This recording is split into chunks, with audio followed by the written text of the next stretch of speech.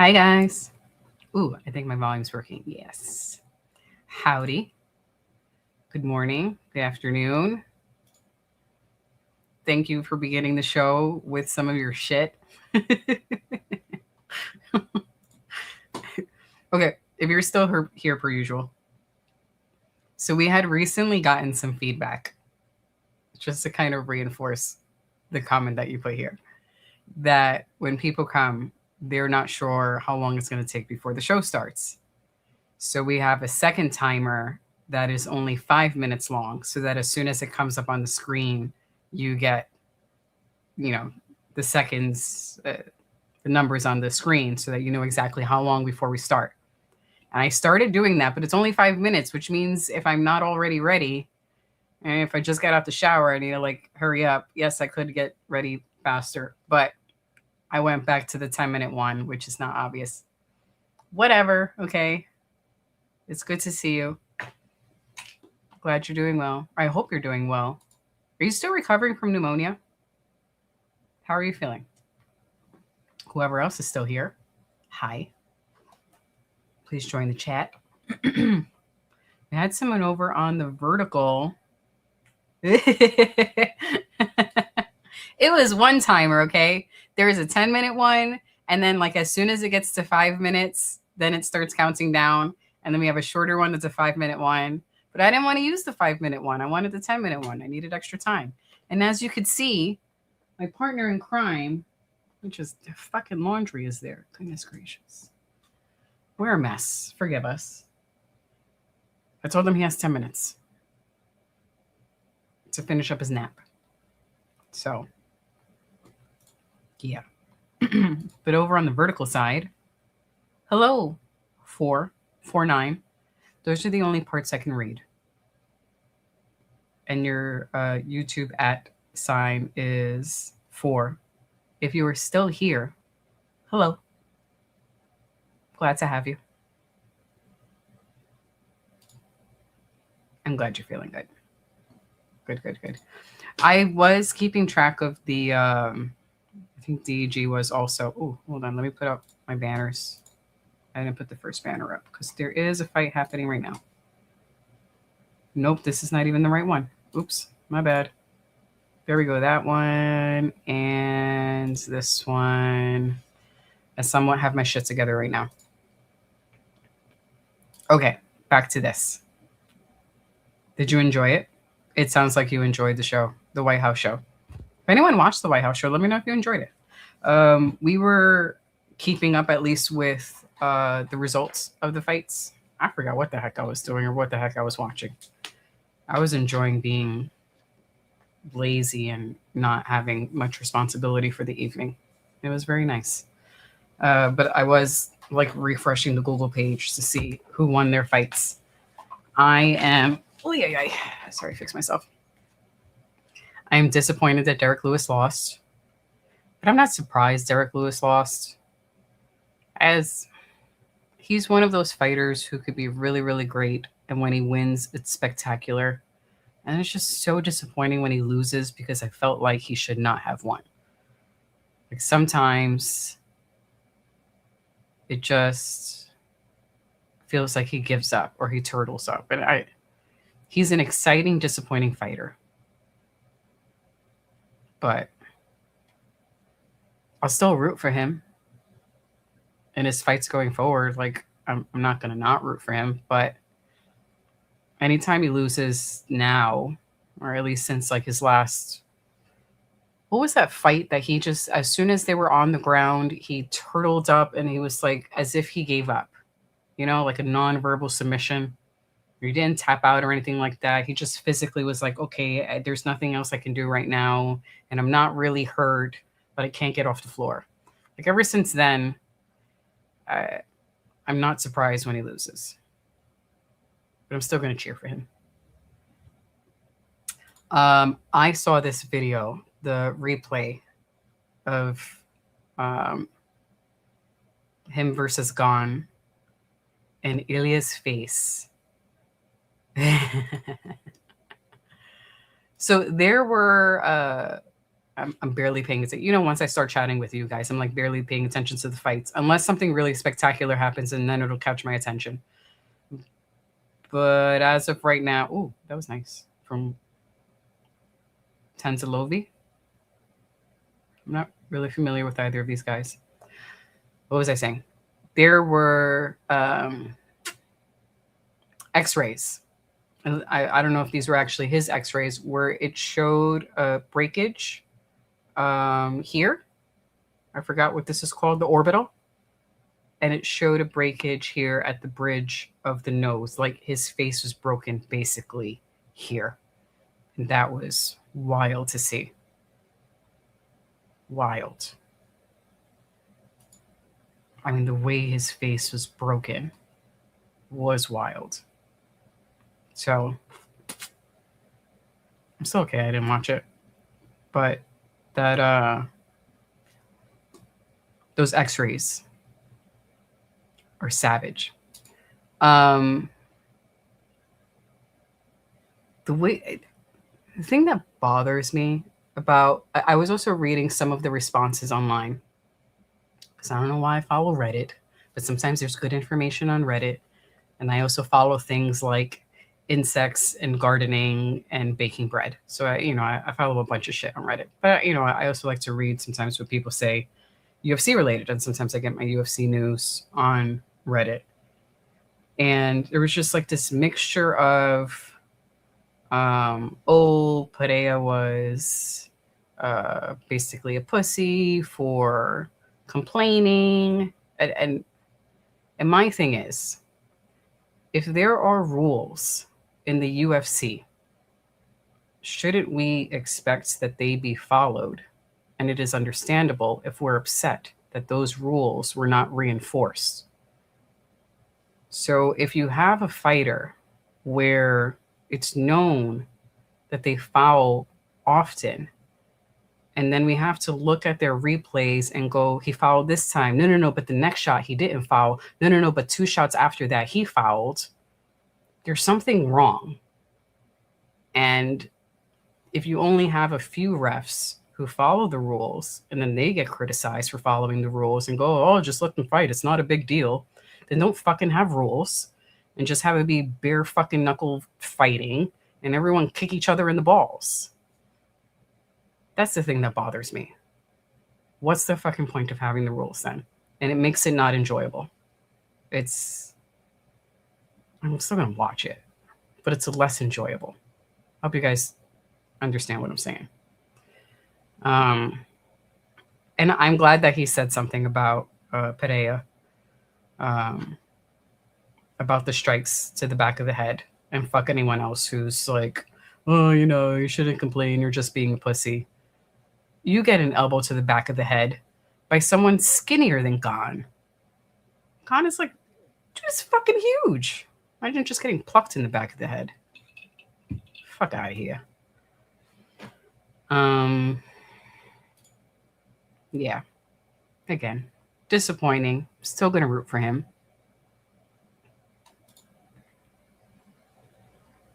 If he lost one more fight. Oh, what were the other fights? Let me remind myself.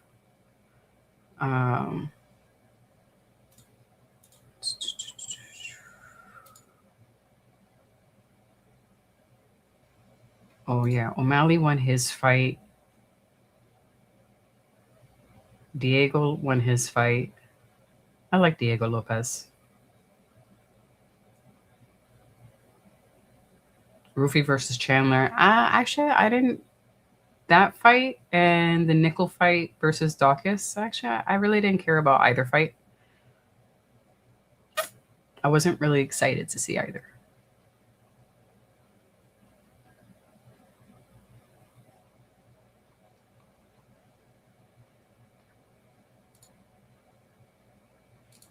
Per usual says, I'm not saying Shama would have won the fight, but those blows to the back of the head can be super dangerous and have put people in wheelchairs for the rest of their lives. Yes, there's a reason why we have the rules.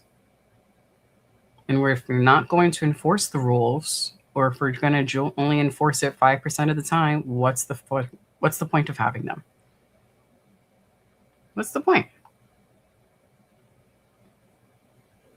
Just fucking stand there and kick each other in the dick. Didn't they do that in a Robot Chicken episode? It's like one of those shows, Robot Chicken or Family Guy. And they're just standing in front of each other, kicking each other in the dick. Ridiculous. But we're back.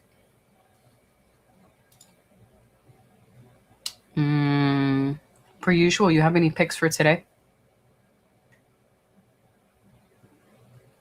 Let me see. I don't have any picks for this fight going on right now. Collins versus Tanzalovi. Tanzalovi just wants the phone booth.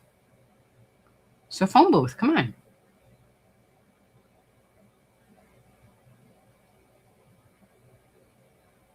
Oh, a nice uppercut.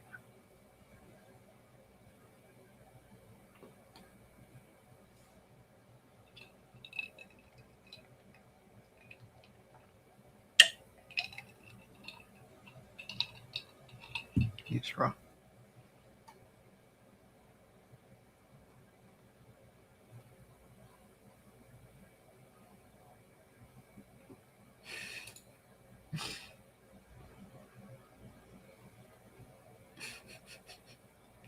Excellent picks. I'll bring it up.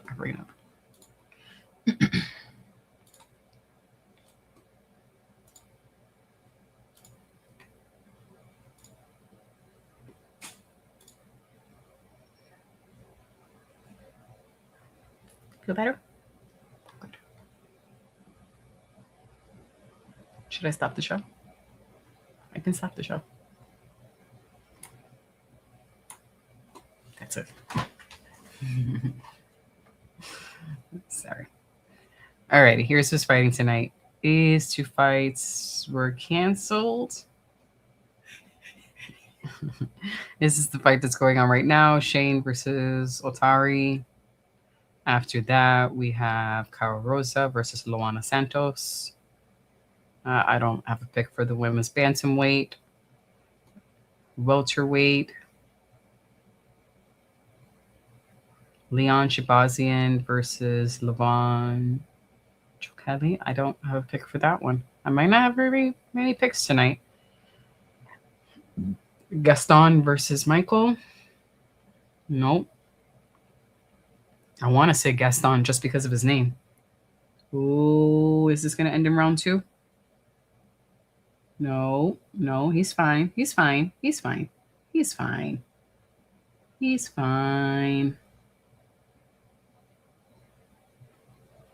not fine. Oh, was he saved by the bell? I don't have my volume on. He was saved by the bell. Super fucking lucky. I've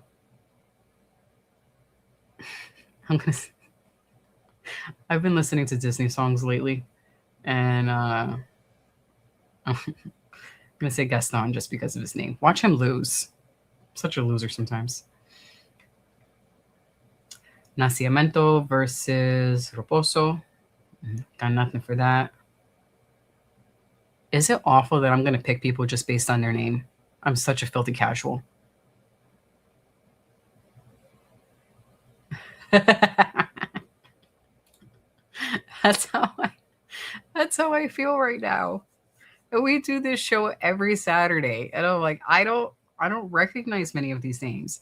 I start to remember people when they do the highlight reel right before they come out. But even watching it on Saturdays, I think also because there are so many new fighters, so many new faces, which is amazing. But I only really remember them when they put on the highlight reel, and I'm like, oh yeah, I remember that fight that happened 6 months ago. Like, I remember them when I see them all bloodied up and bruised. Oh man, this is awful now that I'm saying out loud. All bloodied up and bruised versus seeing their name. Oh, nice body shots.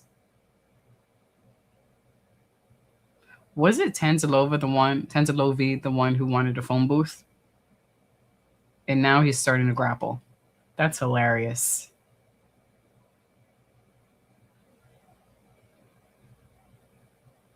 he was doing the Max Holloway in round 2, pointing to the ground, the back of the head.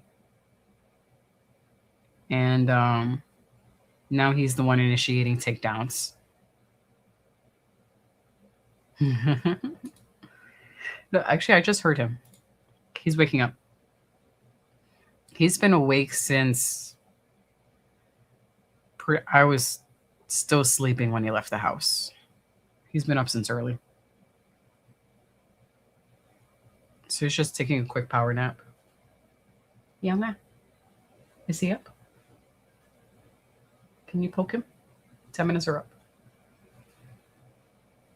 He'll be coming.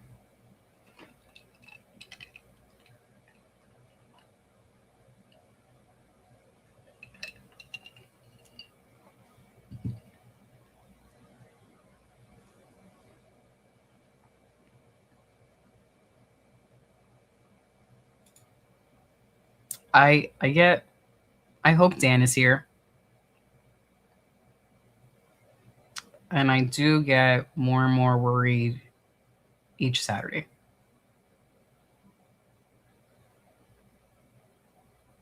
Jeremy pops in once in a blue now.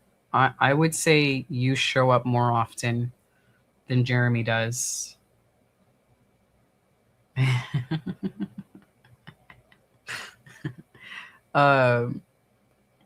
Definitely pop up more often than Jeremy does, but I think Jeremy's work schedule is different now, where he's not able to show up as often as he used to show up. Yay! Dan is here. Hi, Dan. See, per usual, you're not alone. Howdy, sir. I'm very glad you're here. Hugs from across the globe, through the internet. How are you? Give us an update. How are you feeling? How are things going? Howdy. Trying to keep per usual company here. We're also trying to go through the list of fighters because neither of us really have picks. Guys, isn't Andre Lima the guy who got bit? My picks today are wild. I'm picking for like all the wrong reasons and the most filthy casual reasons. I'm like the filthiest of casuals today. I'm going to pick Beatriz only because of her name. She's undefeated, which is nice. But even if she wasn't, I would pick her only because of her first name. And I love that she spells it with a Z. That's all I'm going to say about that. And Andrew Lima. Isn't he the dude who got bit on his arm and then he got it tattooed?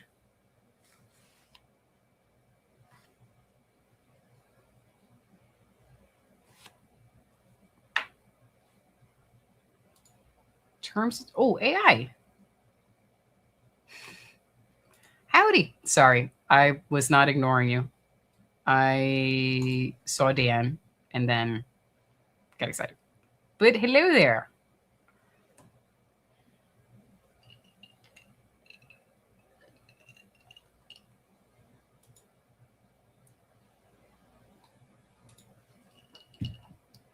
Dan says feeling okay so far.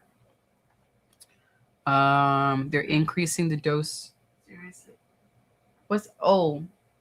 I forgot about those. So I have this bad habit. Okay, but I don't always have this bad habit. It's just sometimes. I usually am fine. I don't always take my vitamins. And then you do it sometimes too. Or like I take them out and then I leave them on the dresser because it was my intention to take my vitamins and then I forgot. Whatever, miss. I'll have it with lunch. Dan says they're going to be increasing the doses on Monday. Let's see what that does. Alrighty. I'm glad you're feeling all right so far.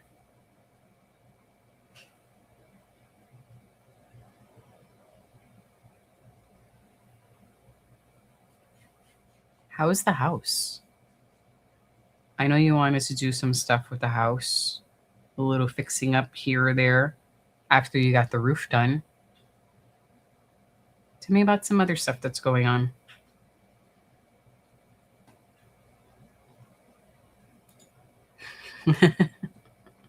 All right. I'm not the only super filthy casual today. The fighters with the exotic names. So, because we're going to be ridiculous today, let me type this down.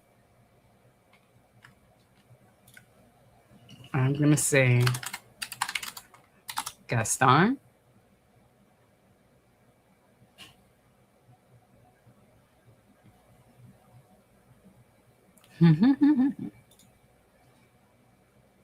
Per usual says, of course Dan is feeling good. Just look at the guy's beard. Do you think anything can take me down?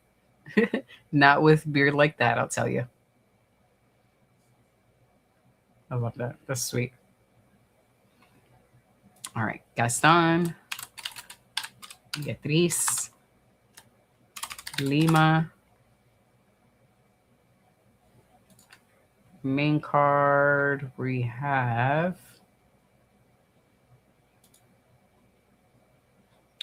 Oliveira versus Andre Fili. Ooh.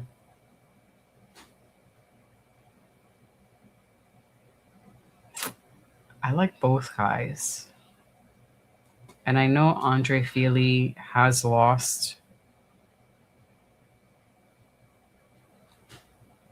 more time. I didn't mean to do that. Go back. More times than Oliveira, but this might be ridiculous. But I'm going with Andre Fili. I don't have a pick for this one. Mill versus Christian Rodriguez. Oh, AI was talking about this one. Cutelabra versus Sterling. Ooh.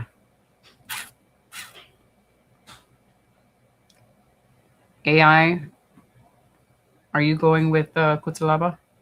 And if you have any picks, can you put them in the chat so that I can save them?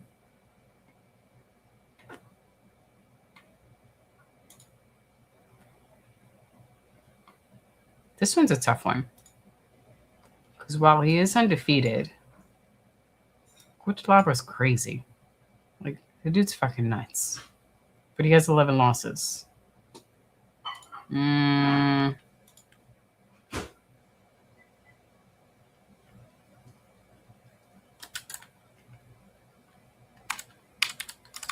going Sterling. Horiguchi versus Kape. I don't know about that one. All right. These are my picks so far. They might be ridiculous, but I'm okay with this.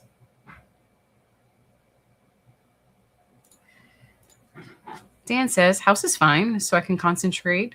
You can concentrate on your health. So one less thing to have to worry about. That is good.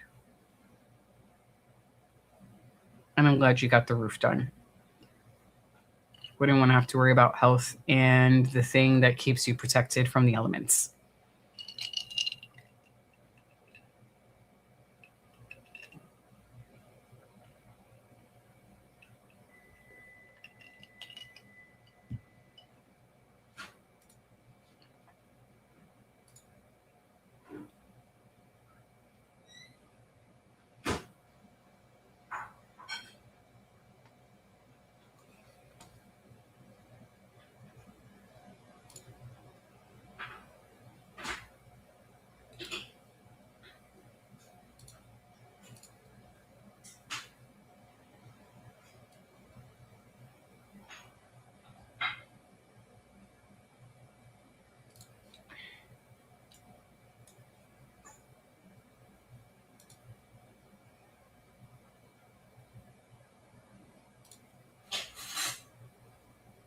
There we go.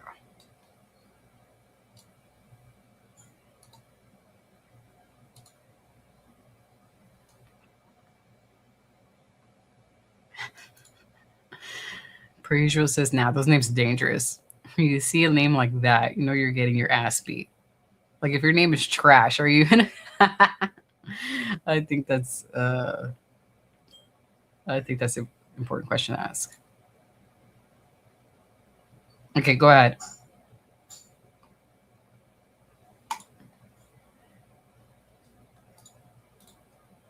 Those are pretty dangerous names. Gaston. But as someone who watches Disney a lot, the Disney song pops into my head. It's currently playing in my head. The Gaston song.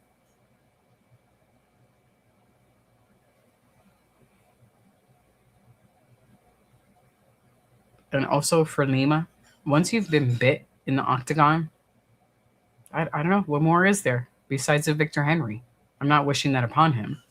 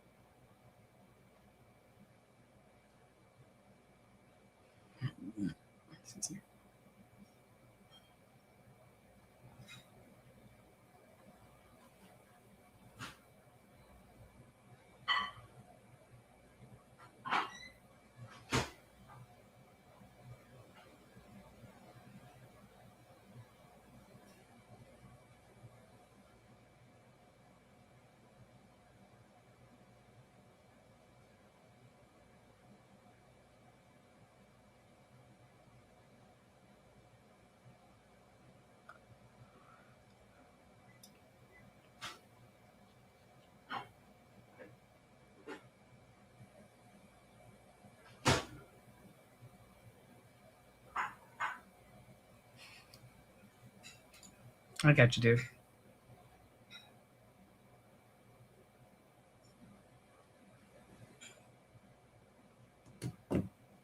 It took me a moment to realize as I was reading it out loud.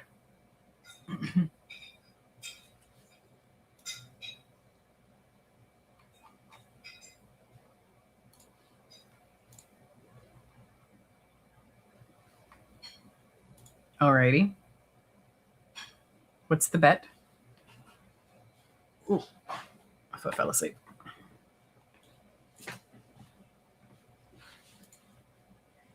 Oh, I forgot to check Twitch. If anybody's over there.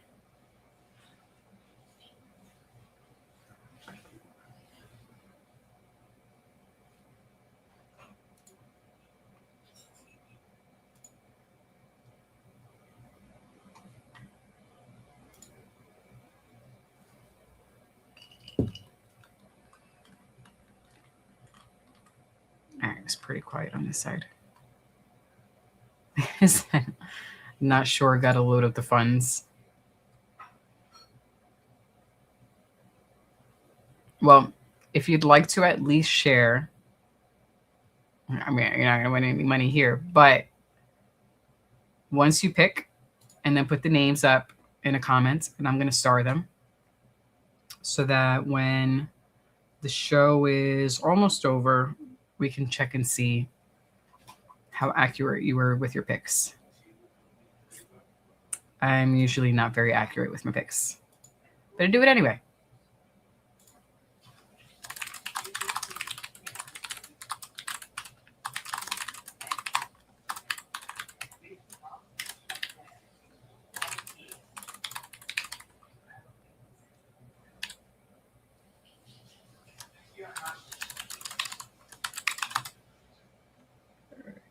Oops, I didn't do that right.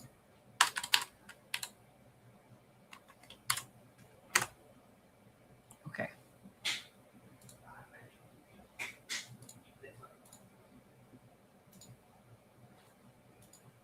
Cool. All right.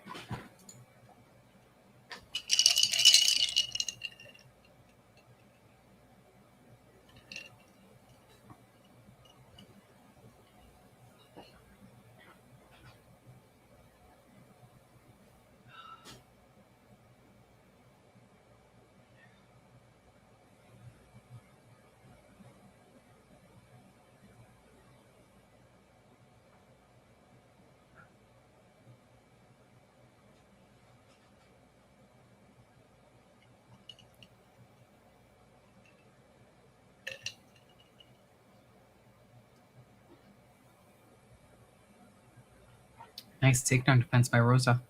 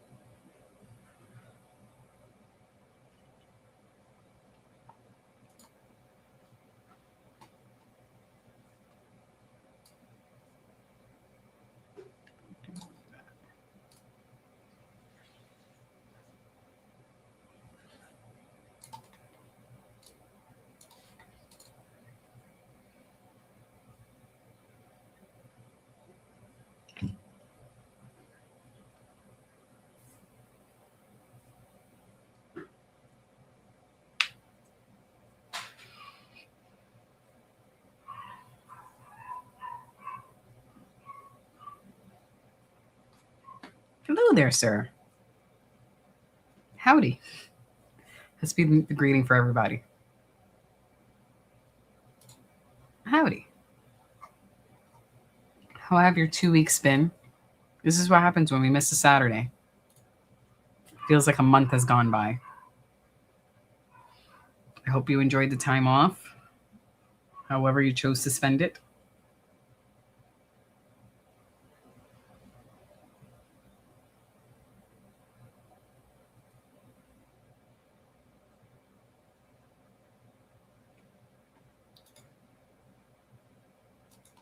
Tell us why. Please share.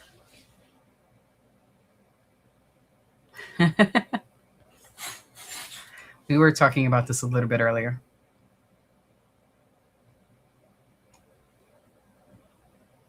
Wait, we were talking about the positives. Hold on. Focus. We were talking about how last week was phenomenal. You gotta, let's just stay on one at a time before you start getting into the embarrassing comments. And yes, they are ranked.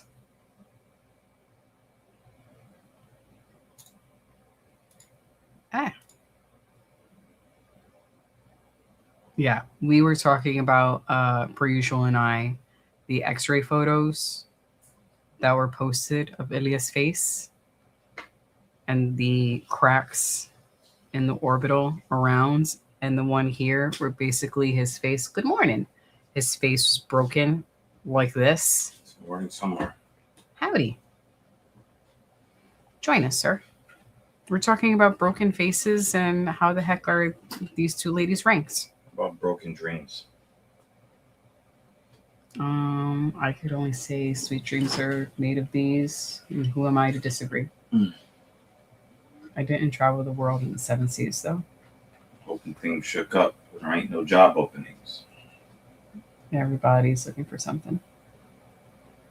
That's how the rest of the song goes, right?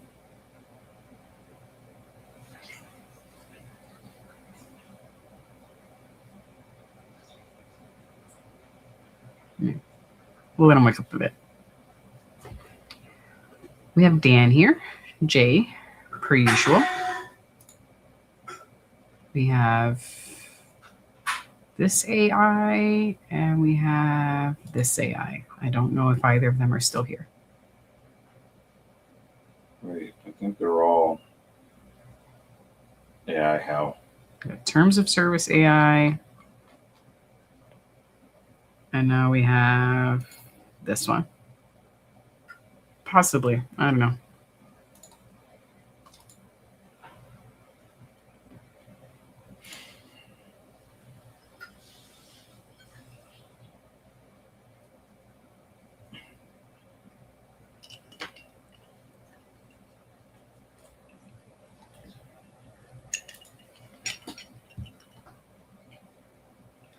Dan said the card last week was great. How often do we watch all KOs? The last time we watched all KOs was the first UFC of 2026. I watched all KOs 2 hours ago when I was knocked the fuck out.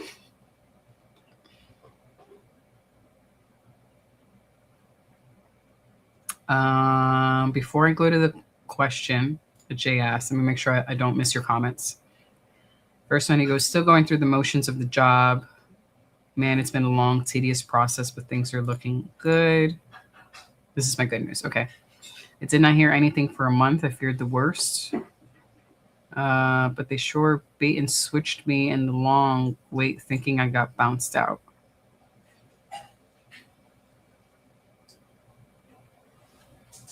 Wait. Remind us of this, where the company was bought out and you thought that your last day was that particular week and that you didn't have work anymore. You still technically working for them? Can you just fill me in on the details one more time?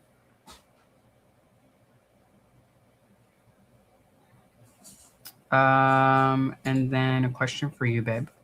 Says thoughts on the disrespect and immaturity Wemby showed the Knicks. I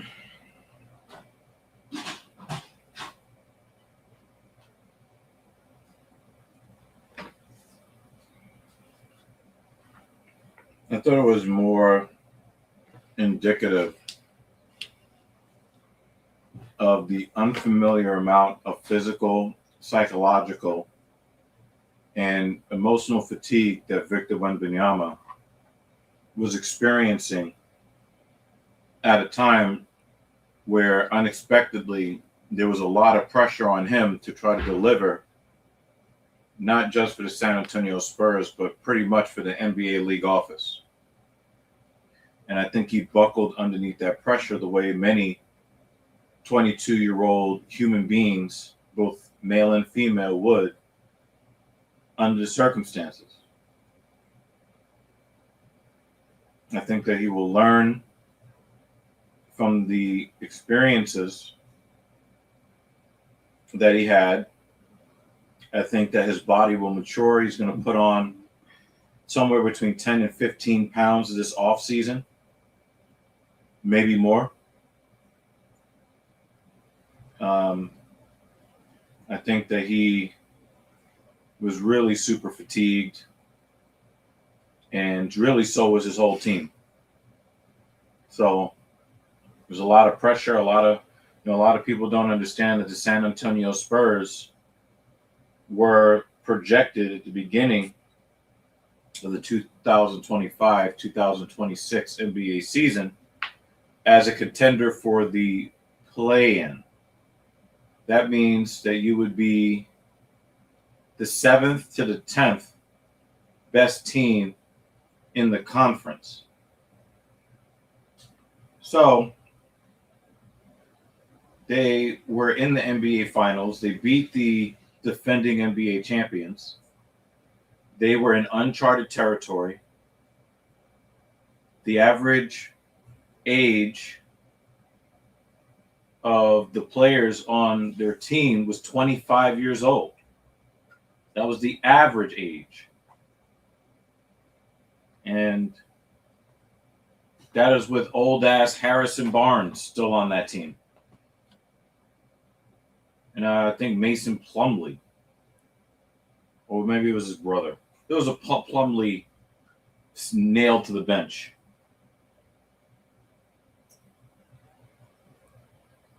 So the San Antonio Spurs had a much better season than they had any right to expect.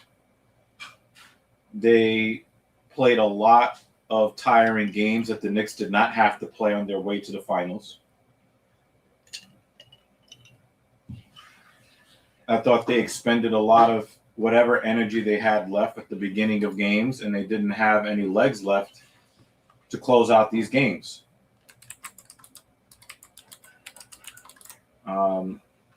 To me, it was very clear that the Knicks were the better team.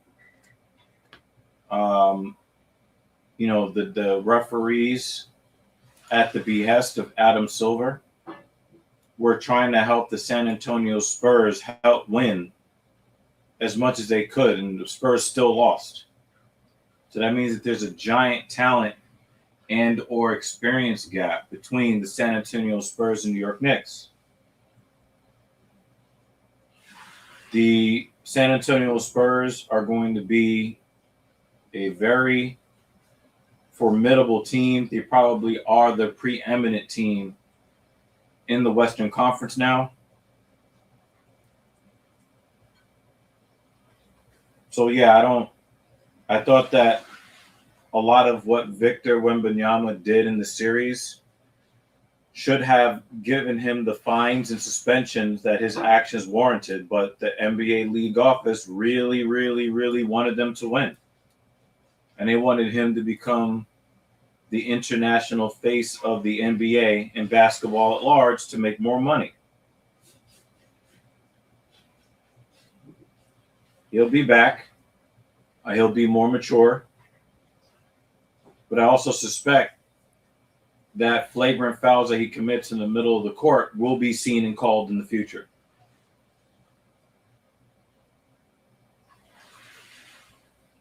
I'm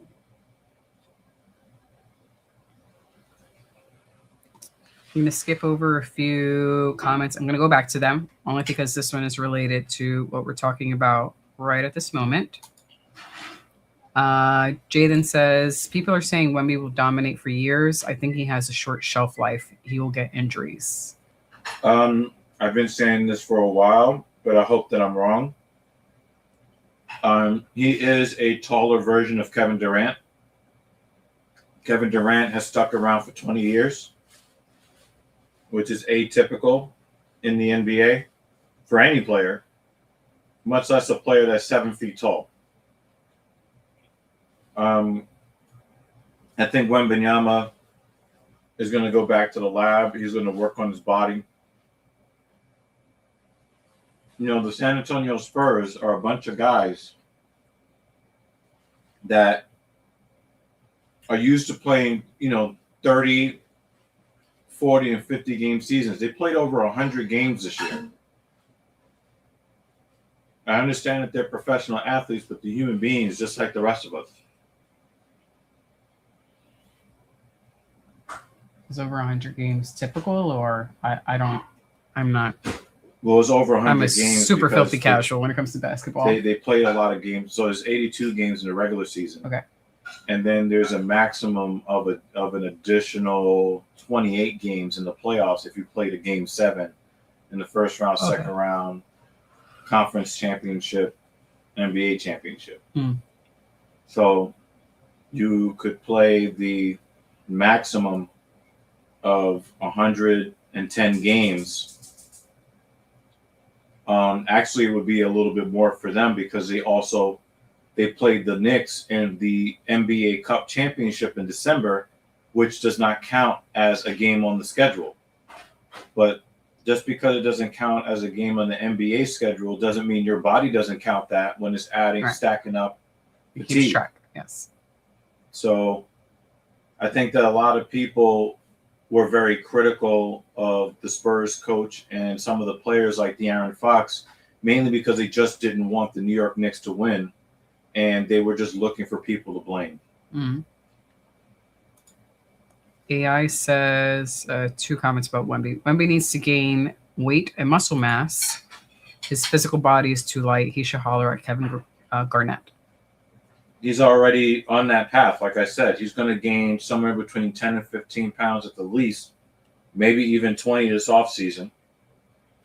When he was basically said that he needed more post moves, what did he do?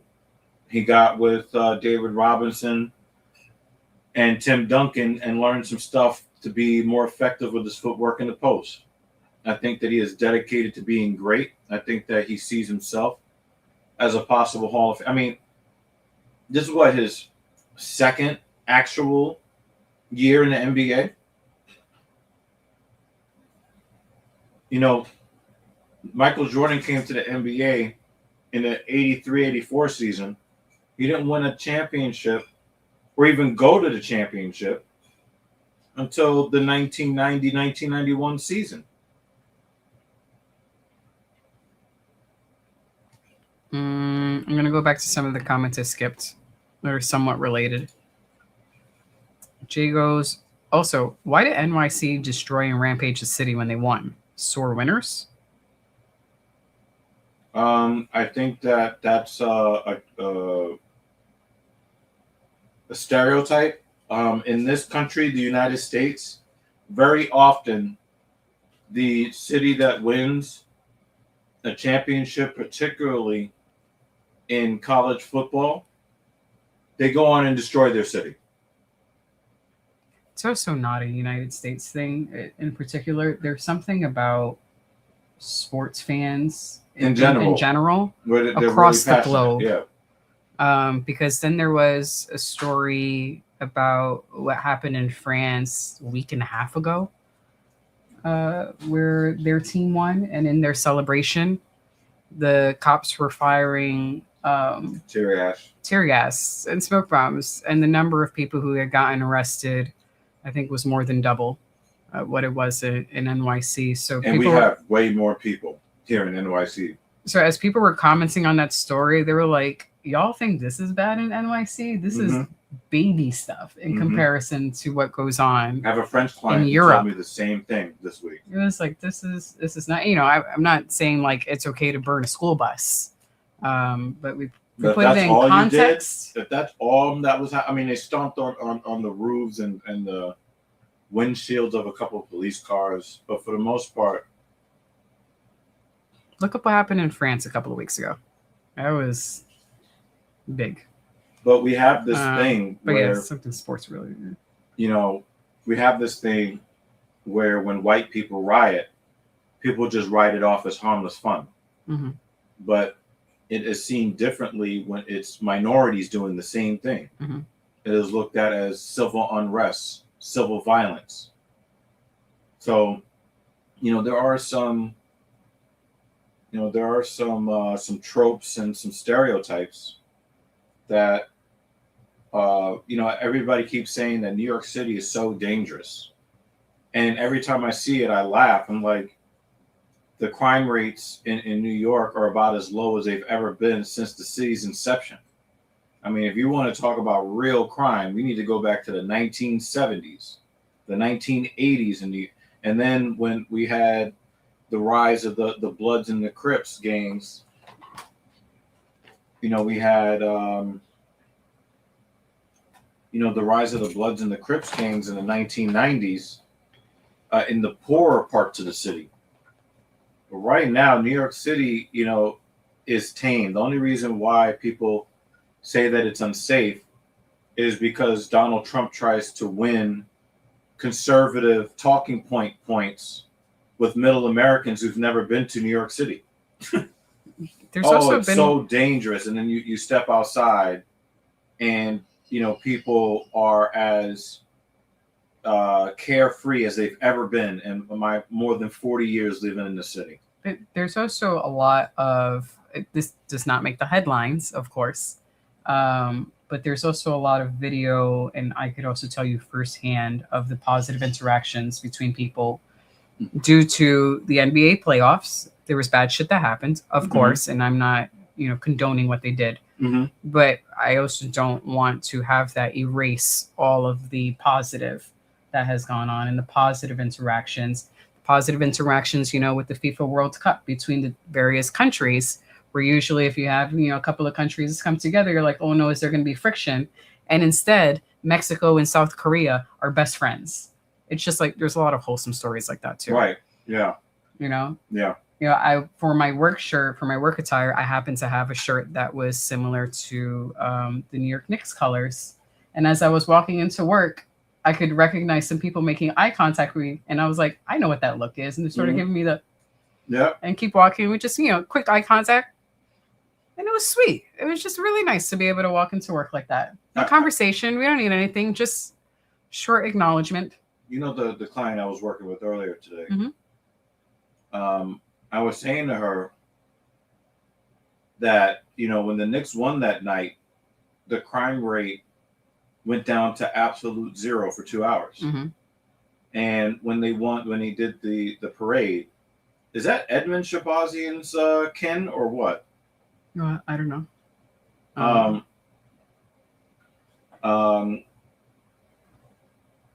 And during the parade, again, crime went down to zero for about 2.5 hours. They're normally here in New York City, nobody acknowledges the existence of anybody else at all. Mm-hmm. But I've even seen women stop acting like straight men are going to rape them in the middle of the street as they walk past because they're both wearing orange and blue. Mm-hmm. Yeah, everyone's just been the number of positive interactions has outweighed the negative. It's just that the negative things that have happened are pretty fucked up, and we're caught on camera. Unrelated, real quick. I don't know if you're still here, Tipsy C. They wrote in a comment, $499. Don't spend it all in one place. Their next comment, $200. Love your content. Please shout me out. They're writing the number in there. They're writing the number. Yeah. Super chat. If you are still here, thank you for the sweet messages. I guess I'll put it back like that. It's like if somebody had like the world's greatest hamburger and they just let you smell it. Here goes a photo of it. Yeah. AI says Dr. Evil in the cut looking like a confidential informant in an NYC bodega. Like, I got everything you need, Papi. That's you off in the corner.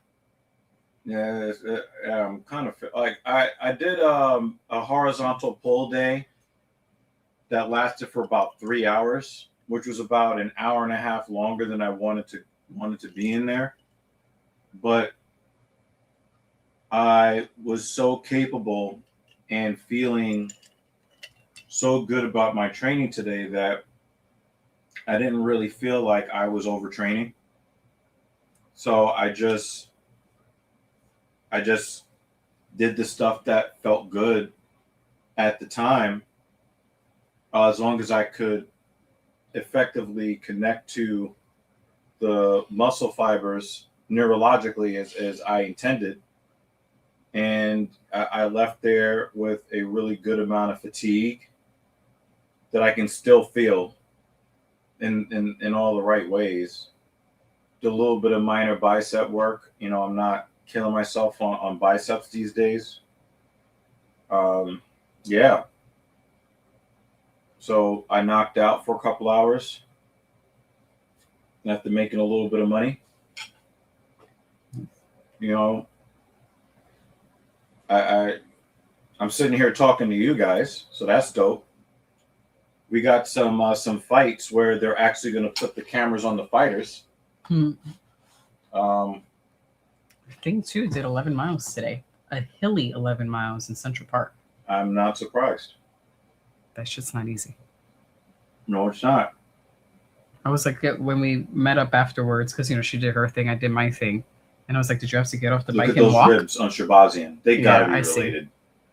And she was like, "No, I did it. I did the hills." Can you look up our favorite MMA website real quick on the other window, and hit his link for me?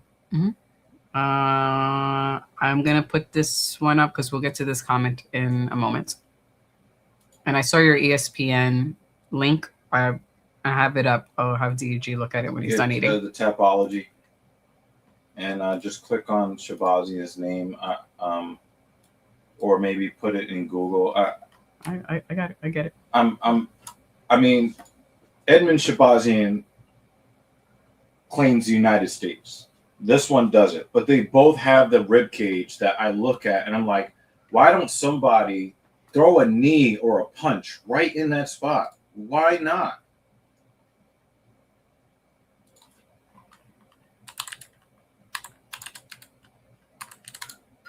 Somebody hit him in them spiked ass ribs. There is actually 1, 2, 3, 4, 5 Shabazians. Yeah, but only 2 of them are in the UFC. Excuse me. This one is. They both fight out of Nevada.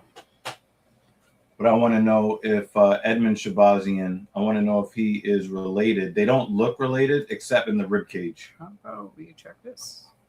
If he has a wiki page. No, but Edmund certainly does.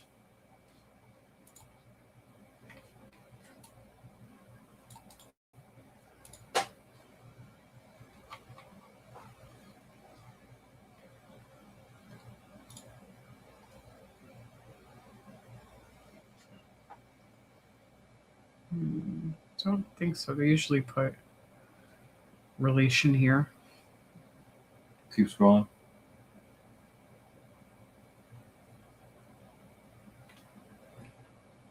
Okay. This is UFC career, accomplishments. All right, so References. they're both Shabazians that train Oh. in Nevada. Did he break something? Oh, I think we've got a broken something. Ugh. Do I want to watch this replay? Did they wait? What happened? Did they What start, happened, did they even guys? start the fight? What happened? Do I want to watch the replay? Ooh, we're gonna watch it. Ugh.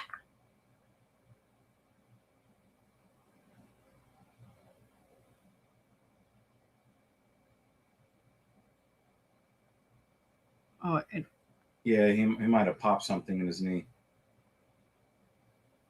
Okay. Yeah, wait, we can't see it, but he, like, when he went down. It almost looked like he had a broken leg. Yeah. But I think that the leg injury really fucked it up, because you could tell that his focus completely. It was almost like he took 40 shots to the head. AI says that's definitely his brother. Especially losing like that, right?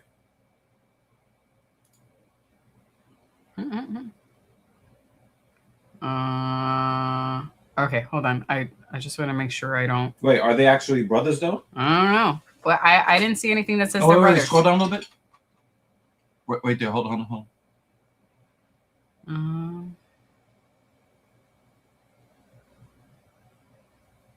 Wait, what was I? Oh, this was the one. Click on this right here. This one? Leon. Scroll down a bit. It is his brother. He's the older brother of it. I knew I saw those I knew I saw that rib cage somewhere else. I knew I saw those familiar rib cages. Standing there in shame. His body language. Ding ding. Oh, look. We got to get that sound effect. Shame. You see how, like, just defeated and dejected he looks? He's just like, nobody ever pays me in gum. Oh. That's a great commercial. He just delivered that line so perfectly, where you're just like, oh, I'm sorry. Here's all the gum you can have. All right. Different topic from Jay. He says, we got our get back on the Cubs today. We won 8-6, but yesterday was rough. We lost 2-16. The Blue Jays need some work. I haven't really been paying a lot of attention to teams outside of the New York Mets, because the New York Knicks were actually just playing a few days ago. Normally, the Knicks season ended 2 months ago. So I haven't been able to put a lot of focus on what's going on around the league. I do understand that Guerrero Jr. has not had the season that he was hoping to have. And I believe that they also have some injuries to their pitchers as well. So they'll pick it up.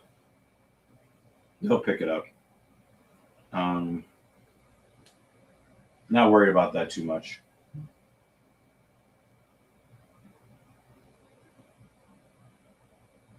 But yeah, was I not correct?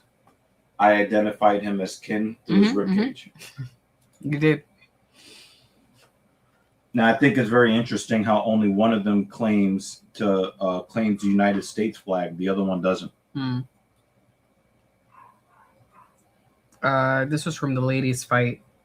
I think Santos won. I wasn't even paying attention to it. Yeah, I think she won. Jay says, I'm sorry, but Santos should be cut. They better not reward this style of fighting. It did look pretty shitty.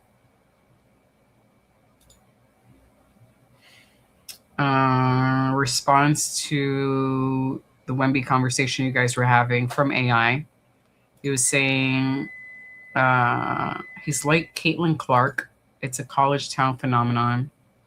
That was at the French Open. Oh, I think this was also in response to what we're talking about fan behavior. I've never heard of that in tennis, though. Because it's really like a hoity-toity, upper crust, type of event where only like the whitest of the white people that wear the color white are allowed to go. So to hear that would happen at the French Open, I'm actually quite surprised. Yeah, when I was reading the article, I actually didn't pay attention to I should have paid attention to what the event was, but I was just watching the video, which was pretty crazy. Jay says, I saw a family from Turkey put their home on a betting ledger to attend the World Cup, and they lost their 2 games, and now are begging for funds. Goodness gracious. Well,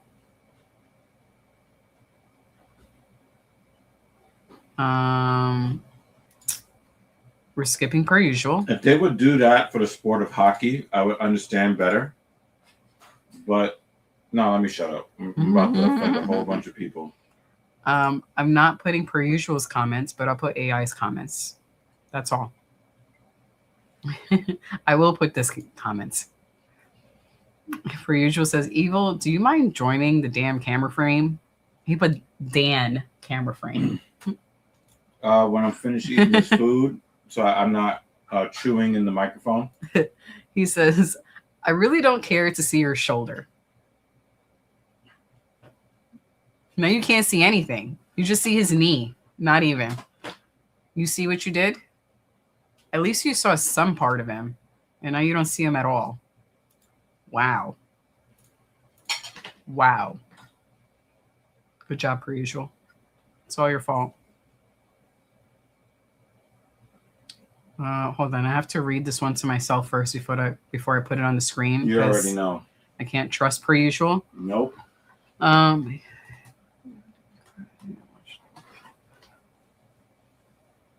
right. This is a legitimate question from per usual. He goes, Evil, what do you think of the UFC card? I know you didn't watch. I'm assuming he's talking about last week's card. I know you didn't watch, but the fight results themselves. One of the best cards in a long time, not for the matchups per se, but just how all the fights being stoppages. So all the fights were stoppages last week. First, let me speak on Cyril Gane. I was actually a proponent, not necessarily a fan of Cyril Gane, but I liked Cyril Gane. I can now count at least 3 fights that stand out to me where either he's an undisciplined fighter or he's a dirty fighter. And for a guy of his skill and caliber to be as careless as he is in the cage, it's embarrassing. But if he is being malicious in the illegal strikes that he is landing on fighters, he might end up becoming like Paul Harris. They had to get rid of Paul Harris from the UFC because every time he would get somebody in a submission and the referee goes to break it up, he would intensify it instead of letting go.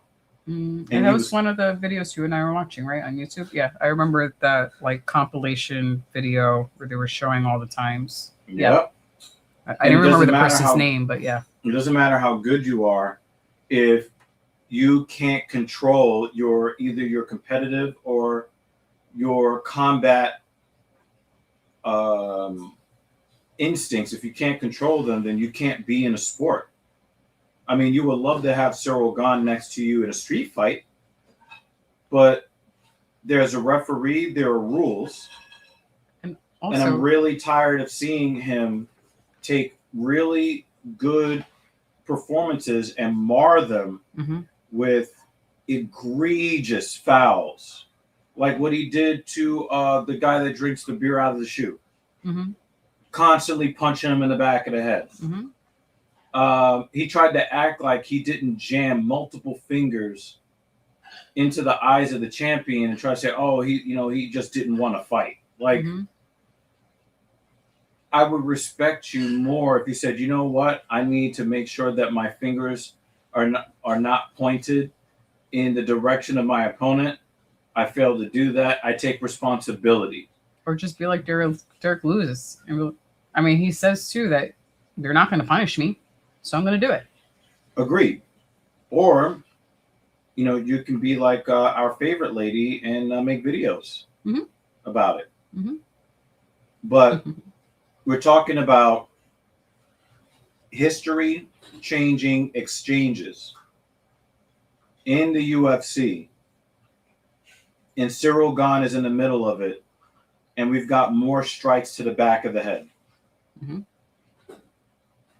And I gotta say, I saw the comments that Herb Dean had in regards to why he did not do his job in the cage, and it's starting to make me dislike Herb Dean. I'm not even gonna front. Herb Dean has been my favorite referee since I've been watching the sport. But he is really, really killing the respect that I've had for him over the years, because you can see in the replay, he tries to make people confuse boxing and UFC. No, strikes to the back of the head that don't touch the earlobe are illegal. Period. End of story.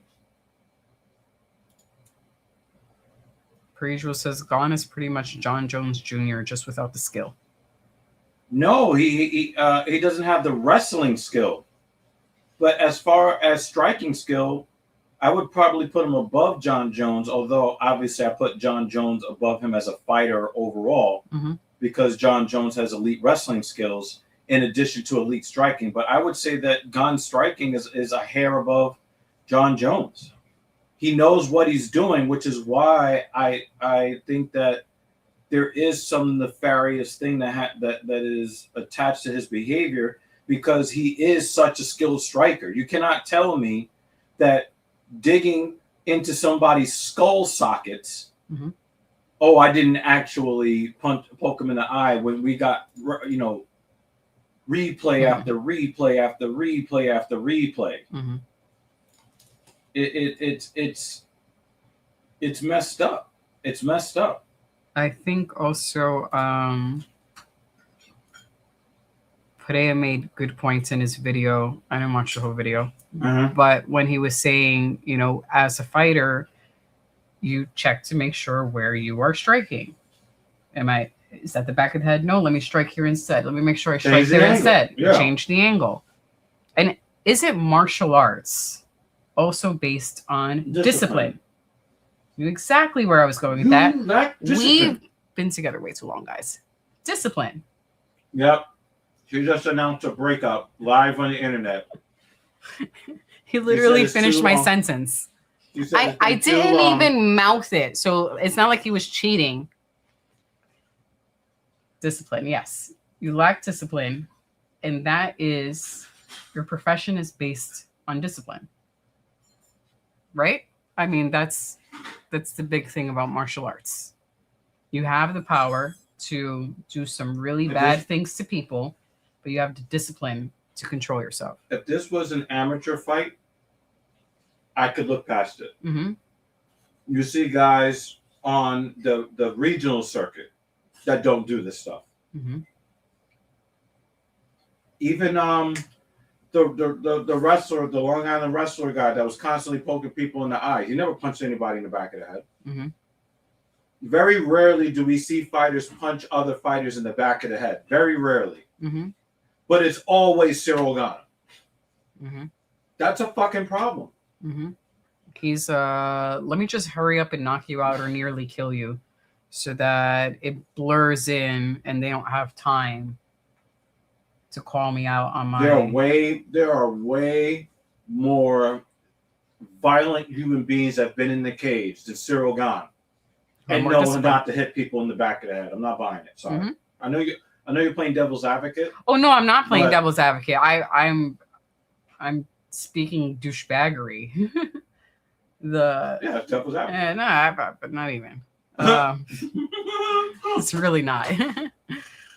I mean, but you're doing the cynical yes, and more version of the cynical. that. Yes. Yeah. Like if you knock out really quick after a couple of shots to the back of the head, then it doesn't matter because if he dies, he dies. Mm-hmm. Yep. Weidman. I always keep forgetting Weidman's name.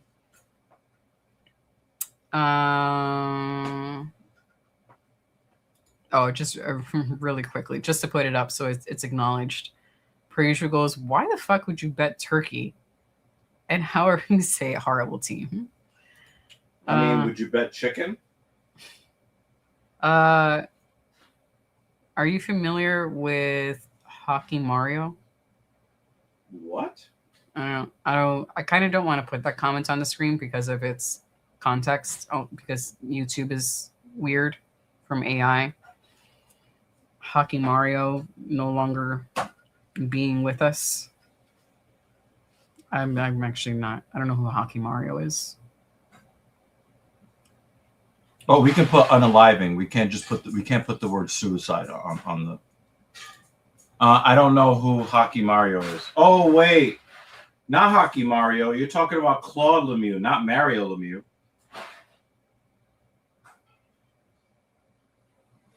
Unless it's a YouTuber or something that you're talking about.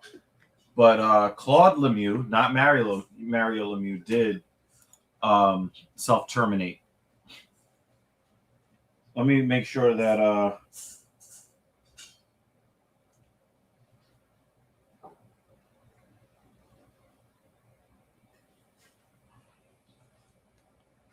let me check. AI says yes, that guy.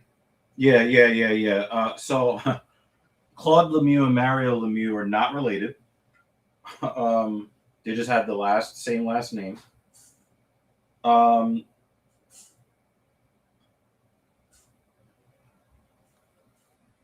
I'll say that when a human being has chronic traumatic encephalopathy or CTE, all bets are off. When that dark cloud or that phone call you get from that dark spirit, if you answer that call, that is the last call you'll ever answer. There are a lot of people who ignore that call, or they attempt to answer the call and the dial tone hits before they're able to fully answer that call. But I suspect that Claude Lemieux had a lot of these issues, and for all we know, he may have already made attempts on his life in the past that never made the news. But I think that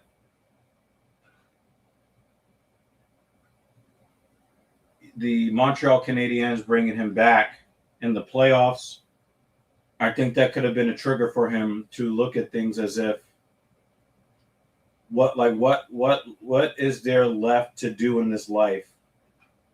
What's left? Mm-hmm. And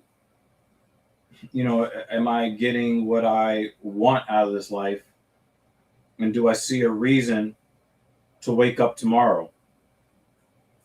Or it could be one of those things where we find out later that he, there was some investigation into some of his behavior, and you find out later, oh, okay, that's why he chose to opt out. Mm-hmm. There could be a bunch of different reasons, but for whichever reason he chose to go, that was a decision that he felt that he needed to make in that time, and I have to respect his wishes to check out early. I whether I like it or not, really doesn't matter because it's his life. AI says great critical feedback. Not related. Jay says as well sucks. The guy in the blue shorts. But back to that topic. Per usual says being a dude sucks. Oh, Can't yeah. blame the guy for taking the call. Well, before you Mhm. so there was in one of the Coheed and Cambria dating groups, I met a Okay. woman there, Mhm. and I have been texting back and forth for maybe Mhm. a month and a half, two. I mean, she Okay. seems nice, Mhm. and I sent her a link, and I'm gonna put the link to this video, guys, in the Discord, because I think a lot of you men would benefit a lot from watching this video. In fact, I wanted to talk to you about this as well. Mhm. A woman researcher of psychology, like a doctor of psychology, was talking about basically, and what drew me in was basically, is feminism about women's rights, or Mhm. is it a subliminal competition strategy to harm other women's ability to win the evolutionary race? Mhm. Absolutely mind-blowing stuff. Okay. To where a lot of the things that we took personally, including you, Mhm. and also myself, because some of the stuff that happened to you in public because of me, Mhm. but also a lot of the stuff that you heard me rant about over the last 20 years. Mhm. When you listen to her put these things in perspective, it absolutely blows the mind. 100% blows the mind. Is this what you're talking about? No, actually, I did watch something from Psychobabble recently. I just discovered them recently, but it is a psychologist by the name. I might even put it up on. Like I said, I'll put it in the Discord. But I watched some SCP videos today. I saw. Because when I put on the TV and go to YouTube, it goes to you automatically. Or it goes to the last person who was logged in. Hold on, let me get the name of this lady. It was absolutely mind blowing, and it actually, Dr. Danny Sulikowski was on Brad Carr's. It says the vicious tactics of female sexual competition, and a lot of the things that you see, once you see it explained, you can't unsee it ever again. Mhm. Basically, her whole premise is that women. The whole thing is that all women are 10s. Women actively know that that's not true. Mhm. But what part of the reason why there is that push Mhm. is because women want other women who are on their level to make themselves as unattractive to men as possible so that they themselves have a better chance to win the evolutionary race. So when you're talking about feminism and women's rights and all this other stuff, it's Mhm. really not about women's rights. It's really about creating movements that will make it less likely that other women will procreate. Mhm. If they can get you to focus on your career, Mhm. then that means that, and this is one of the things I always thought was crazy, how they always would demonize nice guys. They will always talk about how they hate straight men and bad guys, but those are the guys that they actively, like the staunchest of feminists, will only have sex with men who are actual real misogynists. Mhm. They will only fuck those guys. Mhm. And I thought it was very interesting over the years, and I could not place my finger on why. But the subgroup of people that hates male feminists the most are female feminists. Mhm. Nobody hates male feminists more than women do. Mm. So when you actually listen to this woman talk and you look at some of the experiments that they ran an experiment on women, looking at the pictures of other women and then deciding whether or not the woman should cut their hair or not. And what they found is that the women that truly believed that the woman that they were looking at was not as attracted to them did not recommend cutting their hair shorter as they did to women that were on their level or above. Okay. Yeah. So long hair is seen as more attractive. Exactly. Yeah. It's more attractive and you look more youthful. And one of the things that really... Youth is one of the things, or a few things. It's thicker eyebrows and longer hair. But there's also another thing that I did not think of as evolutionary. I thought that I was alone in this, or mostly I thought that I was the odd man out. And it turns out that I'm just like every other guy in this way. There are almost no men on the planet, regardless of financial standing, that like women that wear what? Wigs? You're close. Makeup. Oh.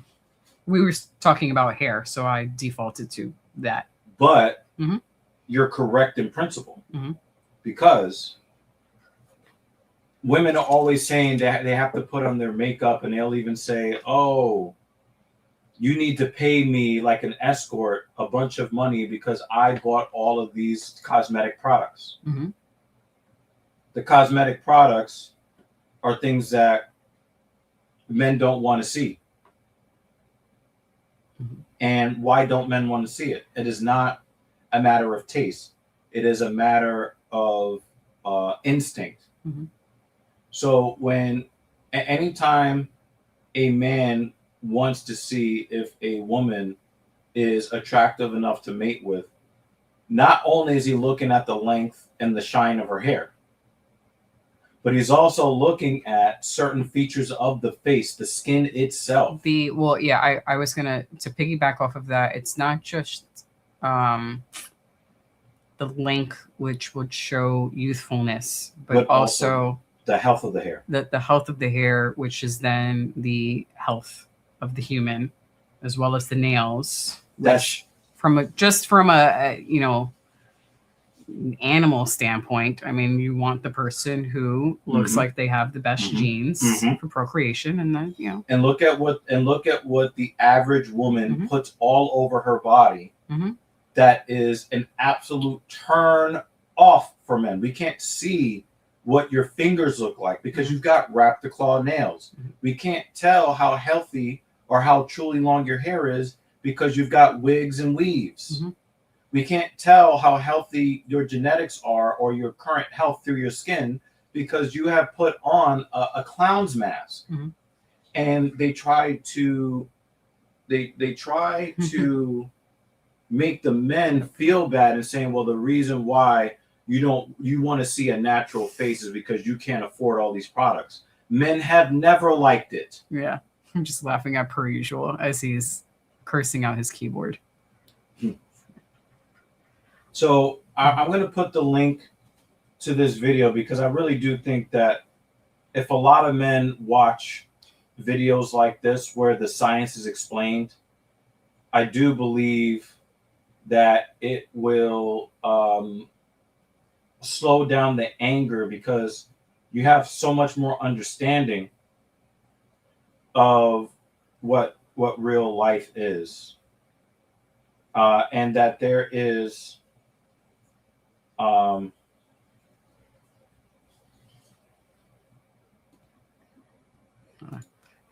some people were commenting on my calmness. When I'm sitting in this chair, I'm usually just trying to facilitate the comments over and make sure I don't miss any, or that you guys are able to hear him. So I take on more of the facilitator role of AI put in Mrs. Evil is unfazed. And then someone else is like, because if it sounds like I want to get out of here. Like, no, I'm acknowledging the comments. And I'm trying to make sure as comments come up on the screen. So this actually brings me to the point that I was talking about, Mm-hmm. the lady that I was telling you about. Mm-hmm. She is a psychologist, which is why I sent her the link. Mm-hmm. And I know that if I start talking to a woman and there's a chance that I could, even just a platonic friendship, Mm-hmm. right? I know that a lot of women who are in the social sciences are going to default to feminism and radical feminism. So if you espouse any views that don't 100,000% align with it, they're quick to cut you off. Right. And so I sent her the link. I said, I'm just want to get your perspective because I know that she's a professional in that Space, realm. yeah.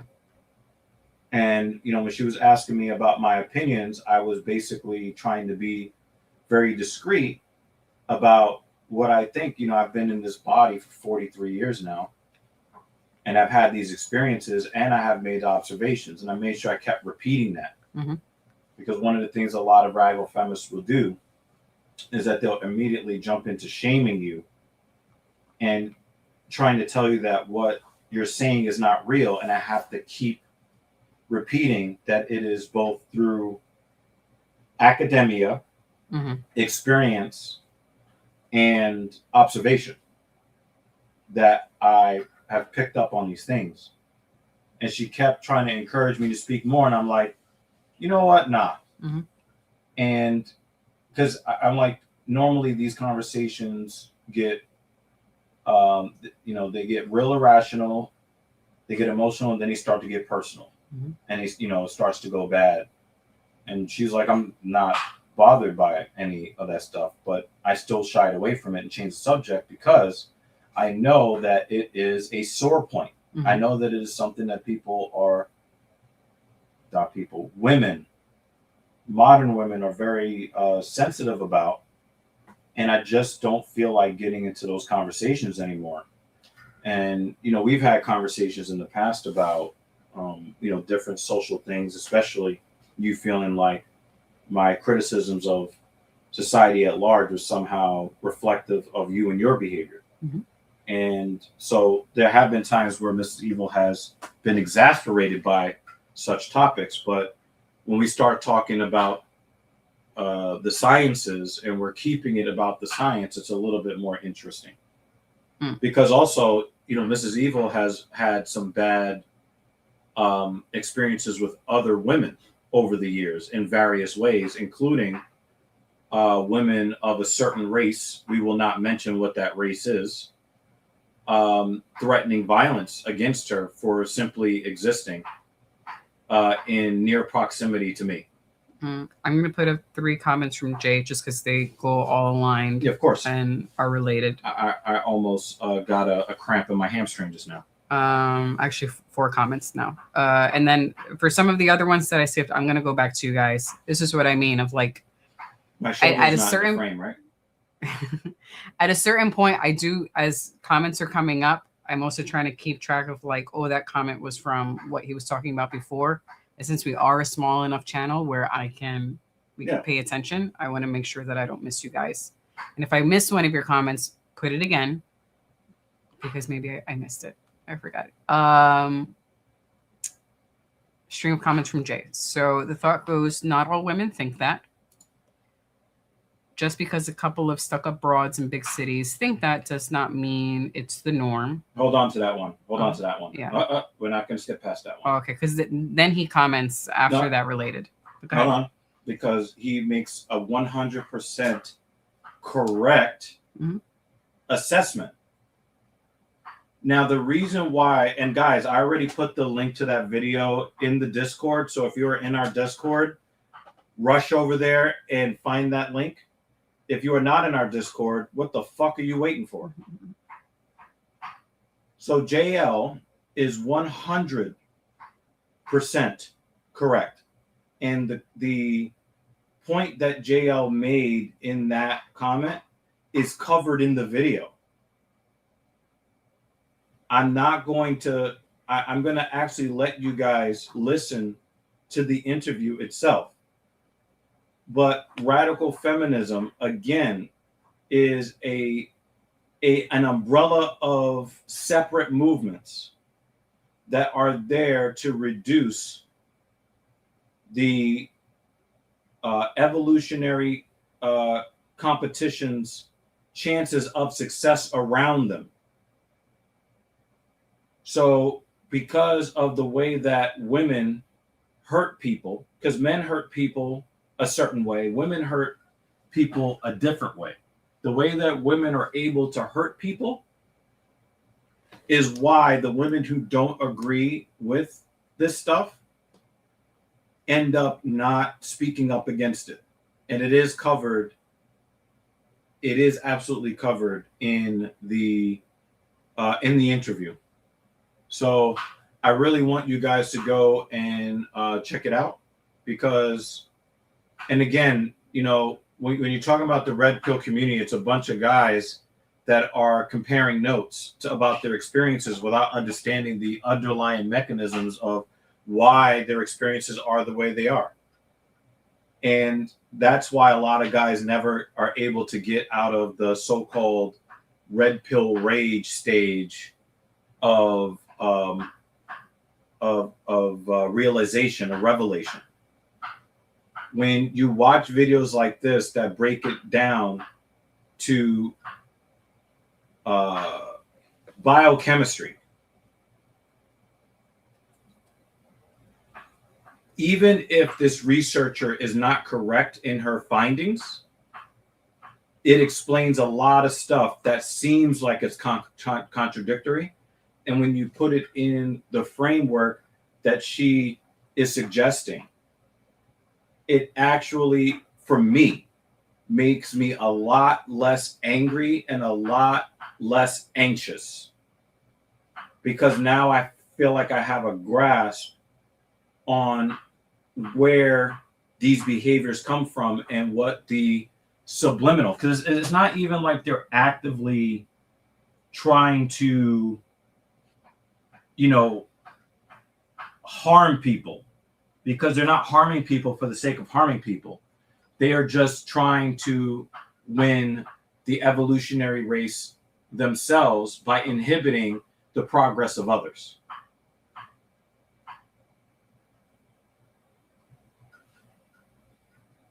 So I'm glad that JL brought that up, because most guys would be like, oh, here we go again with the white knighting. But JL is 1,000% correct. But it also is one of the factors that went into the conclusions that researchers came to when, you know, they looked at the way that women compete with each other, because women compete with each other as intensely or more intensely than men compete with each other. It just, the competition looks very much different. Ready for the next one? Okay. Also from Jay, continuing on. And these are AI agrees, because in the next comments are from AI agreeing. I'm going to read these two together. The first one says, I see what you mean, but day-to-day life, I do not see this level of arrogance. It also depends on which part of the community you're into. So it really is not, it's not an issue about arrogance. Arrogance is just one of the behaviors. A lot of the times, the way that it shows itself is not in mixed company, because women tend to control their behaviors, their negative behaviors, in mixed company, meaning in the presence of men. But when women are alone, when women are talking to other women, not in the presence of men, a lot of these behaviors have been seen that are extremely hostile. We're talking about some diabolical shit. And a lot of it is framed as sisterhood when it is actually the opposite. It is some of this, woo. I like, again, I know that you're not a podcasty girl. It is a must listen. I'll listen to it on on a ride to work or on the airplane or something. But I was going to say, well, yeah, No, I'll listen to it on Monday while I'm logged in because I usually have. Mm-hmm. I like to have something up where it doesn't need my full attention, which is Mm-hmm. why you see me watching like Mm-hmm. cooking videos and shit that I don't really need to pay attention to. So the difference between this doctor and a lot of what you see in red pill spaces is they have a deeper understanding that goes beyond character. We're not talking about people being bad people because they want to be bad people, but you're talking about a group. You're talking about people that have behaviors that a lot of them are not even keenly aware that they are sending messages and that they're doing certain behaviors, and they're doing them purposefully without recognizing that that's what they're doing. Some of it's just automatic. Your brain takes over and makes you do things that make you more, that raises your chances. Like for me, mm-hmm. and when I listened to her talk, I was like, she's absolutely correct. When I put the top down in my blue BMW and I'm by myself and I see an attractive woman, not only mm-hmm. do I expect her to see me, I want her to see me. Mm-hmm. Now, it's not something that I necessarily think of actively, mm-hmm. but it does something to my mood when her head goes in my direction when I know that it would not otherwise. Mm-hmm. When I am with you or with thing two, mm-hmm. the way that women react to me way different than when I'm by myself, which is also explained mm-hmm. In this interview. Yeah. A lot of the behaviors, once you see what the researchers found, and then you compare them to the things that you've seen, not just in your own city, but in all places where either A, it's an all-female environment, or B, it is mixed environment where there are males and females around. It will, like, remember I was telling you recently that I really wish that a lot of these chicks would just go to female-only gyms. Mm-hmm. I now I have complete clarity mm-hmm. in why women who complain that men look at them in the gym refuse to go to women's only gyms, because obviously it would make sense. Mm-hmm. They would be able to go to a women's only gym and they would never have to worry about a man looking at them. Right. But part of their social currency or their place in the social hierarchy in their competition with other women is how much attention are they getting from other men. Mm-hmm. So they can't go out in public and say, I like attention from men, because that would be a social faux pas that would make them look like a bad person, mm-hmm. which will get them excluded from the social group. Mm-hmm. What they'll do instead is they'll do like a dry brag. Mm-hmm. They'll do a dry brag. Oh, these guys keep looking at me and they make me so uncomfortable. What you're really signaling is to other women, I am valuable because men show me attention. Now, how much attention, they go on the mm-hmm. internet and they brag about how many men they can reject. And then when they say men stop approaching, and then the men stop approaching, they start complaining about that. Well, then the women in their orbit can't tell which woman, where they are in the pecking order in the competition, because if men just stop approaching women, then the women can't tell who is supposed to be at the top. And that's very important to women in most social spaces. So they complain about the men approaching, not necessarily because they didn't want men to approach, mm-hmm. but because it was a dry brag that says, look at me, I'm valuable because I get all this male attention, so much male attention that it's more than I could ever do. Oh my God, they make me so scared. Right. Next question from Jay. I'm not familiar with this name, so I don't know if it's related or unrelated. Thoughts on the Matt Walsh video where he exposed the way people who said Carmella was innocent. And I don't know what that means. Matt Walsh is one of these hyper-conservative guys that I think he does a pretty decent job, and I got to give him credit. And I'm not being facetious here. Mm-hmm. Matt Walsh has media training. Okay. Matt Walsh understands that if he actually said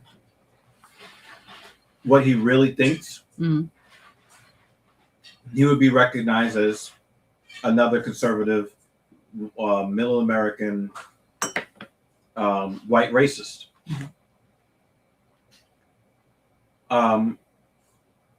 So Matt Walsh is very, very skilled at framing the things that he says carefully so that he can maintain plausible deniability as far as his stances on certain groups of people that he finds as undesirable. So I give him a lot of credit for that, because I really do believe that the Donald Trumps of the world and the guy that got shot, the guy that got murdered in Utah, I think that is the proper way to go. I think we all have racial biases, and I think that the smartest thing to do in modern society is try to stick to rational arguments. Do you mind turning on the contrast between messing with my eyes?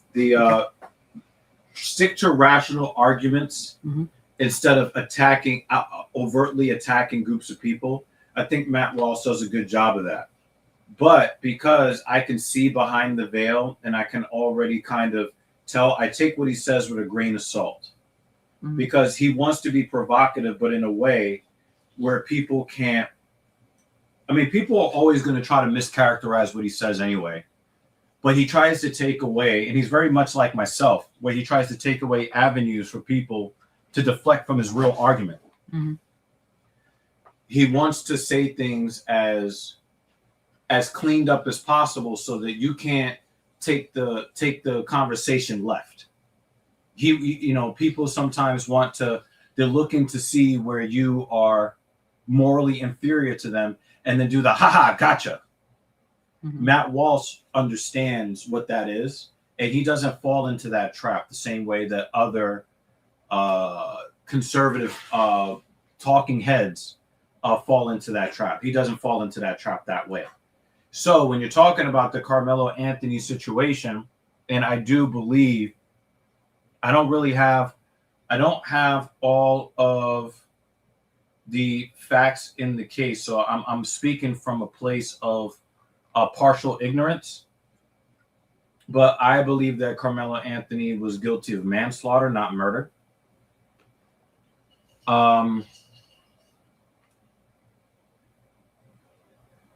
And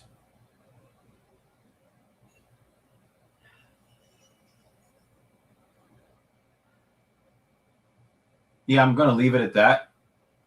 I hope that answers your question. But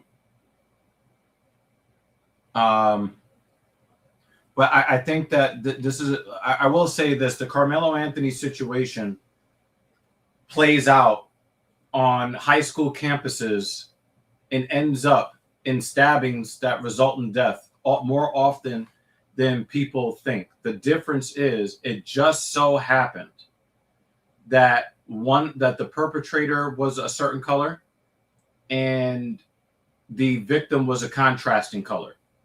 Most high schools feature mostly white students or mostly black students. And when they get into it and there is an aggravated assault, an attempted murder, or a murder,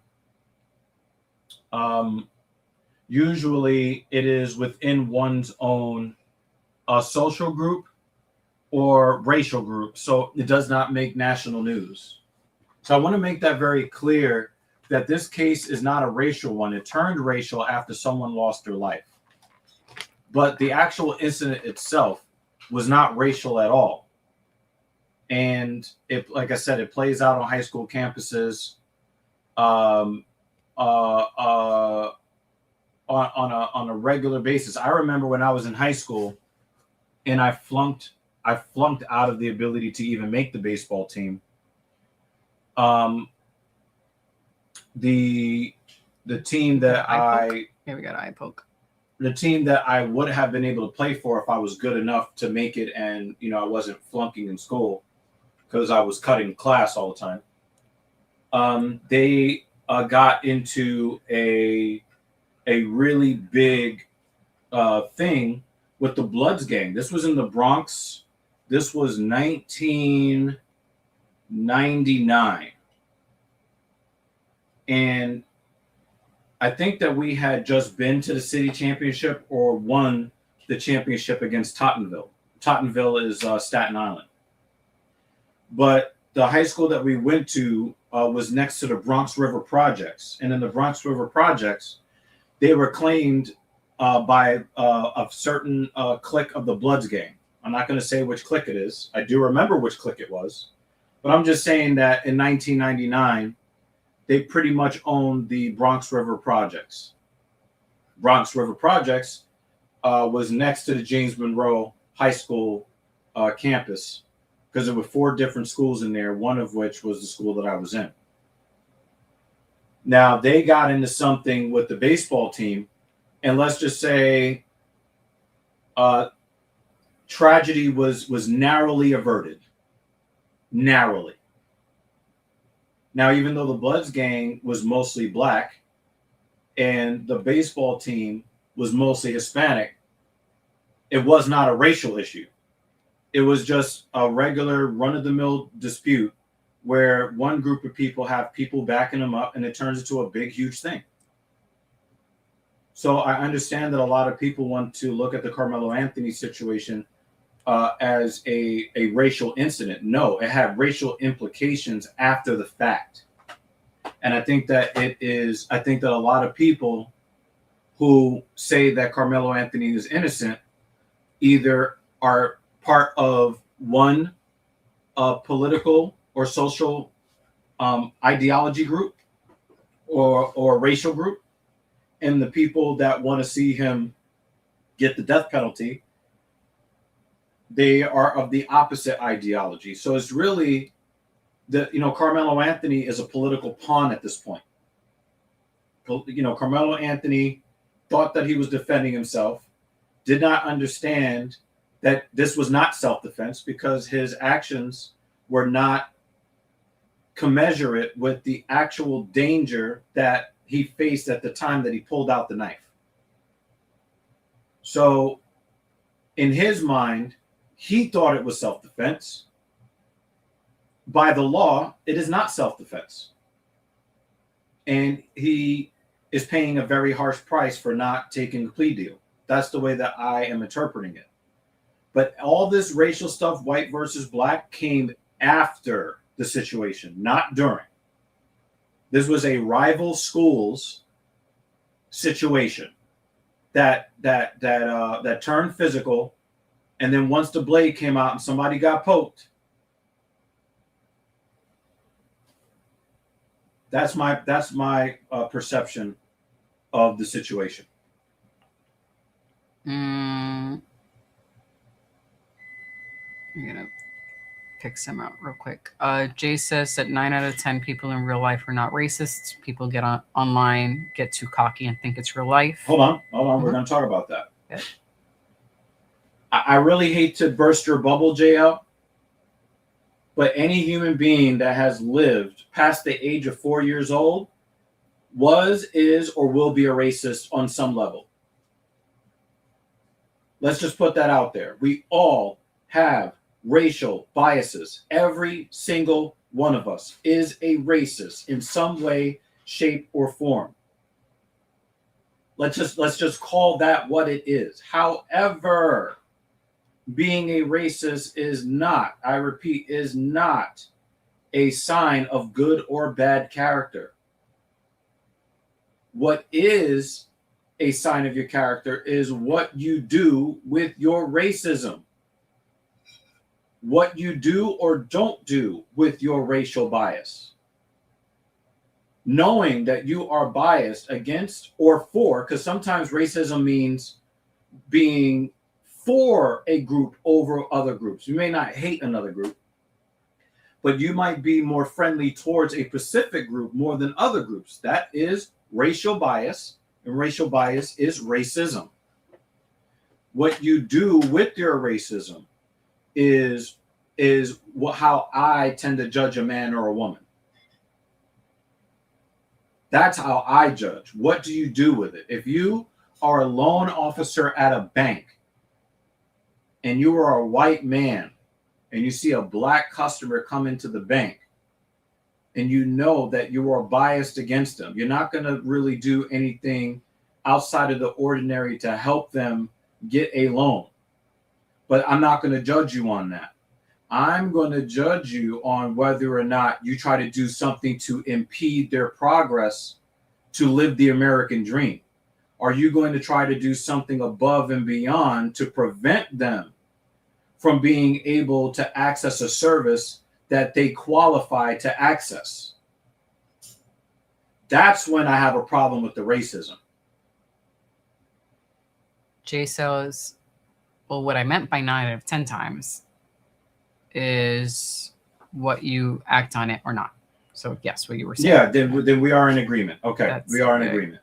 That's and the thing is, you know, there are a small group of people that act in their racism in various ways, and it is a sliding scale. Mm-hmm. Okay, mm-hmm. Like for instance, you have people that hate black people. But you have I don't know if you guys have you ever heard of the term Queen of Spades? I've heard of it, but it's not something I hear very often. Okay. At all, really. A Queen of Spades is a white woman mm-hmm. that will not have sex with a man who isn't black. Okay. Sometimes they will. Sometimes what they'll do is they'll get tattoos on themselves in conspicuous or inconspicuous places that says QOS, or they will put a spade like on the card, mm-hmm. and they will get a tattoo of the spade, and it is a sign mm-hmm. that she is a white woman who is very enthusiastic about providing sexual services for free or otherwise to only black men. Mm-hmm. She is a racist. Now, is she using power that she has to interfere in somebody else's life? No. But her racial bias is actually tattooed on her fucking skin. Does it make her a bad person? No. But she does have a racial bias. Some people may look at it as a positive bias. Mm-hmm. You be the judge. Mm-hmm. But she is not actively or passively harming other people's right to live their own lives with her racial bias. And in that way, I have no criticisms. Mm-hmm. I might take, a condom blowjob, mm-hmm. maybe. But I'm not necessarily going to judge because one person prefers a certain race and mm-hmm. not another race. Mm-hmm. AI, we understand that you are fatigued. If there is another topic you'd like to discuss, you're welcome to bring that up. It's just that this is the topic that's up right now. But we will talk about all the things. So what's on your mind? What do you want to chat about? Put it up. We'll chat about that. Yeah, so Leper Messiah, that was an example that I used. So don't take it personally. I know that you hear a lot of these conversations online, so it is fatiguing. Mm-hmm. It is very, very draining, but I only use that as an example of racism that doesn't harm someone. That's all that is. What I'm saying is... You want to switch to economics instead? That's not going to be fatiguing? That could be a fatiguing conversation, but we could go with it. Yeah, so I use that as an example. Go with that. I use that as an example of racism that doesn't harm other people. Don't take it personally.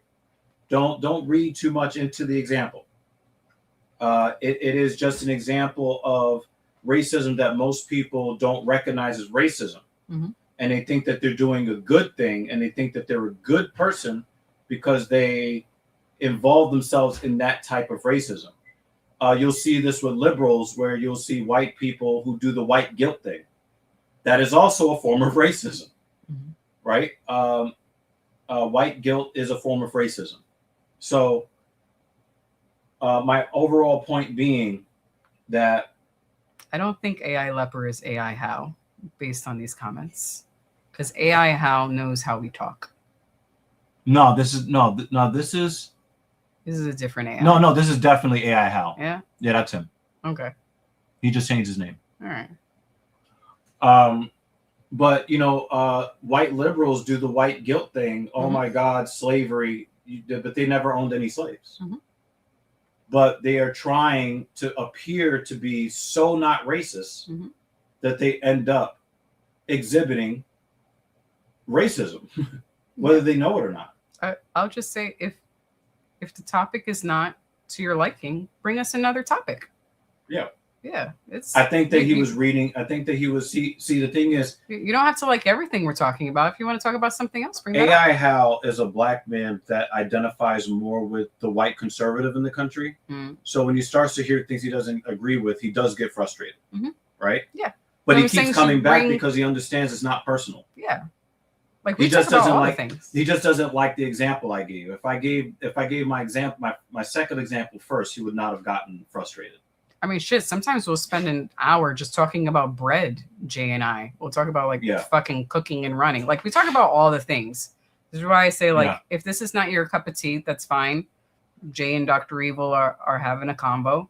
Yeah. But bring us a topic that you would prefer chatting about, and we'll do that too. Yeah. So, so the thing, one of the things that I've noticed about people on both sides of the political aisle is that they don't want to hear anything that they don't agree with. Straight up and down. It's low frequency and low vibrational when they don't agree. But if I sat here and talked about how Donald Trump is a genius criminal that we should all aspire to be, he would be more into that conversation. You get what I'm saying? So it's not so much that the subject is so-called low vibrational, but he has interpreted that my position is a certain way, and he is incorrect on that assertion. And because of that assertion, he doesn't like what he hears, so he doesn't want to talk about it, which is fine. But it's something that I've noticed from both the liberals and the conservatives. And this is why I don't like either one of them, because they're the same person. Like, look in the mirror. You're woke too. You're just woke to the part of stuff that the conservatives believe in, and they try to push. Well, you mind if I go grab dinner? Oh yeah. Oh shit. Yeah. Oh, let's bring our resident. I'm gonna change seats while I go grab my dinner. Let's bring our resident trans black person, Captain Paul, into the stream. Belated Juneteenth, baby. I want to share with you guys. I want to share with you guys this text message that Captain Paul sent me yesterday that still has me dying laughing. This bitch sent this shit to me yesterday. Check this out. He says, out of the clear blue fucking sky, Captain Paul says, just wanted to say thank you to my favorite black person for allowing me to get 2.5 times my rate today. Happy Juneteenth.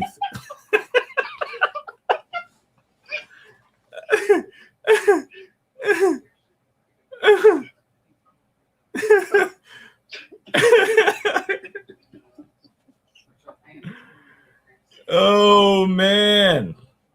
Black excellence. Dope. Shit. So I was explaining to AI Hal that I'm trans white and you're trans black. He's trans white. I'm trans black. We are the happy now.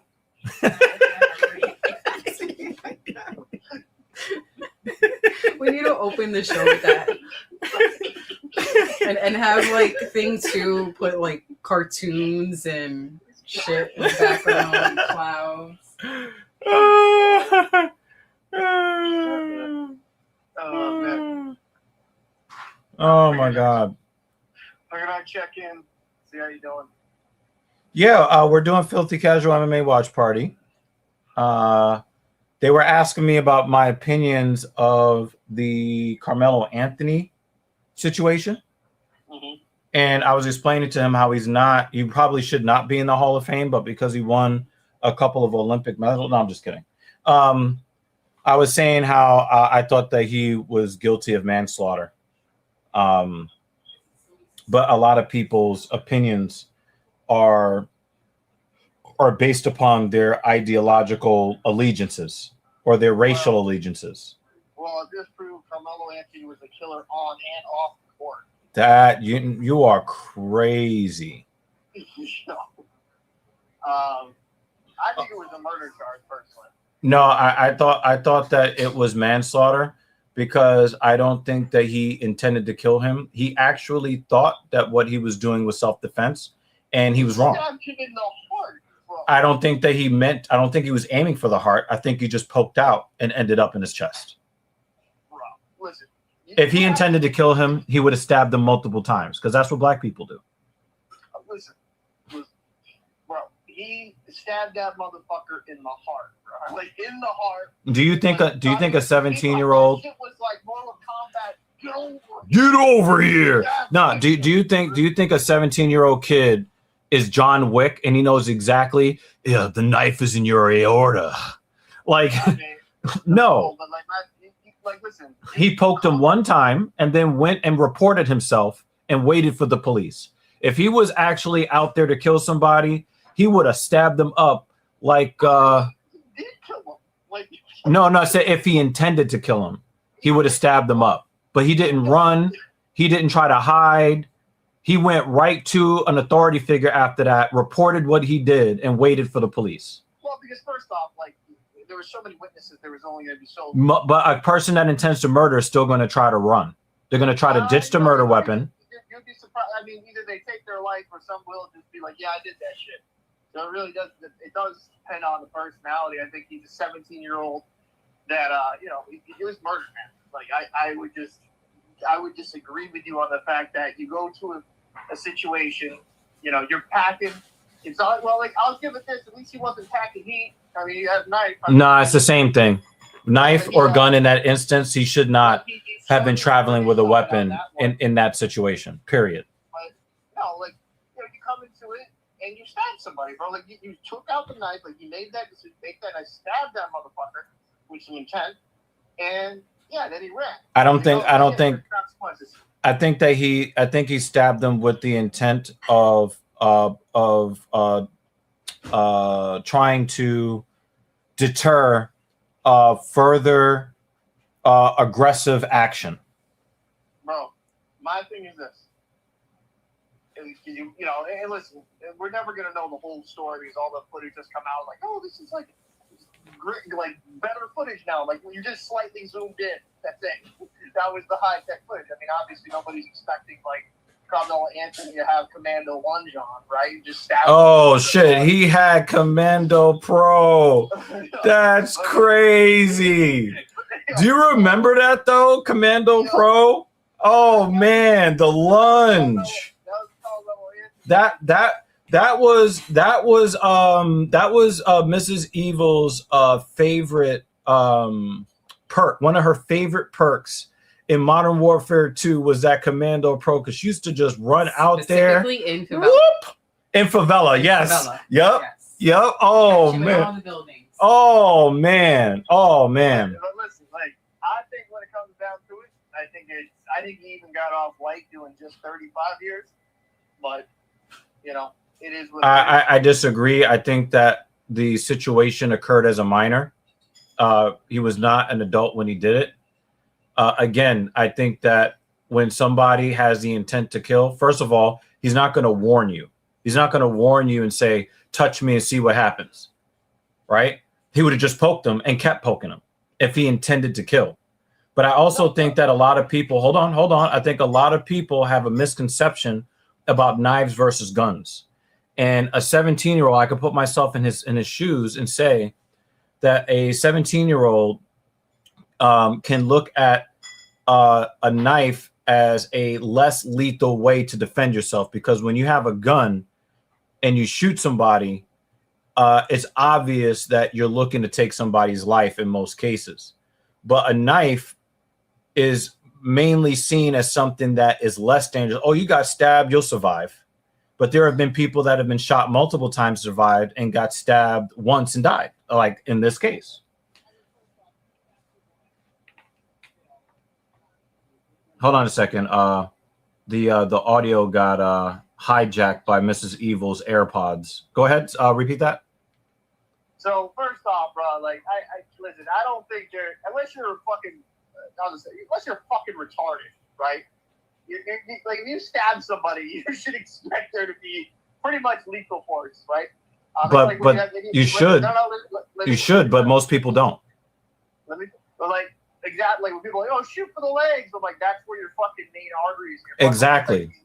Like the thing is, when it comes down to it, he brought a knife into a situation. He was egging them on from what witnesses said, and he stabbed that motherfucker. Now listen, I don't know the fucking personal relationship between these two, but like there's going to be their story, his story, and there's some truth is somewhere in between, right? So yeah, it just seemed like a rival schools situation from what I understand. But he brought it to a level it didn't need to be, and like this is he brought a knife to a fist fight. And that's why I think he was guilty of manslaughter. My thing is this, bro. Why are we throwing fists? Like, dude, when I got into fights in high school, bro, I just threw fists. I didn't bring out a knife or a Paul. This is not the same era. People complained about our era, Cap. They complained about our era of the late 90s and 2000s. The people that grew up in the 70s were like, yo, we used to use bats and we used to use fists. Now they're using knives and guns. They had that complaint about us too, Cap. Right, but my thing is this: is it's just like you dealt with it in a situation. Now when you bring a weapon to a fight and you kill somebody, you murder that motherfucker. No, I think there's a reason why the law differentiates between manslaughter and murder, and in this case, I think that voluntary manslaughter would have been the right, would have been the correct. I mean, think of it like this. I know that people don't like to look at this situation again, but if you look at the George Zimmerman situation with Trayvon Martin was walking down the street minding his own business. He was not bothering anybody. He was being stalked by somebody. He was being egged on by somebody. He was being pursued by somebody he did not know. And when he turned to defend himself, he was shot. Right. I mean, and then they said that it was not manslaughter or murder. Right, but my thing is, two wrongs do not make a right. No. It's not about that. Let's hear this. Let me speak for a second, right? The one biggest problem, and I will say this, right? I'm not saying per se you, right? The biggest condemnation I have with groups in the tribalism, whether it's with races or political power or even just how should I say income, right? The problem is that people don't want to take a step back and look at things from a more rational standpoint. Now, I can sit here and agree with you what happened to Trayvon Martin should not have happened, right?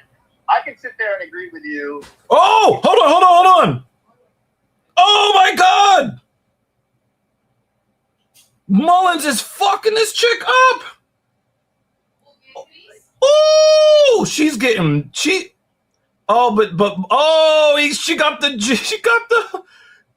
the judo throw. Mullins was about to knock Beatrice out. She was bing, bing. I chose and then she just grabbed her. Only because of their name. The filthiest. Oh, of course. But she just got bing-binged by Melissa Mullins. And the other one I chose based on name was Gaston. All right, go ahead. Essentially, right? Like another. Bing. I get why people say it. People bring up Kyle Rittenhouse, right? Oh, look, a white man away. And we've had this conversation that I don't think Rittenhouse should have been there in the first place, right? Right, but I don't think that Kyle Rittenhouse went there to kill anybody. In fact, I don't think that Zimmerman, when he approached Trayvon Martin, I don't believe that he was intending to kill him either, which is why I keep saying in all of these situations, it's got to be voluntary manslaughter in all the situations. I would disagree, and this is why. Like, so Zimmerman, that's more of a nuance. That's actually an interesting conversation because I think that should have been murder. No, I don't think that was murder because it wasn't his intent to kill Trayvon. He thought he was an honorary police officer, community watch guy. He didn't go there saying I'm going to go out there and kill a nagger. That wasn't his intent, and I think intent has a lot. Hey, she got the armbar. She submitted her. But man, listen, when it comes down to it, he came with the intent, with a weapon. What was the intent? Okay, why would you bring a weapon for anything? You want to cause severe bodily harm. That's not true. Taking it on. That's not true. Yes, it's true. That's not true. You carry a gun all the time. Do you carry it because you intend to do bodily harm? Do I carry guns in high toxic situations? Would put myself in hostile situations? But that doesn't make it that Zimmerman had the intention to kill somebody. It just makes him an idiot. Carmelo Anthony went into a situation that he knew was going to be volatile, going into a tent, starting shit, causing shit. I don't put myself in those situations. Cap, you're twice his age. You're literally twice his age. He's 17 years old. They don't have when we were 17, we didn't have the greatest record of decision making, which is really what made what George Zimmerman did so egregious because he was an adult. I mean, listen, we can have a greater conversation. I understand there's a different mental maturity between like a guy that just turned 35 and a 17-year-old. Or at least I fucking hope so. Sometimes with the internet I question it. Mm-hmm. But overall, what I'm saying is you come in that with a weapon, you kind of have to own what you did. Now, right, which is why I think he should go to prison, but not on murder charges. That's all I'm saying. I guess we can get to the nitty-gritty. The one biggest problem, I would say the biggest black guy in all of this is Anthony's family. How they looked, how they used that GoFundMe stuff. They raised a bunch of money, and they were just using it for like security, quote unquote, and things. They didn't spend money on a lawyer, like an actual lawyer. I think that was kind of grimy. Yeah, I don't know too much about it. All I do know is that some nasty things were said. I encourage you to look up that family with a GoFundMe and things of that nature, and how they spent none of that money on a fucking attorney, and they just it was essentially court appointed, and and I also think this Carmelo Anthony too, it's not legal. It's not legal to crowdfund for legal stuff.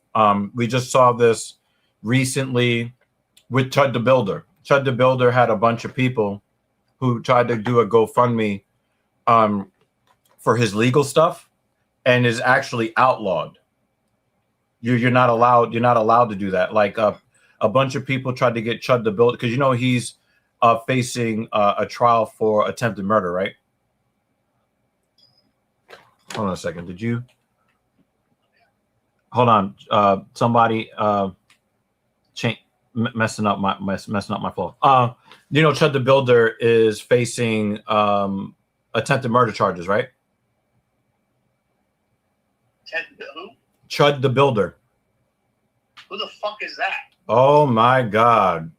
You're gonna go down that rabbit hole your goddamn self. But when I tell you this, Cap, a bunch of people who were on his side, and we're not going to say who they were, you're going to find out very quickly. They raised a bunch of money to get him out of jail and for his legal stuff, and it was outlawed. Yeah. Well, I mean, I'll have to look into that, but regardless, I'll say this: over $600,000 was raised for the Carmelo Anthony and the family. And it's kind of and he claimed in court he was destitute or something of that nature. I mean, he's 17 years old. Right. Of course he is. But the family's got a bunch of money. Regardless, they hey, listen, send that kid to prison. The family got a bad guy. But the thing is, you can't have it both ways, Cap. You can't charge him as an adult and then also say, well, your family has we're going to hold your family economically responsible. If he were charged as a juvenile, money in his name. but the thing is, it doesn't have any legal standing. Like the money that they raise is completely separate from the case itself. That's crazy. Hey, I mean, get a bag, I guess, off your fucking son going. That is nasty work. Like That's the nasty work, 100%. You know what? Just got 35. It reminds me of the Black Lives Matter people stealing the people's money and buying, posh houses in the fucking Beverly Hills and shit. Well, like, the crazy, like some of the and like some of the thing is this, right? Like with this whole court case, like, oh, it was an all white jury, which wasn't be the case at all. There was Asians and there were Indians, and there was like people of different descents on that racial background. That's not what I heard. I heard that the entire jury was white. Nope, then you are incorrect. That's what I saw reported, but of course, mainstream media doesn't always tell the whole truth. No, there was Asians and there was Indians. The only reason why, that's the thing, is right when you're getting a jury, right? If you admit you cannot show or be non-partial, you get thrown out. So you can kind of like go in there as somebody that is like quote unquote black, right?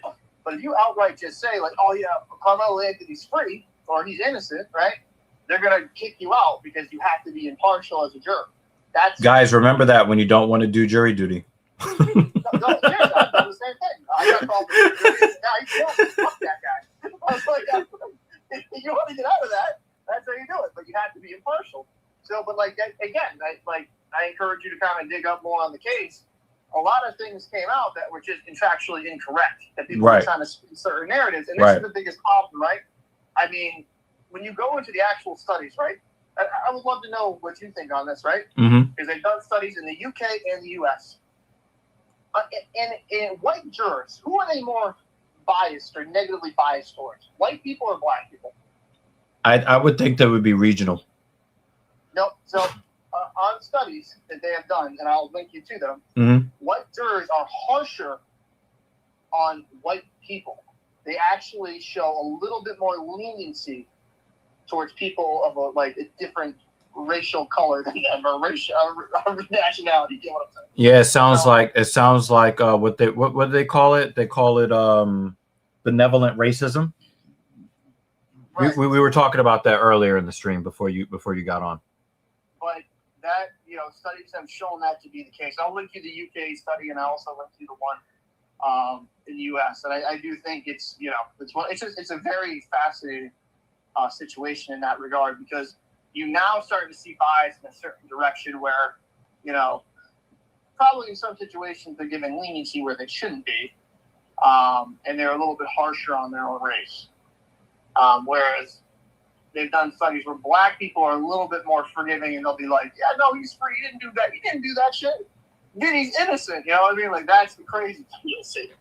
I'm being more sarcastic with that one. But I think overall, it's just it's tragic for both sides, right? Because regardless of what manslaughter, murder, that 17-year-old kid is dead. His family, like his twin brother, they're gonna live without that brother, their son, forever.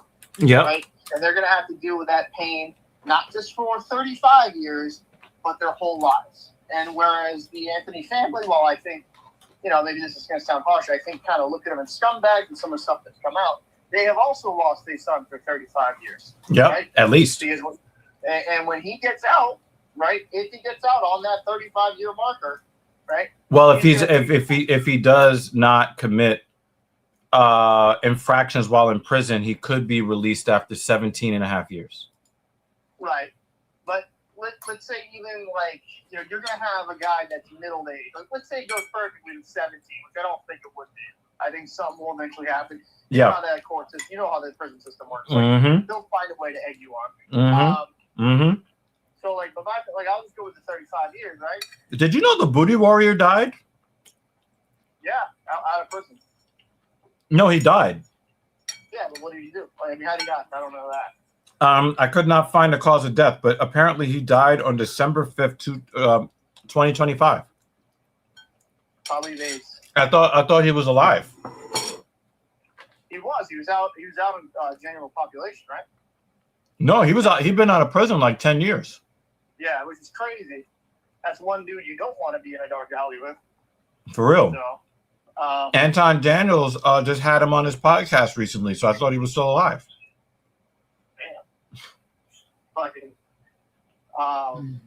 But yeah, it's just interesting. I mean, maybe we should do an individual show on it when I find actual fucking free time. But you know, it is an interesting case, and I think that it kind of goes to show that flag on the play. Flag on the play. That was nasty. So it'll be interesting to see. I've already seen some reactions from both sides. Some people furious, some people elated. Yeah. I think there's no winners in this at all. Nope. You know, none at all. So, but the main thing is, Cap, and I made sure that I said this. Yo, get the fuck out of my chat. What happened? Get the fuck out of my chat. I know who you are, Chris Hansen, but see, I call you Chris Handsome. What happened? I'm so confused. Somebody in the chat is doing booty warrior things in our chat, and I don't appreciate it. Booty. What? He said, "Okay, bye, booty warrior out."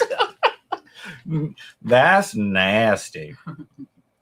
So Cap, I wanted to make sure that people understood that the Carmelo Anthony situation only became racial after the incident. The incident itself was not racial at all. And I think a lot of people keep losing sight of that. I mean, I think, quite frankly, it's just another circumstance that people want to include race, right? You push certain narratives. That's how I look at it. You and I are in a complete agreement, 100%. Yeah. That's and that's why I didn't like go out there and do all the research or whatever. I'm just like, this is some rival high school bullshit. It just so happens that the people on one side were on one color and one was another color. That's it. And it's really unfortunate what happened. And a lot of people are, like you said, they're using it to further their own narratives and their own ideology, and everybody loses. Well, one thing I learned in all this is that nasty nigga, man. Carmelo Anthony might not have won an NBA championship, but he's a straight ass killer, bro. Crazy. I'll be honest with you. Like, before I even knew about the case, I started calling it. Like, Carmelo Anthony stabs one. Like, what the fuck? Like, what's going on? Can we throw his parents in jail for not being able to give him an original name? Yeah, like that's the embarrassing part, bro. Like you didn't even play ball. That's crazy. Like you gotta at least be good at basketball to be named like that. You know, like crazy. I mean, I think it was a football player, wasn't he? Yeah, but like my thing is that like then you're a failure, even if you're good. Like, you're a Hall of Fame football player. You're named after a basketball player. It's crazy. I mean, it is, and like the only difference is it's with K instead of C. I'm like, oh, original. You know, that's. They should have called him Carmelo Anthony. Double K, Killer Carmelo. No. I said Carmelo Anthony. Oh my god. I was waiting for you to get that. Shit. But I'll let you go, bro. You know, good to see you doing the show and all that. I'll definitely give you a call later. What do you have to say to the people? Make sure to like, comment, and subscribe. If you want to support a black-owned business with somebody that won't stab you in the heart, hit that like button. That's subscribe. crazy. Make sure to join the membership thing, you know, because we want to reach your hearts, not stab your hearts. All right, I'll see you in the next. Hey, Cap. Yeah. Go do your Chud the Builder research, and then hit me back on text message. All right, let me hit you up. All right.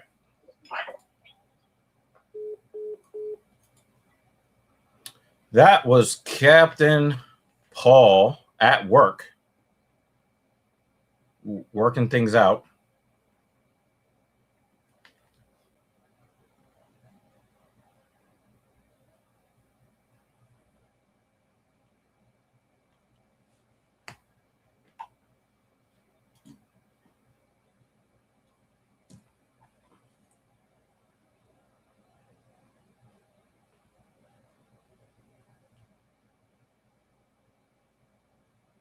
Mm-hmm. See, I like you. Yeah, I want you. Now we can do this the easy way. Oh boy. Or we could do this the hard way. Choice is yours.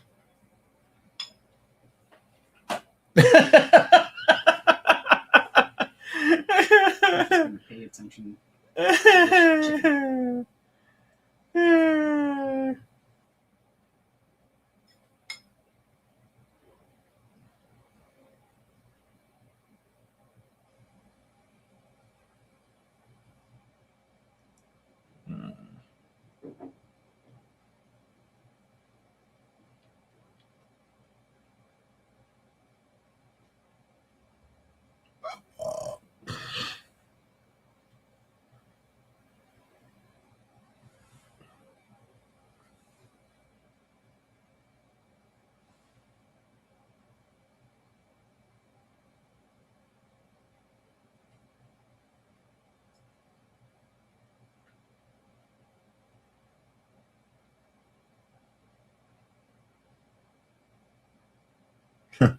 Lima's gonna dust him in a round, and the commentators will say future champ. I mean, dude, it's a money-making business. You know, like it's a money-making business. You can't get mad at them for that. You can't get mad at a business for trying to make money. Jay can.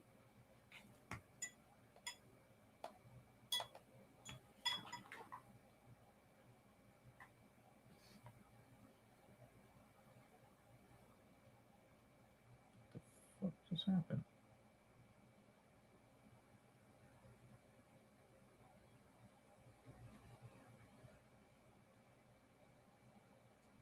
That was weird. Screen went black. Travis 556. Guy really missed the White House card because of political beliefs. The election was 2 years ago. Get over it. It was not for political reasons at all. If I wasn't going to support the UFC for political reasons, then we would never have covered any of these events to begin with. I'm not ideologically aligned with the UFC, but yet we are here still covering it. Mm-hmm. So no. Yeah, it's not. Just no. You are incorrect, sir. But it is good to see you again. Hey, Travis. We're not going to go there. I know you like to troll and stuff. We're not doing that, Travis. Let's chill out with that. Let's chill out with that.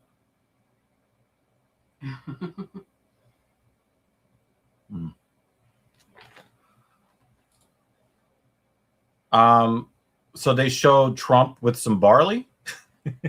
He can't spell for shit. That was really the only fear that I had, because I was actually, when I thought of the idea of them doing an event on the White House lawn, I did not think it was a good idea, but it was definitely something that I wanted to see. I thought that they were going to just make it, where we would watch half-naked men do violence in the cage, and then in between fights, we would watch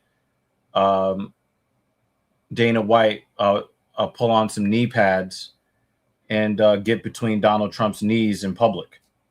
And that's just not what I wanted to see. And we've seen it happen. We've seen it happen at other events that Donald Trump was at, and we just didn't want to deal with that.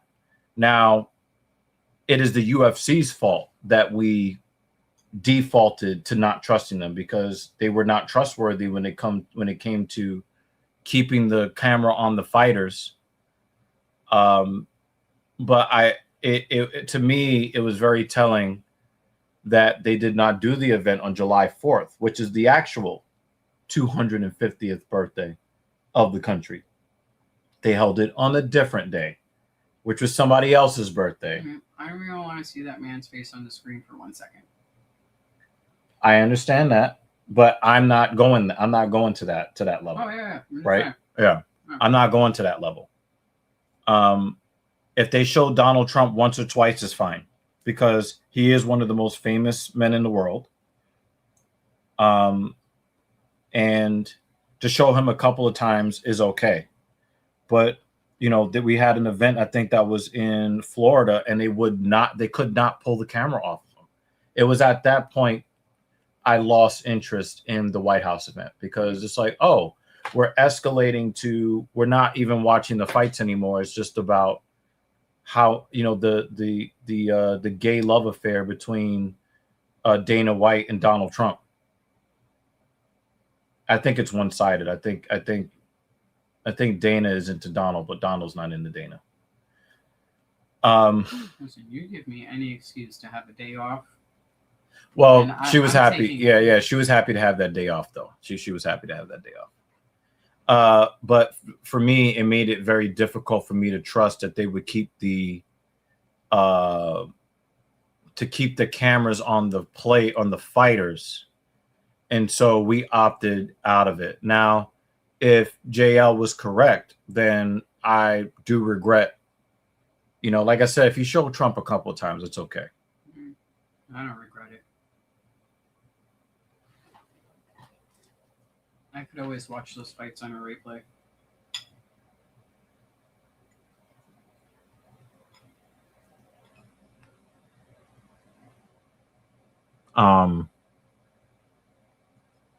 Yeah, so I'm fine. I'm fine with you know, with the UFC being aligned with the administration. I don't have a problem with that. It's just that you can't bludgeon me over the head with it. That I just can't. I mean, if they had Kamala Harris up there doing the same thing, we would have also boycotted that as well. The answer is no. I'm not dealing with that. I hope that clarifies it for you guys. He said, I meant barely, you dick. Hey, man, you know, I hear that barley, you know, is really, really good for, I don't know, brewing beer or whatever. I don't know. They showed Trump at the start walking out, then 2 other times after a fight. But when Justin won, they did not show Trump at all. Wow. Wow. Cool. I did pay attention to the outcomes of the fight, though. Mm-hmm. That's what I was telling them earlier, because of course they brought it up earlier when the show first started. We were just doing our own thing, and we were looking at the results. I tend to agree with you here, JL. Dana and Trump have a Colby and Trump relationship, one-sided and pathetic. I completely agree. I completely agree.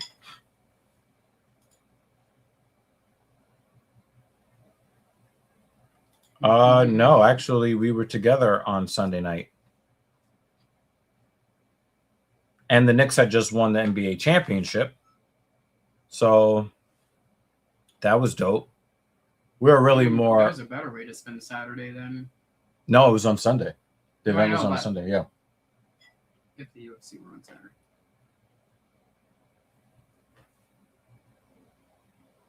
I think that worked out for the best, because I don't think that's something you'd want to split your attention with, you know? Oh, I didn't mind. I don't mind. Like, you know, I've done baseball on one screen, basketball on the other, all through the NBA finals. Yeah, I know, but this was significant. Yeah. It was kind of surreal to see, you know, we don't think of we don't think of really any New York team having any real chance to win a championship. We don't really think about that. That's, you know, it's always like, how are we going to make fun of them, or what can they do to get a little bit better next year? But for them to actually win the title is just like, it still doesn't really feel real, you know? Mm-hmm. Yep.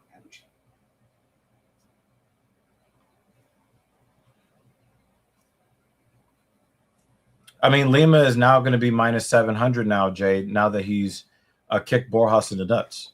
Kick him in the nuts. Kick him in the nuts.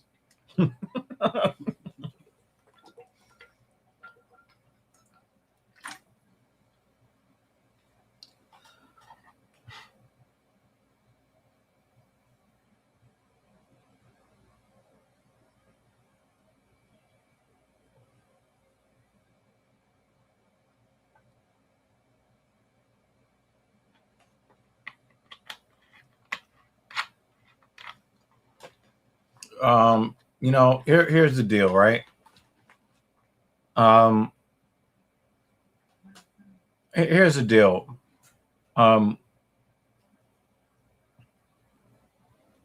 People will say that the Knicks had the easiest trip to the finals. I picked the Atlanta Hawks to beat the Knicks in 6 games.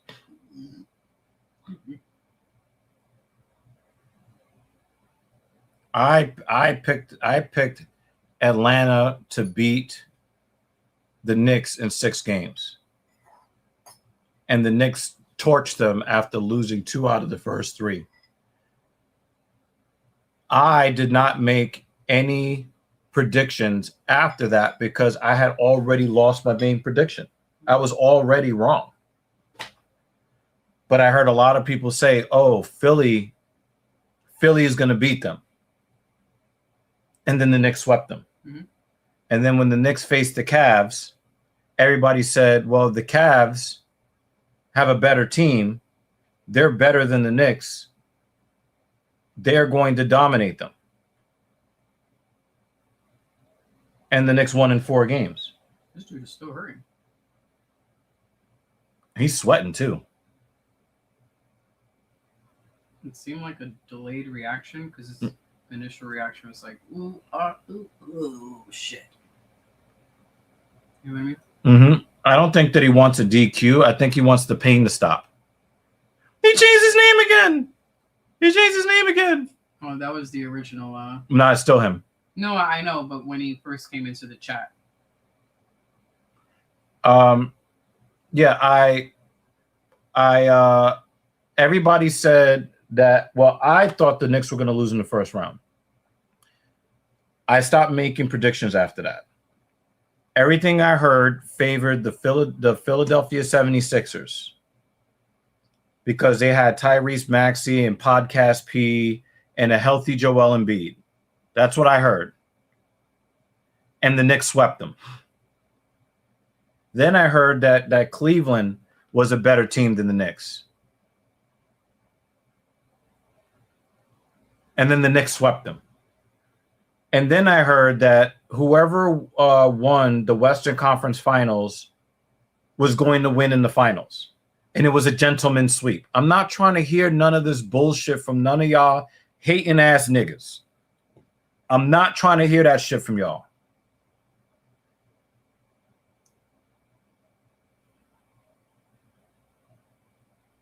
The Knicks were favored by most people to win in the first round and lose in the second round. They are the NBA champions.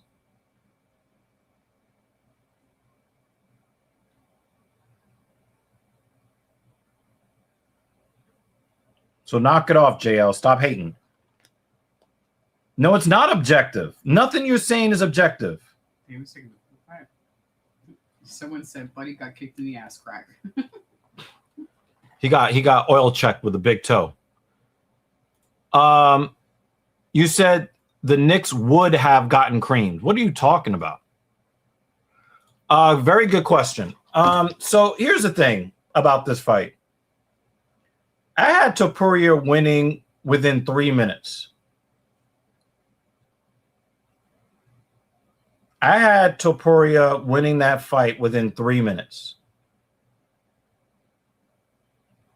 And the reason why is because Justin Gaethje has You're actually gonna fight more. All right.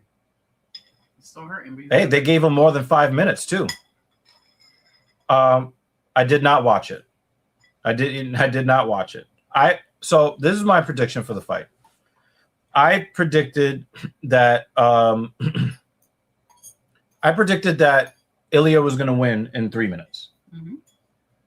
But when I woke up the next morning and checked ESPN, I thought, because I read the article wrong, the beginning of the article, I thought that Topuria knocked out Gaethje in the 4th round. Mm-hmm.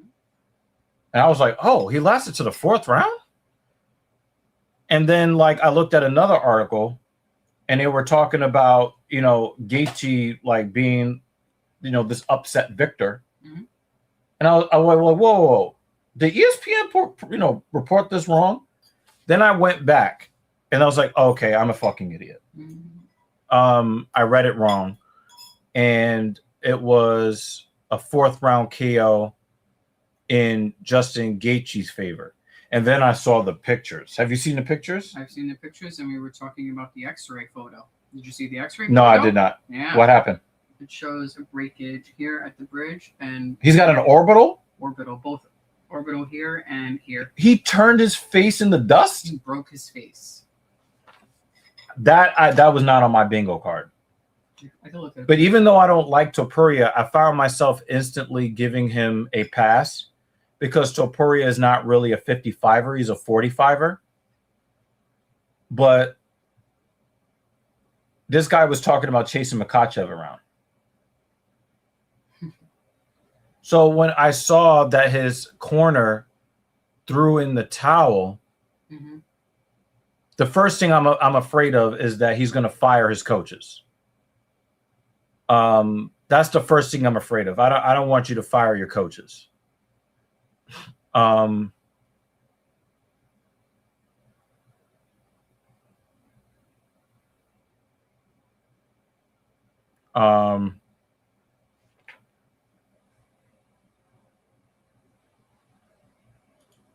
But I really only came to this realization a bit after I saw his face in the pictures. He looked like he got stung by like 1,000 wasps in his face. That's what it looked like. Now, I do plan to watch the fight. I'm pretty sure Paramount. One of the things I like that ESPN did is that after events, they would actually let you watch individual fights. Mm-hmm. I don't know if Paramount's going to do that. I should probably check it out. But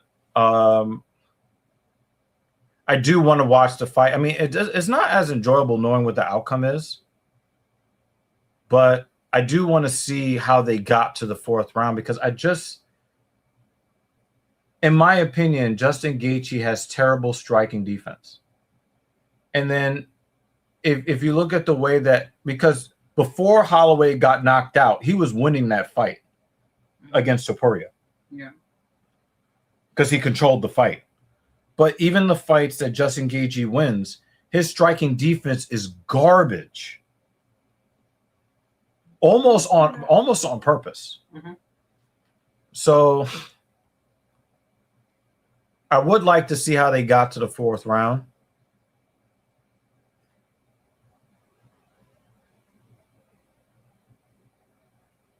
But if it goes the way it went with Tony Ferguson, I totally agree with JL here. I think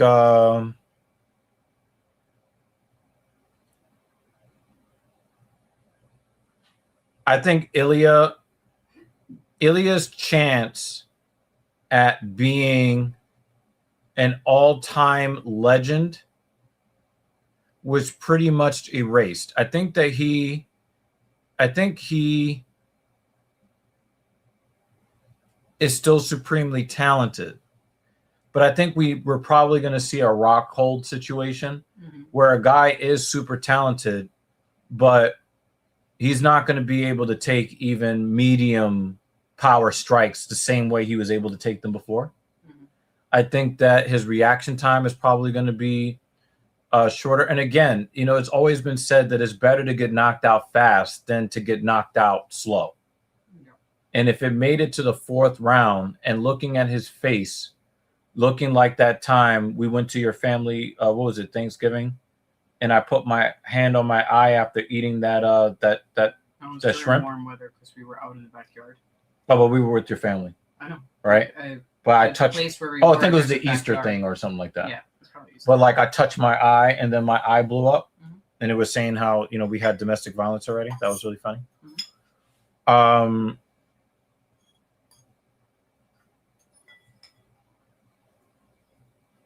And I can't remember what Gaethje's face looked like after the fight. I need to see it. I need to see it. I do plan to see it.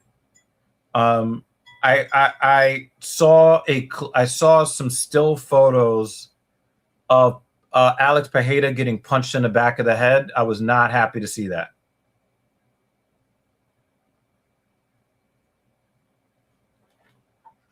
Oh, I heard that Topuria's corner called it. I did, but before they called it, I did hear the same thing, that the doc wanted to stop it and the ref said no, and then his corner had stopped it. His corner threw it. Whoa! You're saying that the doctor wanted to stop it and then the referee disregarded the doctor? That's what I heard. You should Google to confirm so that I'm not giving you misinformation. Oh, he said, oh, you're saying that spiritually the fight was over in the third round.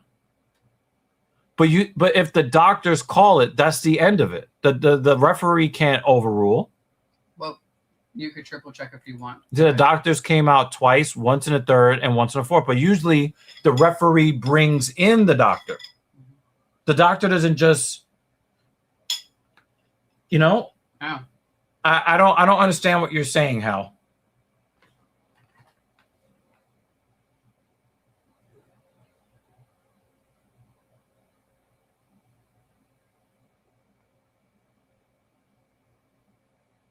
No, when you said over in the third, they called it at the end of the fourth. So when you said it was over in the third round, what you're saying is it was academically over.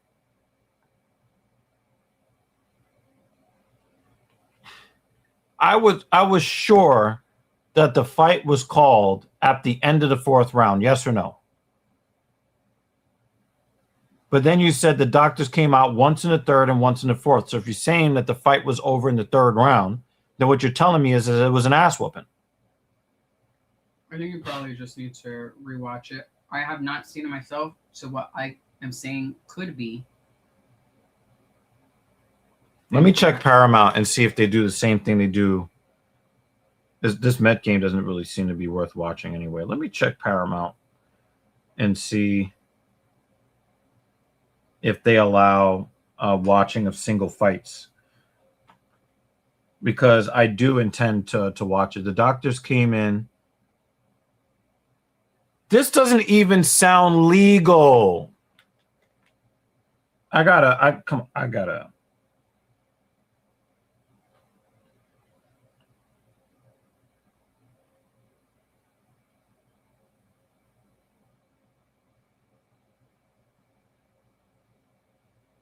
Oh, they do allow you to watch the fights individually. Yes. Should I watch this fight live on stream? Because I don't give a fuck about this fight. Yes. All right. Yes. I love Paramount now. Huh? Why don't you just put it up there? No, because I still want to have this on the screen. But I'm just gonna look at this the same way I look at like when I'm watching another sport on the second screen. And I'm gonna give you my opinions of this. He said, what in the woke? You got to get your chakras aligned or whatever. Oh, wow. Bruce's jacket. Look at that jacket. I give that a 9 out of 10. That's nice. Bruce's jacket is... And you know I got a pair of Jordans that match exactly with that jacket too. Well, I was saying put it up there so I can enjoy it with you. Oh, hit the Paramount Plus right there. Might as well just put it up there. Well, you got the keyboard. Oh, Mark Goddard was the ref here. Look. Good job. You needed to do it. But what did you need the keyboard for? That's why I have you. Oh.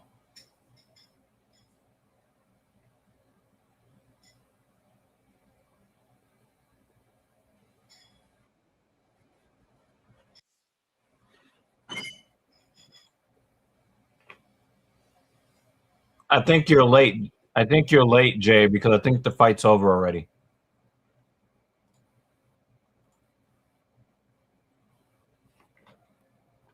All right, so I'm going to take this fight off my phone. I'm so happy that they allow us to just watch individual fights. So now that I'm looking at this, I don't like the design of the dome, but what is dope is seeing the White House in the background. That is actually really dope. I just don't like the little crab archway thing. But I mean, maybe that's just the best that they can do because they're outside. What the fuck?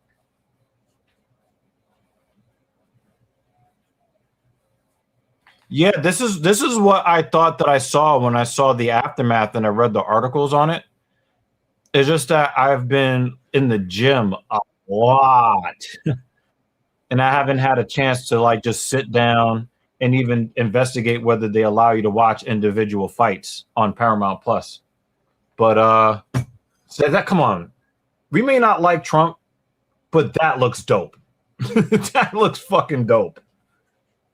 That is actually super dope looking.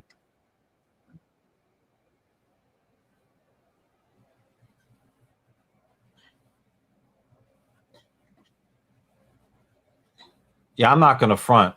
That whole thing actually does look extremely dope. But here's the thing, right? We've seen Gaethje get abused and lose. I mean, we saw Max Holloway knock him the entire fuck out. And this Homer Simpson ass nigga comes out and abuses the guy that we thought could possibly be the greatest fighter of all time. But it makes it a little weird to look at it knowing what. But the thing is, when I started watching MMA, I was watching fights that were pre-recorded. When I used to be up in the middle of the night, they weren't live. It was just like, oh, check out this fight, and the fights had already happened. Mm-hmm. So I know that I can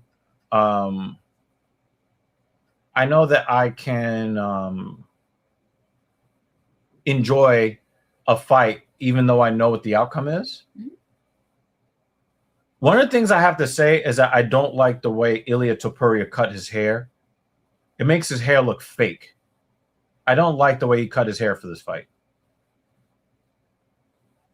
Well, it seems like it's not really going to get in his eyes much, and that's a good thing.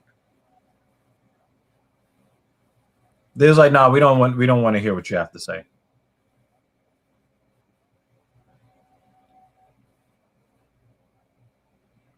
Oh, Lima's opponent missed weight. Borjas missed weight. Womp womp. Again, like there was nothing about that I cared about, Jay. I'm over here watching a fight that happened, 6 days ago.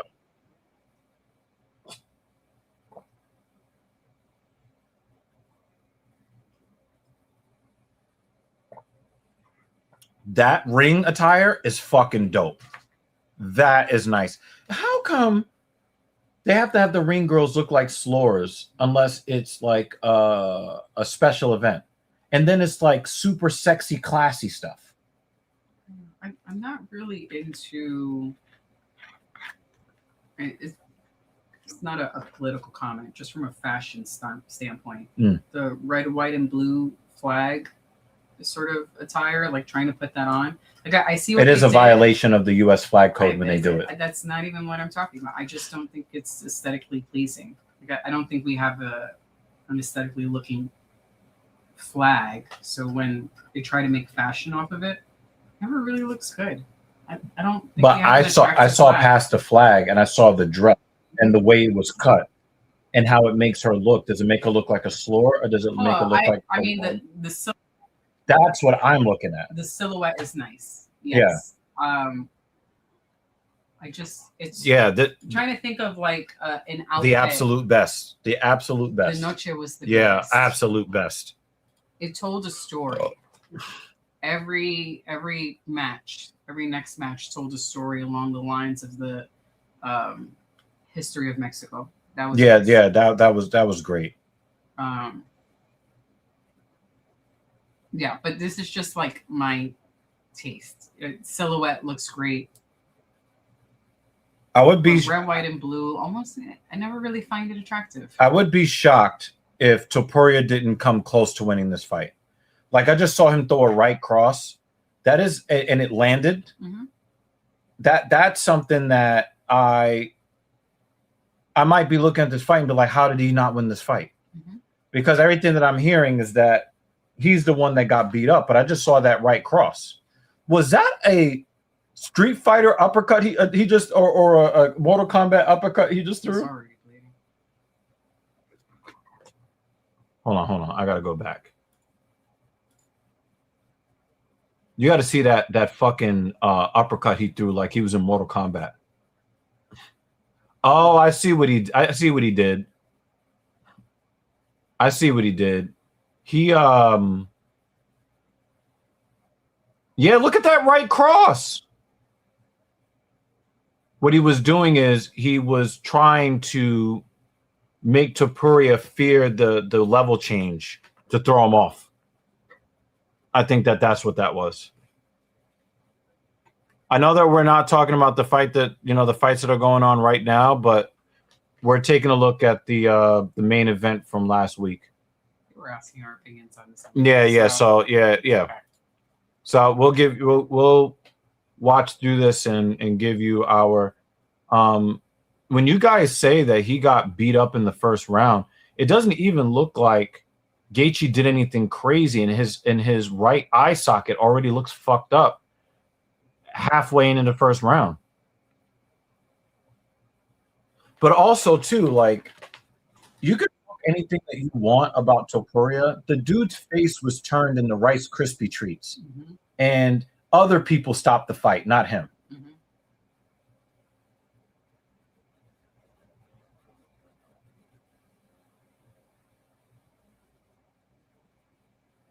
Oh, another thing that I like about this event are the gloves are actually red. Gloves were actually blue instead of the tape. Yeah. I do like that a lot. I think that the ring gear was dope. A lot of this was actually visually very appealing to me. I've already stated my... No, I'm talking about for the event. Yeah. I don't think that it's a good look, like, just from a design perspective. But when I look at it in the context of the event and what the event is supposed to be, yeah, Topuria's got him in trouble.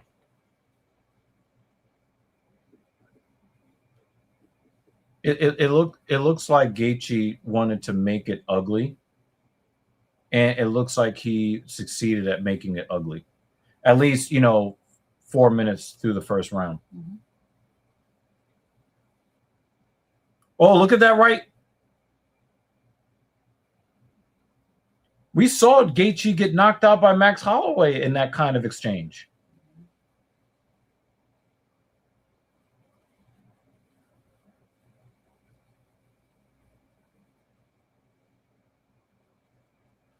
You know what's really funny?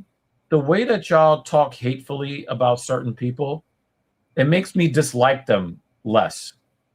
Like, I've always disliked Topuria, and then I hear you guys talk about him, and then I just kind of feel like I don't dislike him as much.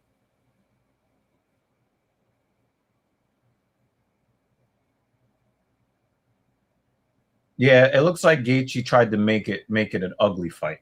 Mm-hmm. Yeah, look at his face.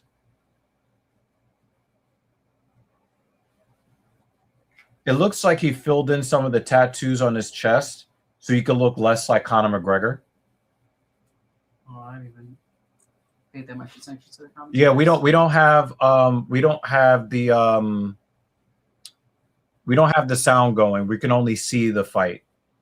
They just had the commentators up, but we weren't paying attention. I do want to see what this new UFC ranking system is supposed to be. I really am interested to see if they're going to actually do the right thing. It goes like this. Gaethje and Trevor studied Topuria with short Vikings complex and dissected it. I mean, that's one way, but Gaethje didn't look to me in the first round like his striking defense was any better than it was. And we know that Topuria can put a 250-pound man's lights out with his power. That right cross that he has. Looks like his nose is already broken. And it doesn't even look like Gaethje did anything wild. Mm-hmm. It's almost like somebody came in the middle of the night and replaced the bones in his face with a soapy sponge. Mm-hmm. That's what it looks like to me, because I'm not seeing anything that is like, oh, wow, Gaethje is unloading on him. It looks like Topuria. I would have scored the first round for Topuria. Yes or no? I thought Topuria was more impressive in the first round than Gaethje.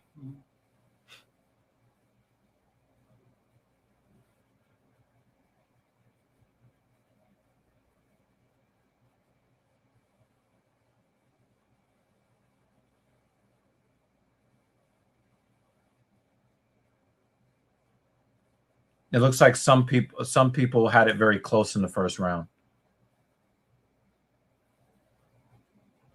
And the thing is, the shots that Topuria hit Gaethje with now here in round 2, they look like they're affecting him. Mm-hmm. And it does not look like the shots are affecting Topuria, but his face is coming apart. No, we don't want any cucks beating Makhachev. I know you guys don't like the Dagestanis, but no, we don't want any cucks winning the championship. Sorry. We're talking about real cucks. Topuria was being cheated on or whatever. We're not. Where's Cucky at? I think he's we have I think he's all dusty and shit. We gotta check on him. Like the nuderies? Are all bunched up and dusty? Wait, where is he really? Oh, poor thing. He got buried. Why do y'all support a cuck? I found him. I found Ian Gary. Cucky.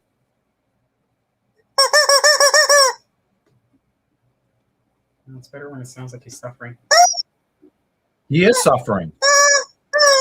His nutritionist is funding the lifestyle of the nutritionist kid while the nutritionist is banging his wife while he's out training.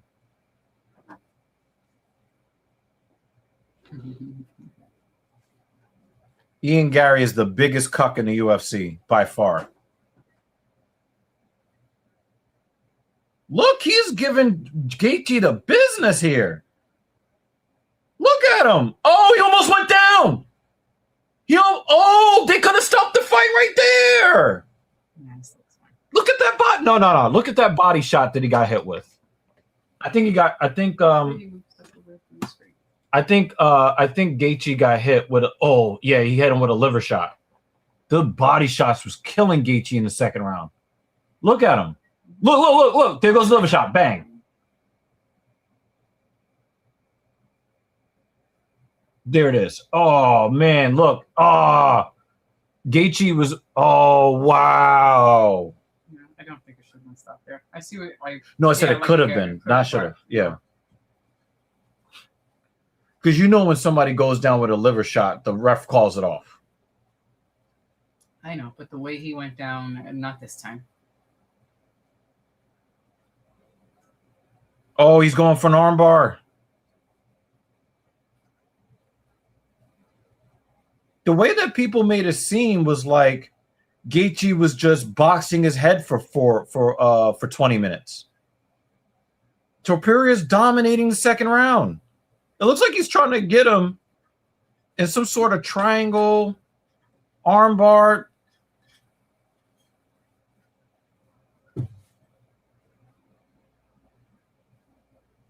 Wow, look at this scramble. Oh my God, Gaethje comes. You guys didn't say that Gaethje came this close to getting finished in the second round. He's given up mount. He almost gave up a crucifix.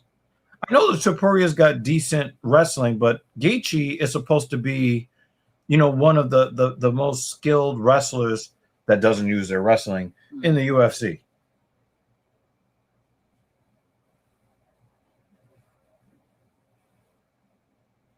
I was rooting for Gaethje to win, but if I was watching this fight live, I would have said, "Oh well, Topuria is one of the best ever."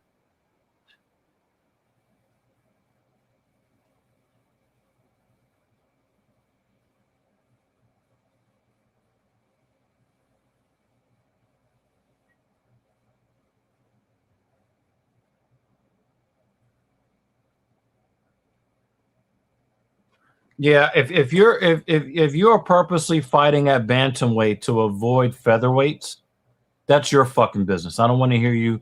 You sign the contract, make the weight.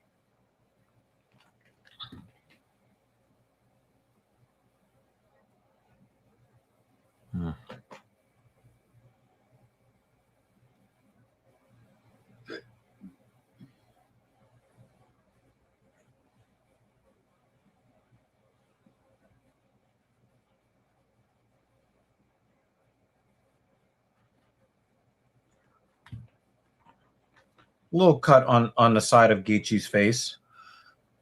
He got dominated in the second round. I was going to say, why didn't you guys tell me? But now I'm happy you guys didn't tell me. You guys had me thinking that, oh, wow, that liver shot. The ref could have stopped the fight right there, and it would have been and still.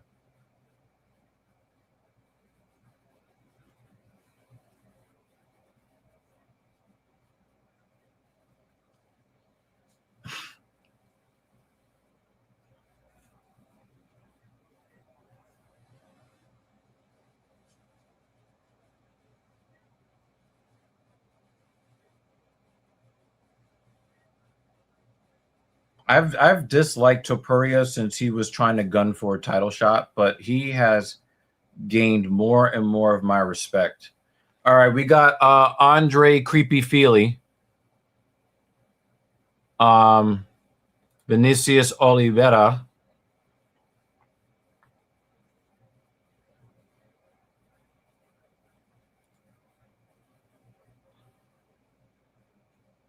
short kangs know not what they do.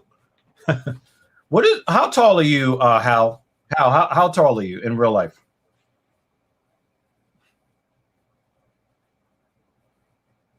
Oh, nice counter to the leg kick.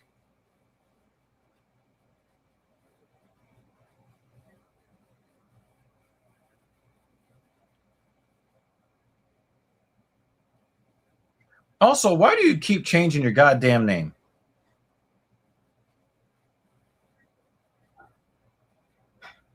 Give me your real fucking height, Hal. Come on, man. Stop playing. I'm not going to cross-reference it so I can dox you and show up at your house.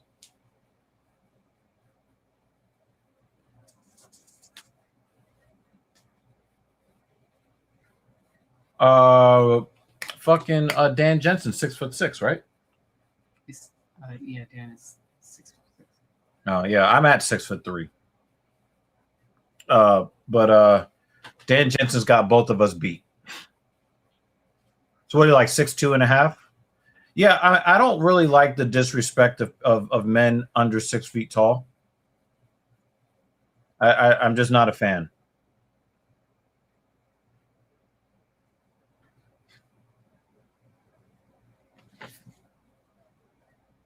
Feely looks sunken in.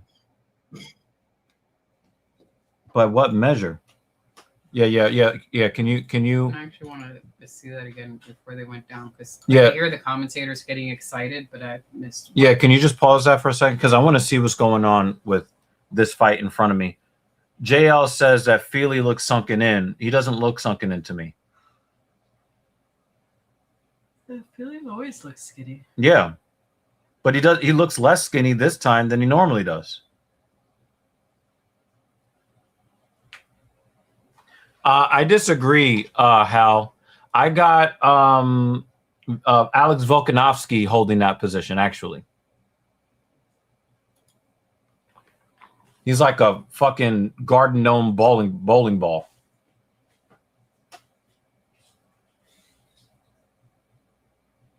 My back is actually tired from the run. Hmm? My back is tired from the run. I feel like I did your back workout. Running back shots. Lopez Volk 3. They're gonna force it because they can't find any guys at 140. I think Topuria should go back to 145 and dominate the division. I mean, he probably is not going to be able to dominate the division. He's probably not going to fight for at least a year because they need to put his face back together like Humpty Dumpty.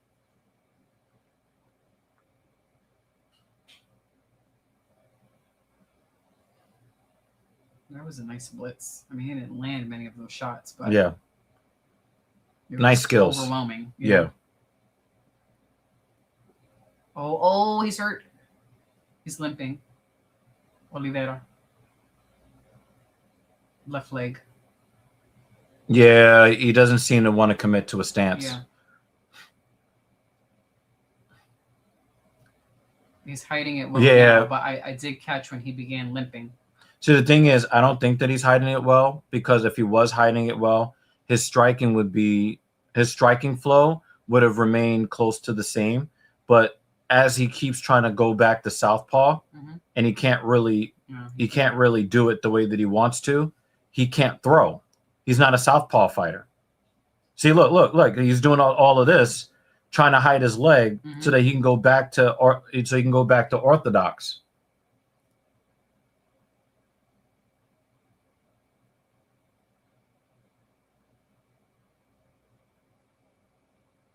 Andre almost knocked him out right there with that high kick. We'll get back to round 3 of Topuria Gaethje in a bit.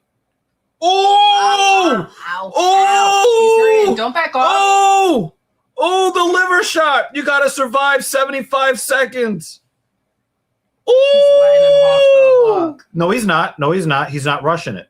And the thing is, because the guard is down, he can go for a head kick anytime he wants now. Because now, he's going to hit him. He's going to hit him with another one. He's going to hit. Oh. You know he wanted to go down. Yeah. Yep. That liver. He might be perforating that liver. There's a leg kick there, too. Oh, they're both throwing. He's like, hit me in the head. Just don't hit me in the liver again. I can't wait for the next body shot.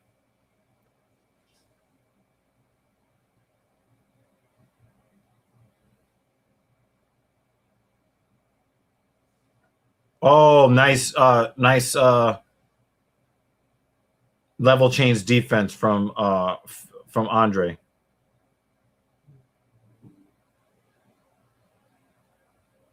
He knew it, almost like he watched the tape, and he knew that the level change was coming.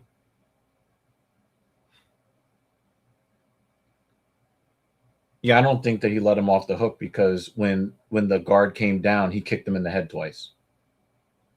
And I just chilled after that. Well, I don't think that he wanted to rush in and then get knocked out. We've seen that happen to guys too. It looked like he started to get fucked up after that. So I would have been more upset if he would have let Oliveira grab him.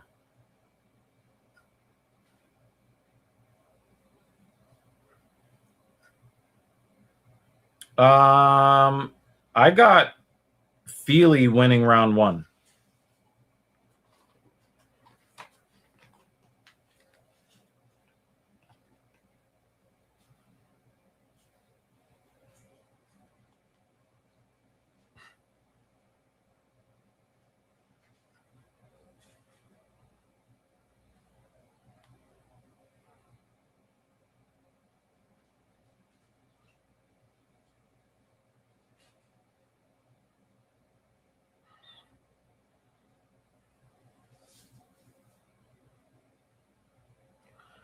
So I turned off the Mets game, but look at the line. He's gotten 7 outs. Mhm. He's given up 9 hits, 7 earned runs. He's got 1 strikeout. I think they're Nice. taking him out of the game right now. That's why. That's the bottom of the first still? No, he's gotten 7 outs. So this is the bottom of the third with 1 out. Okay. Is Justin the most popular champion in the UFC right now? I would probably have to say he's the most beloved. Mm-hmm. I think he's the most beloved champion right now. I don't think anybody really loves the 185 champion. Of the people who are champions at the moment, yeah. I don't think anybody really loves Valentina Shevchenko, not like they used to love her. I don't. I think Justin Gaethje is the guy. Yeah. I know I wasn't bugging. JL is just a fucking hater. And you can't listen to anything he says half the time.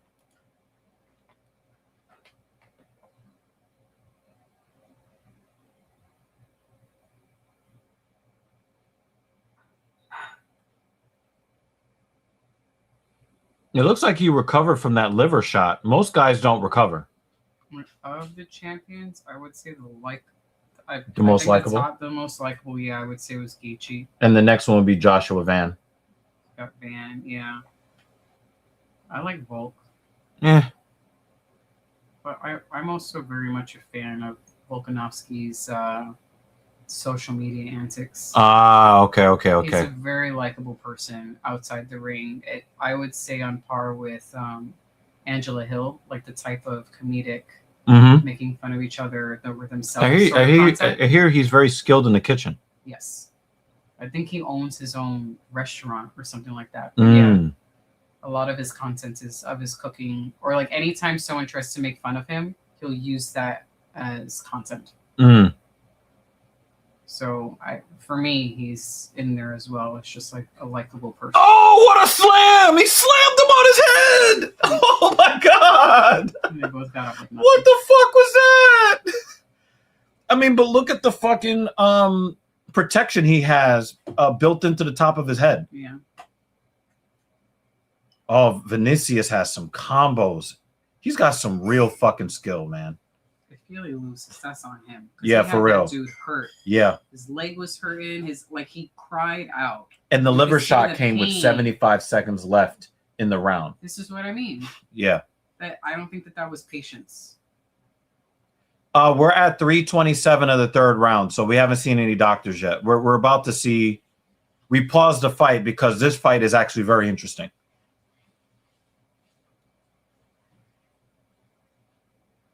That was not good. Oliveira's got the and he has his confidence back. Yeah, Oliveira's definitely got the momentum right now. I just can't believe that Feely hasn't gone to the liver in the second round. And that speaks to what you were talking about in the other round, you know. Because he had him fucked up with that liver shot. But Topuria also had what's his name fucked up. A leg there that he could be kicking. That leg is hurt, and he keeps going for these headshots, and they're getting sloppier and sloppier each time. I think it's because Feely's leg is also fucked up too. Yeah, look, Feely doesn't even want to commit to a stance. So I think that his leg is fucked up too. Ooh. That was a much better headshot. Wow. And Feely was ready for it too. Oh! Yeah. Left cross. Almost choked. Don't die. The left cross. Don't test my CPR skills. Well, you tested mine. My bad. I won't make you do it a second time. Oh, now Vinicius is whooping his ass.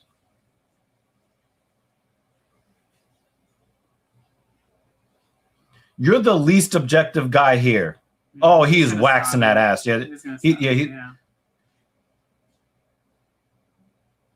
Yep, there it is. Good night.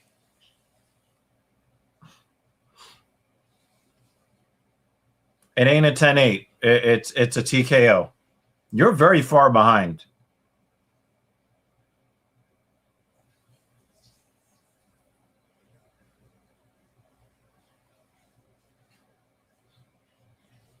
Yeah, his leg was really hurt. Damn, he's got blood running down his back, down his chest.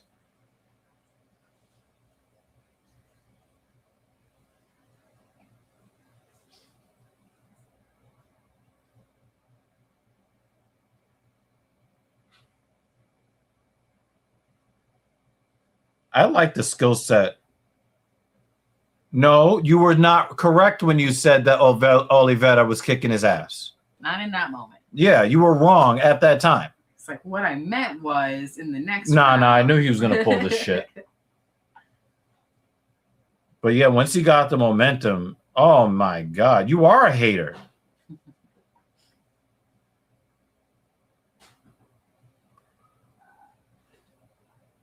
He donates a kidney during fight camp. So Peralta did not get out of the third inning. Oh, they kept him. He did not get out of the third inning. Does that mean they kept him or? No, they took him out of the game. Fight of the night. I don't know if it rises to fight of the night, but I do think that Vinicius should get a bonus for the finish because that was very pretty. All right, let's go back to round 3. We're at the 3:27 mark. You ready? Mm-hmm.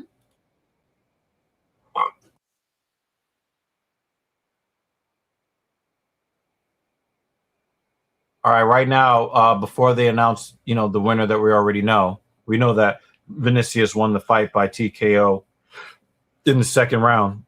We are now 3 minutes left in the third round in the Gaethje Topuria fight from last week. Oh! Is that a standing hammer fist? That's what it looked like. It was like one of those WCA curveballs. He's throwing pitches at his face. Look at his... Oh, he's leaking and smearing. Ugh.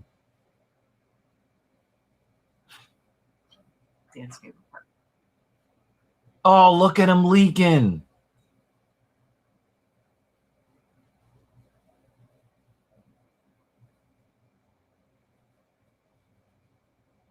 Oh, look at his face. Mm-hmm. Look at that. Boom. That jab. And then the right hand. That was a barroom brawl punch. He had a twisted overhand right. That's why I thought it was a hammer fist. Look at his face.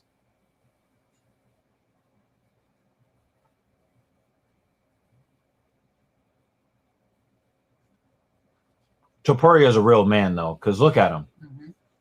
He is still walking down Gaethje, and he looks like one of those people from that episode of The Twilight Zone, Eye of the Beholder.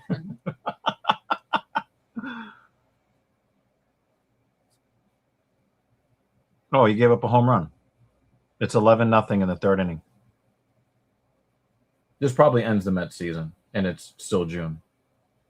Catch tickets next year. Definitely not giving them our money this year. $80 for VIP parking? Nope.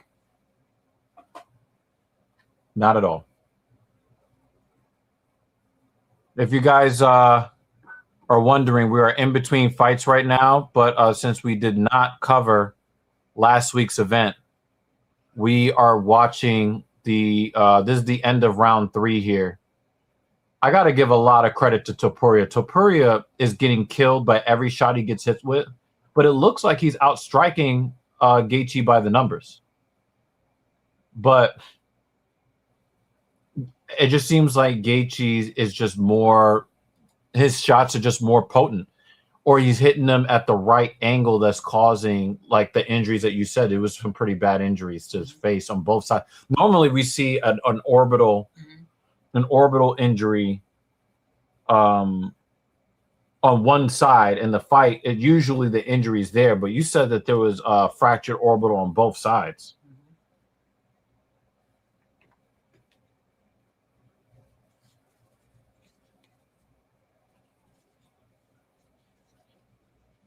Oh, and he got kicked in the face. Oh, I missed that one.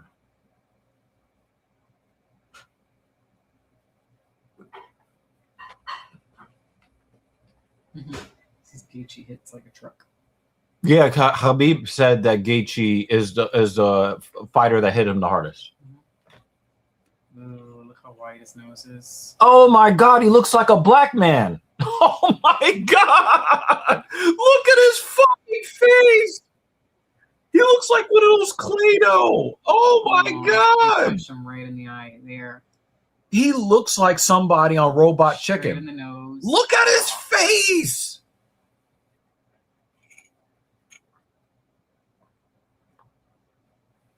And then he pawed him there.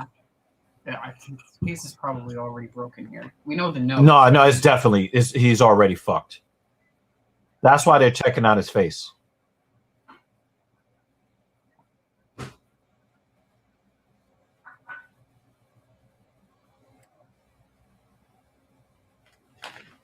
Yeah, the doc. It looks like something's going on here. We're gonna mute ourselves for a second. Can we listen? Yeah, we're gonna mute ourselves and listen and see like what's actually going on.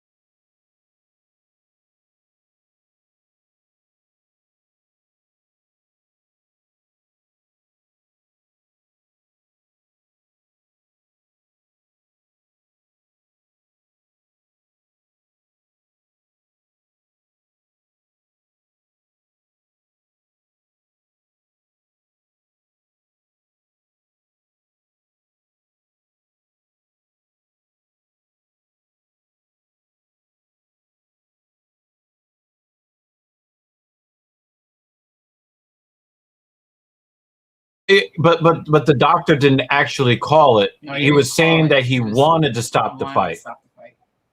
But then when Topuria's like, nah, and then he did the exam again, then he let it go. Yeah, it didn't look like the doctor stopped it, but it did look like he wanted to stop it. I know that seems like a distinction without a difference. No, but I mean, it's a difference. The doctor's going to stop it. I thought I was right. Yeah, Topuria was outstriking Gaethje through the third round.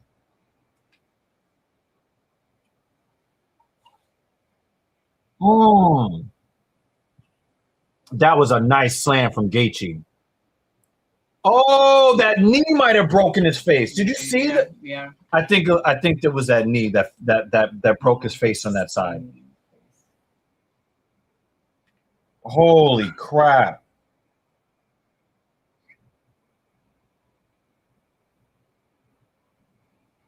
Oh my God.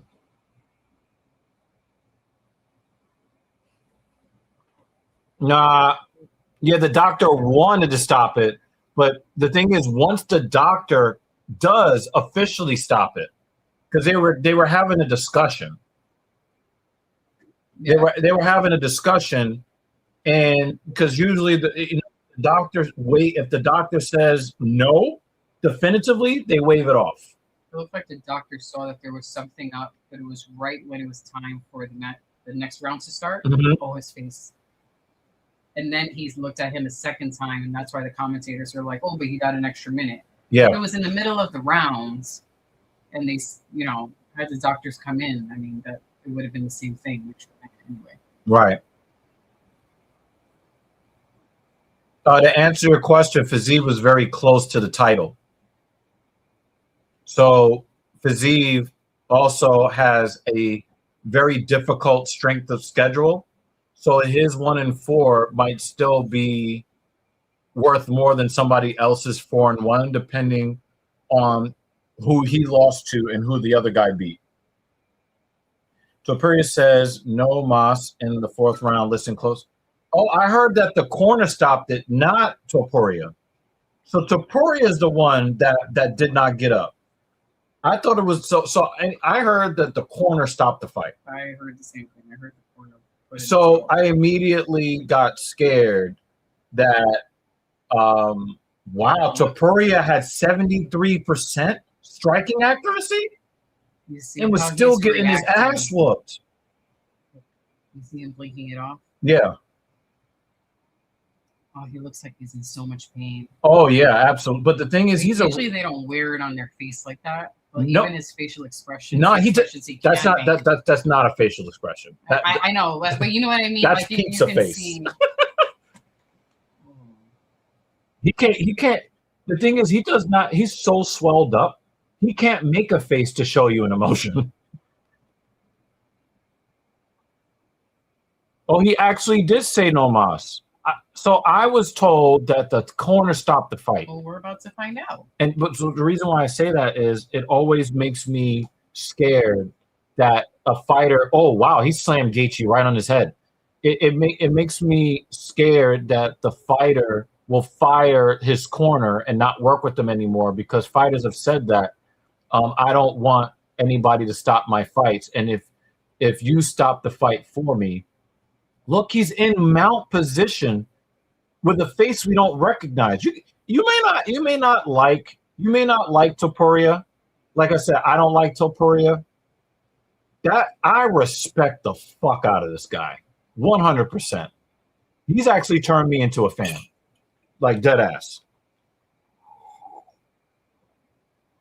I want to see if something happens in the last 30 seconds where if he takes like a shot, oh, he got sprawled out. Yeah. Okay, I thought that there might have been like some crazy shot that he took here at the end of the 4th round that made him not get up. I think he's. But he's exhausted. Yeah, he's exhausted. I know I'm talking like this shit is live, but I know it's not new to you guys, but it's new to me. Oh, that was fucked up. That knee to the body was so fucked up. Look, he goes to it. All right, we're going to mute ourselves. We're going to listen.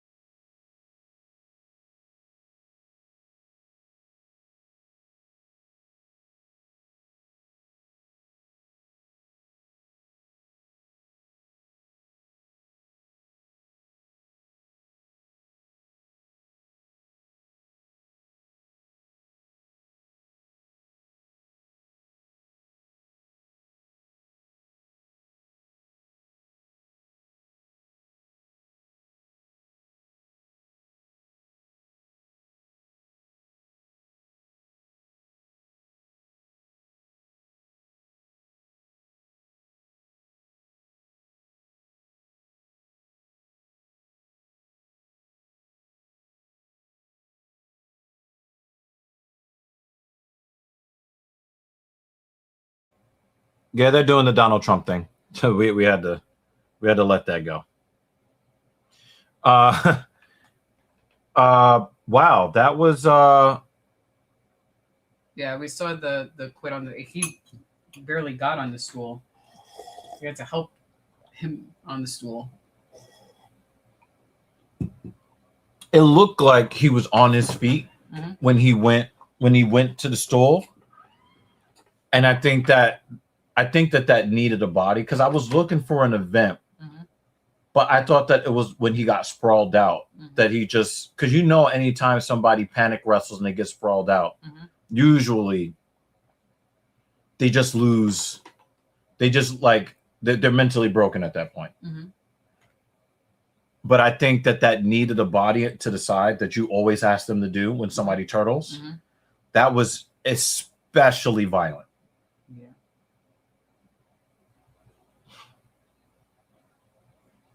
I will say that I really do respect Topuria, but I am happy that Justin is the champion. I'm glad, because remember, Justin was not getting the title shot, and he was like, if you guys won't even give me a shot at the title, I'm just going to retire. And you know how Dana responded. Well, if you're talking about retirement, you might as well go. Some people I hear, they believe that Gaethje will might not fight again after this. If I was him, if I was him, because he's been saying for a lot of years that he wants to use his degree that he got in psychology and in social work, and he didn't want to end up with CTE. He definitely is very high up on the CTE rankings and the giving of CTE. Yeah, because he's fucked up the longevity of their lives. He's fucked up people's lives. You're like, hi, I'm Dr. Gaethje, the giver of CTE. And you know what? And you know what? Human brain. And you know what? Hal makes a good point here, right? Hal makes a good point here. How many fights in a row did Tony Ferguson win before he fought Justin Gaethje? He had won like 12 fights in a row, 11 or 12 fights in a row. And he never won a fight again after that.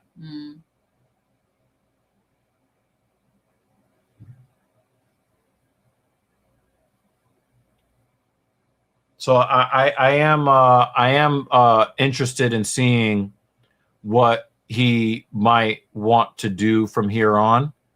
But, you know, Justin Gaethje has said that he doesn't want to fight for a long time. He basically, when it goes out in a blaze of glory, win as much money as he can, and then go. I think that this is the Blaze of Glory match. That was brutal. That was, and the thing is, everybody wants to talk about how Topuria got his ass kicked. Topuria had over 70% striking accuracy. If I am Topuria, and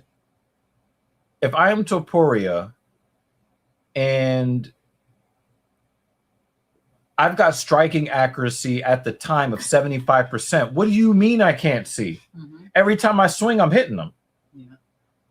I just don't know. I just don't know if I wouldn't be mad if we suddenly hear that he's retired. Yeah, because the thing is, I am worried for Gaethje's long-term health. I really am.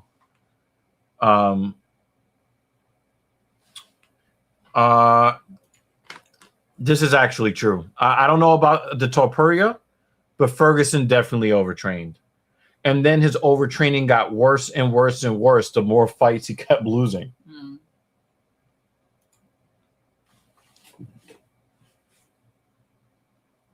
Magomedov is on Bagdasaryan's back, trying to get an early rear naked, it looks like.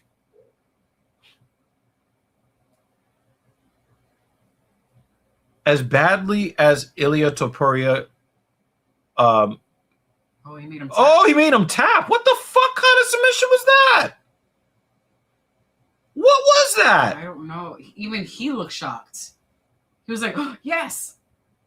There's blood on his back. What the fuck was that?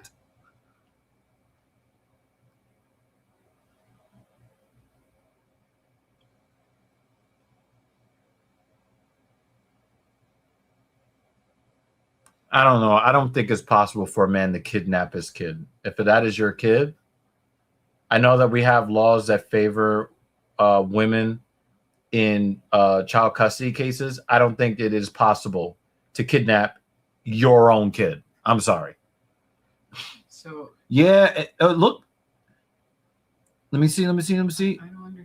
Oh, it's the twist. It's a reverse twister. Oh, instantly.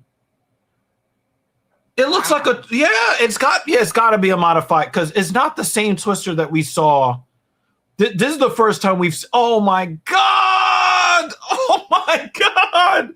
That was art. That was that is getting a bonus. That's a $100,000 bonus. That's wild. Oh my God. Oh my God. He was so locked up, he got stuck there. He folded him like a New York pizza slice. That was so dope. I would not be surprised if he didn't know that that's what he did. I think he did. Because you saw the shock on his face. Yeah. He was like, yes. Yeah, he fucking else. Oh my God. That might be one of the best submissions I've ever seen. That was fucking dope. Because we saw the other twister and it looks impressive.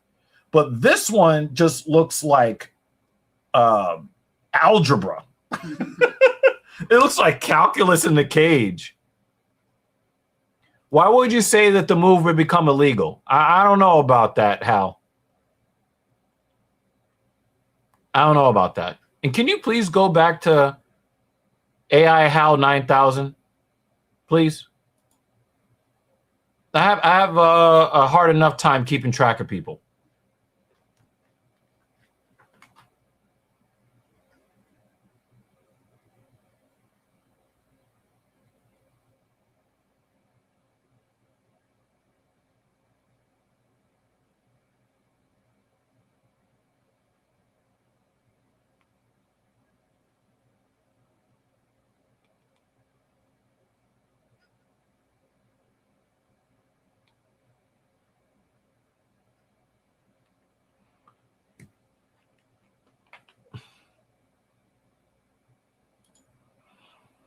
The reason there's only one reason I disagree with you, Jay.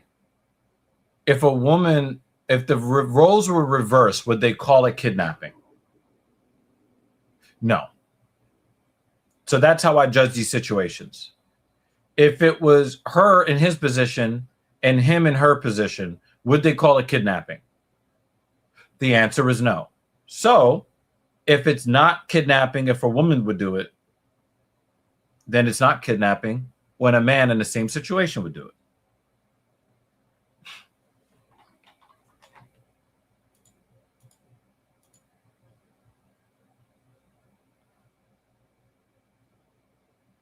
I think that this is unfair because none of this happened. None of this happened. And if he was going to be on his Chris Benoit, then he would have already self-terminated by now, and he hasn't done that. He's still out there competing.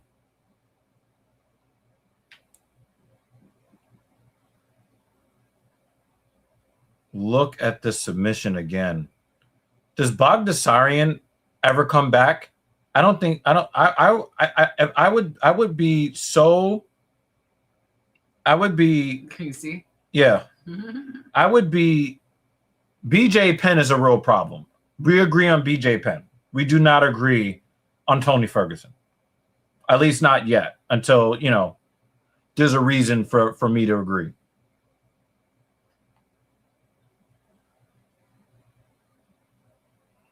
All right, there's an article here on ESPN saying that right now, this is Justin Gaethje, by the way.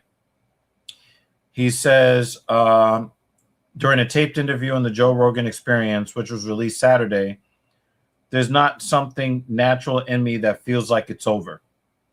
Gaethje outslugged Ilia Topuria last week in the main event of UFC Freedom 250 held at the White House, forcing the former champion to quit on his stool after 4 rounds of a back-and-forth affair, which resulted in Gaethje's first undisputed UFC title. If and when he does decide to step back in the octagon, Gaethje says it won't be to run it back against Topuria because he doesn't have a face that is currently... They need to jigsaw his face back together. He doesn't get a rematch. He can try, but he doesn't get one. He quit on the stool. He quit twice. I stopped him twice. What else do I have to fucking do? His next challenge can't be me. He needs to fight Patty or someone like that. I agree. but I would rather see Topuria go back to 145 because to me, he's still the champ at 145. Mm. But I agree with Gaethje here. But there was talk that Dustin Poirier is willing to come out of retirement for that fight against Gaethje to do the trilogy. As much as I love Poirier, you don't get to retire and then come back to a title fight. I'm sorry. How many coming out of retirement fights are we going to? Yeah. They're never good. And we're like, why didn't you just stay retired? I do believe at this point that Topuria took so much damage that he will never be the same. I think Topuria had one of the best meteoric rises. Hold on a second. I got to take this call. Are you okay? I'm doing my MMA show right now. So I thought that there was an emergency. I got the chair. Oh, Jay, the way you put this comment, I thought it was spam at first. Until I saw that it was your name.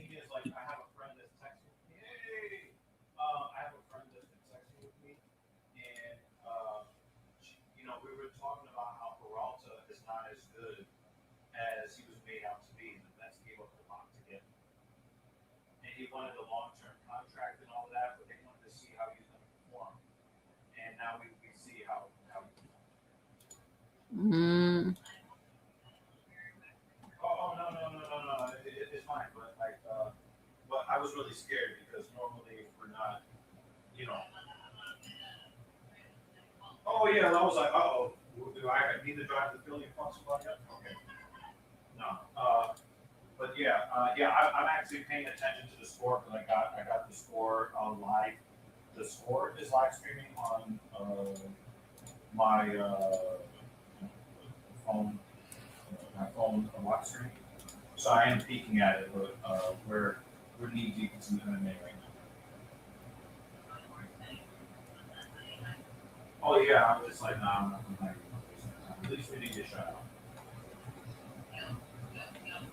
And the New York Knicks are our world champions.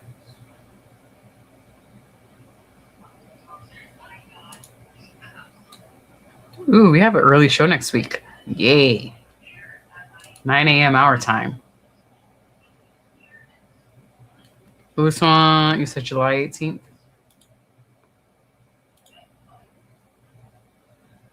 Chase Hooper is back. Didn't he just fight and lose? Hope he doesn't lose again. Holland is on that card. Ribas is on that card. Is that British?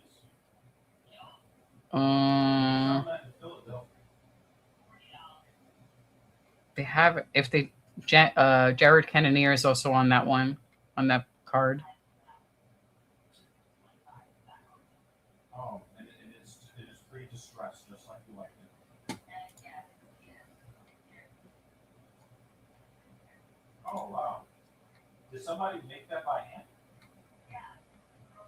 I don't know when this one is. I don't see it listed yet. Oh, so she designed it. Okay. She modified it. Got it. Okay, that's good. Yeah, I don't see that one listed yet.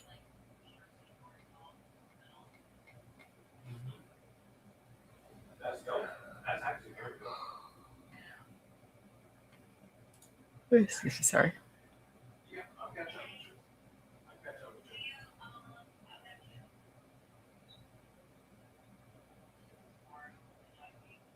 you. You said it will be tomorrow, but we have to figure out the time.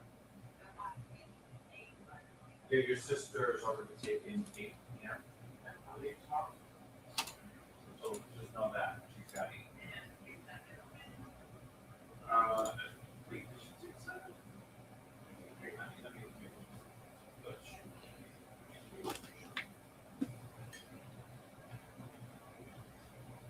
Yeah, Sunday at 8. So you can have it set.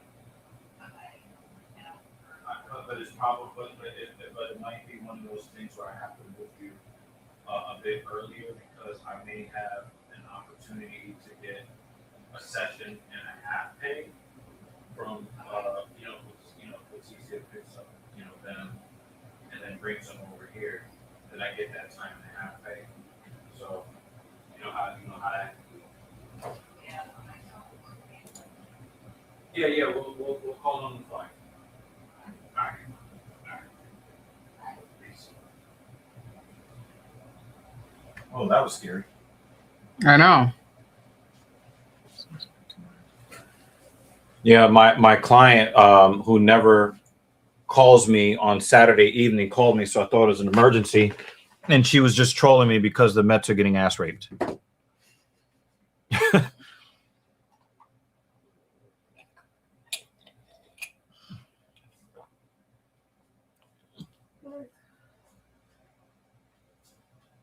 I hope Nunez does get smoked. I know that like it's not, considered to be okay to have the opinion that I have, but like if my dad actually agreed with me on this. If you're a woman that is a homosexual, cool, but trying to assume the persona of a man, I just think is disrespectful. And I've been saying this about these guys that want to wear, pink and dresses and handbags, and then they just know what a woman is because they put on some women's clothes. Get the fuck out of here.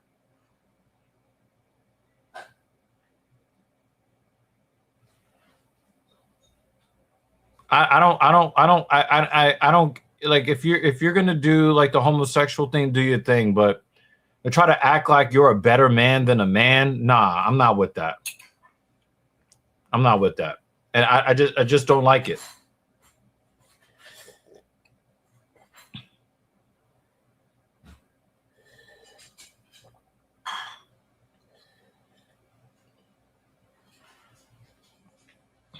I know that's not a popular thing to say, but I don't fuck with it.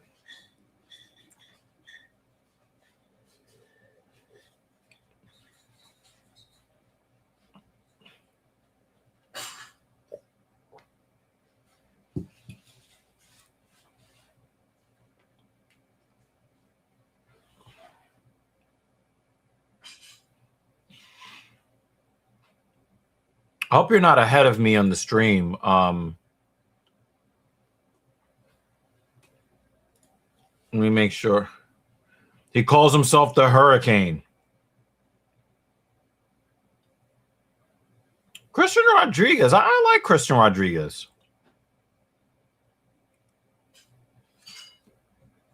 Let's see what he does tonight, though. Oh, Schwarber hit 2 home runs today. I mean, he's going to find an opportunity to get you somehow.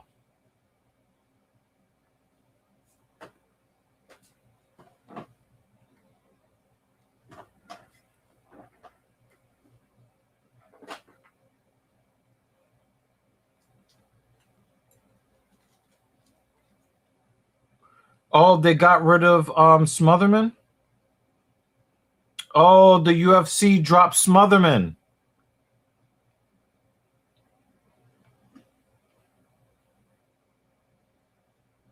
Well, he lost 3 in a row. Oh.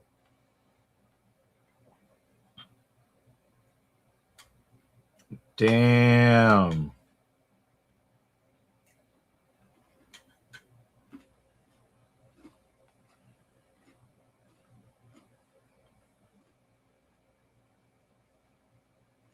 Wow.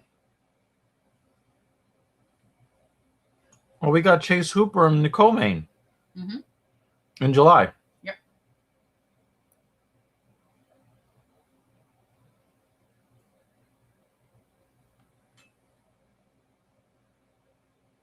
Thiago Moises also was let go as well.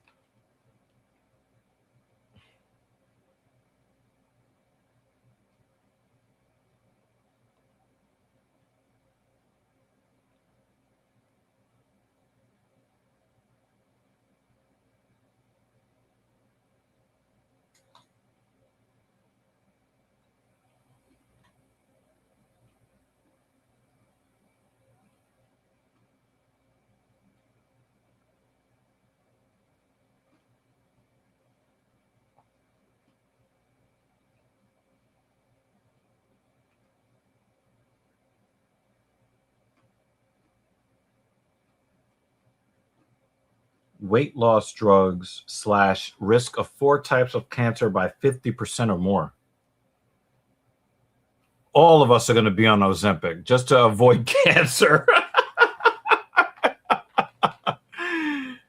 Oh, wow.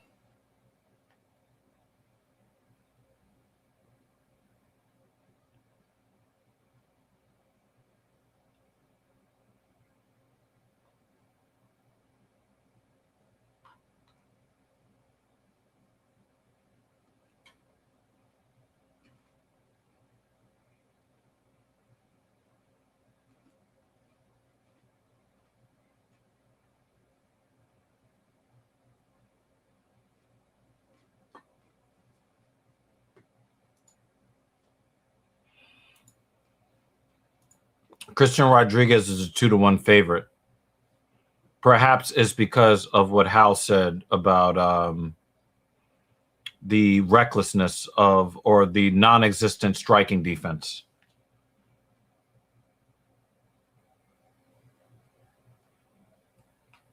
It's 13-1 in the 5th.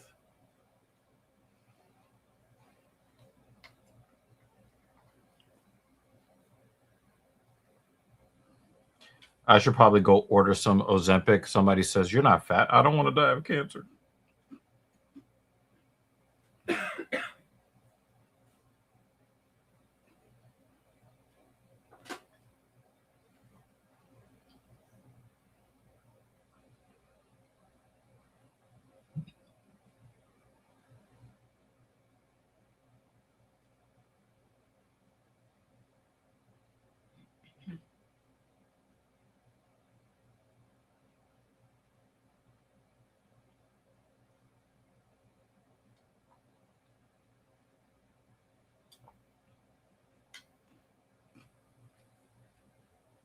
Oh, wait. So you bet for the underdog, didn't you, Hal?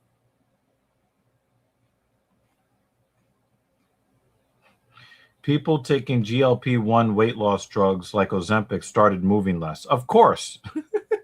Of course they did. But in order to maintain a decent level of health, you have to increase your activity. Jeez.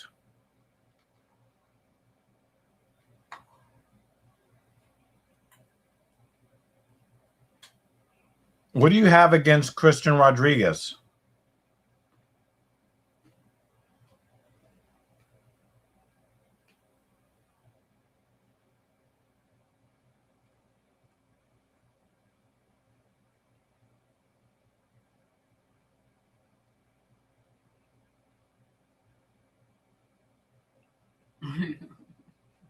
He was like, nothing. Why are you always betting against him? He's an exciting fighter. He's got a good personality. Oh, what a right hand.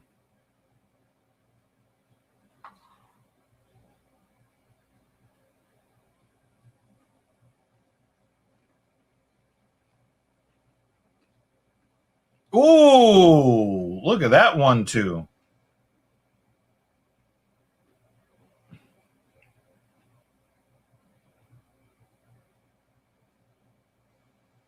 Touched him with the left hand there.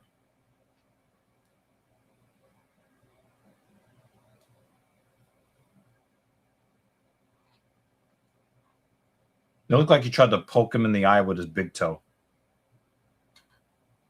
You know that's how Jessica I lost a fight. Mm-hmm. And then she tried to claim that it was an illegal eye poke. It was a toe, not a finger.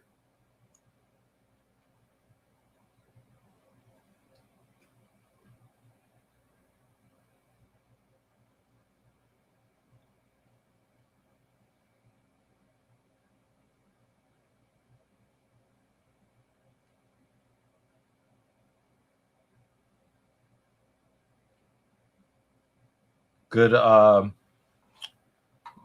grappling defense there from Emil.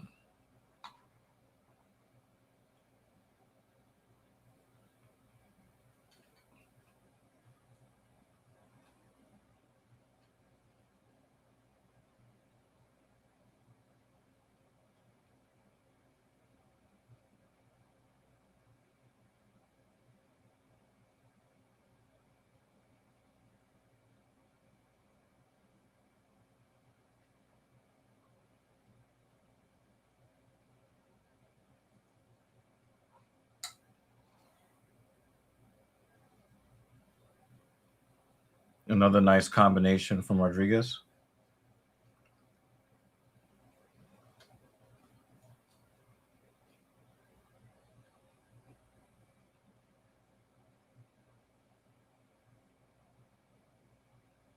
Now I can see what you guys mean. Emil really does throw a lot of haymakers. I like how when Rodriguez threw the roundhouse kick, he followed it up with the spinning back elbow to protect himself.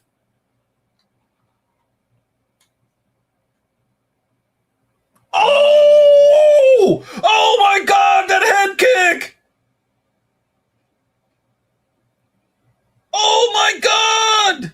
That head kick was crazy! Oh, he's sleeping on the job! Oh my God! Oh my God!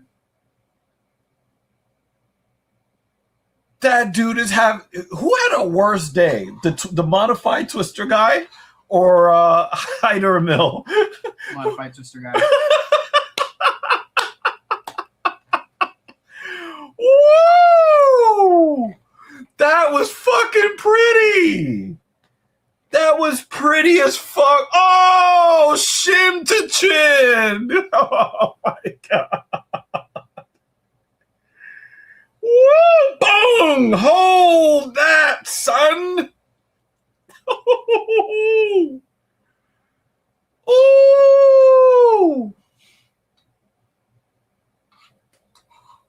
It was so fucked up. You made Beltron do the awkward shuffle.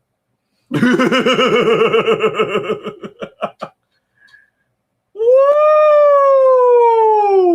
And out. And oh my God, he went to sleep. He was tired. Oh, that's the guy you're talking about. I don't know who that dude is. He looks ultra white. The only guy that could kind of look whiter than the man sitting next to him, Bisbing.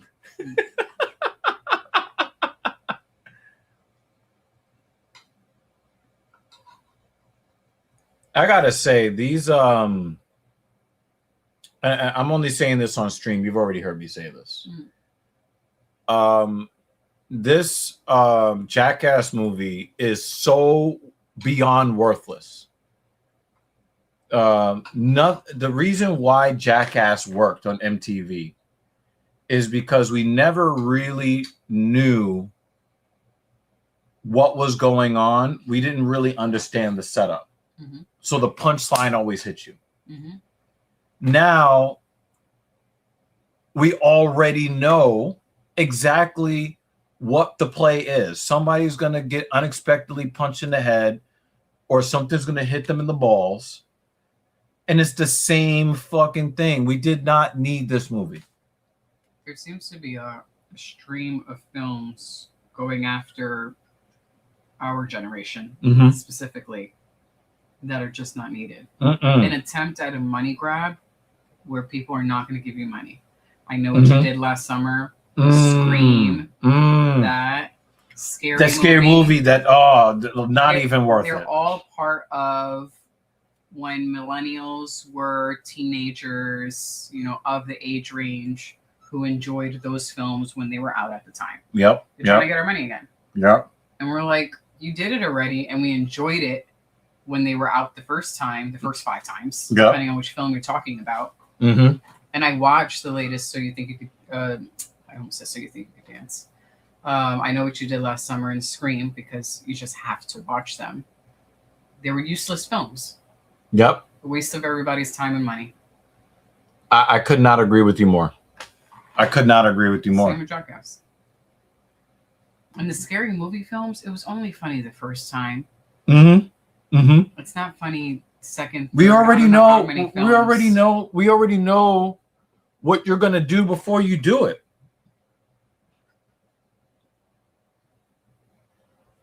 Yeah. No thanks. Wait, they're bringing out Lord of the Flies this year? Oh, it's on Netflix already. It already came Do you out. think we should do it? Okay. Don't say anything about this. Wait for us to watch it. Don't give us any opinions. Don't say anything else. Don't say anything else. Let us watch it. We'll come back to this. If this event ends soon, we might be able to sneak a peek at it before we go to bed. Oh yeah, we're here, Maine in Maine. So yay. We may watch that at your behest. We might do that when we're done with the stream, over dinner or something. I'm sad that we didn't get to go to Soup and Burger before they died. Yep. I think it's tomorrow they die, right? Mm-hmm. Fucked up, man.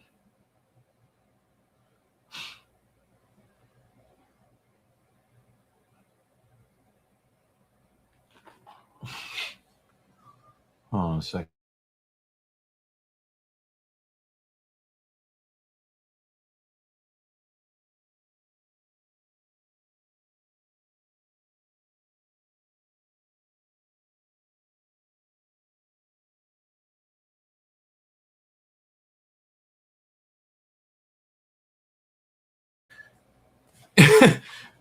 You're just muted for the McGregor. McGregor is trying so hard. Is he in tax trouble or something like Mayweather?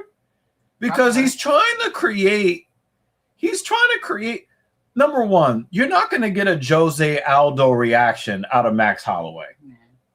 So you're not playing mind games with him. Mm-hmm.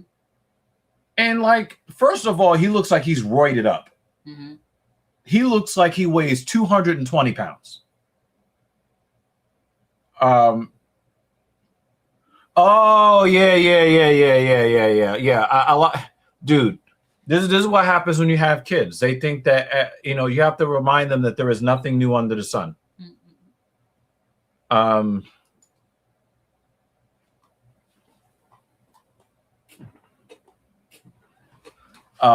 Yeah. I get your snarky frustration when it comes to that. I understand. But yeah, we'll take a look at that. Okay. I know that was required reading in a lot of schools. I didn't read that book coming up. I didn't read that one either. So I didn't read most of the required readings. I read most of them. Yeah, I read most of them, but I didn't read that one. I loved reading. I still love reading, but I really loved reading where I read all the books except for the ones that were required for school. I still passed and I did my book reports. Yeah. But it's not as fun when it's required. No.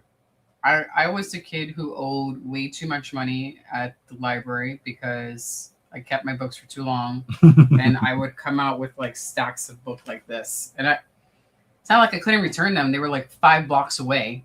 You're just a bum. I was just a bum. That's all. Thanks, Mom, for helping me pay for that. Because I was racking up debt before I was even legal. Your credit was in the fucking crater at age 8. Before it was legal for me to start working.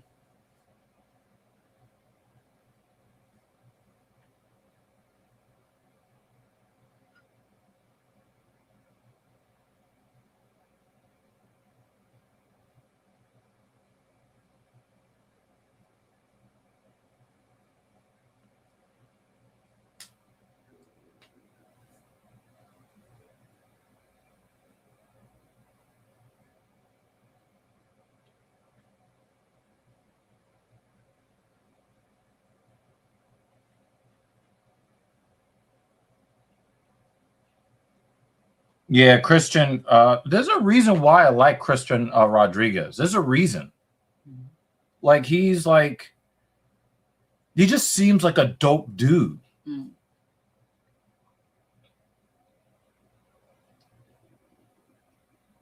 But the way what's his name got fucking twisted up, Baghdasaryan.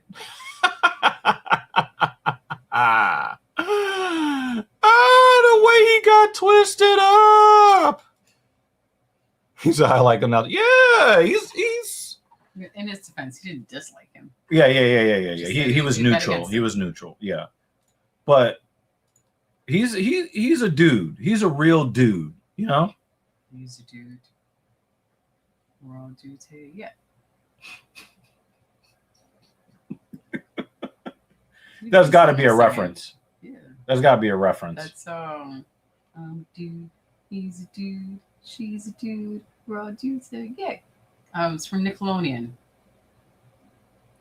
I wasn't a Nickelodeon kid, really. Neither was I, but this movie was shit. One of the dudes now is on Saturday Night Live.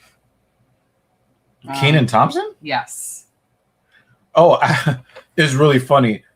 I saw, you know, the compilations where they show like women trying to like talk about how attractive they are and how they're just not messing with men and all this stuff. And I'm listening to this chick talk, and then I put a comment on the video, and I'm like, what is Kenan Thompson talking about? You can't be speaking from experience. It's a film that he did. Imagine a chick that looks like Kenan Thompson talking about, you know, who she will and will not deal with. Like, the fuck? Oh my God. He did a film with the skinny dude. They were like the duo.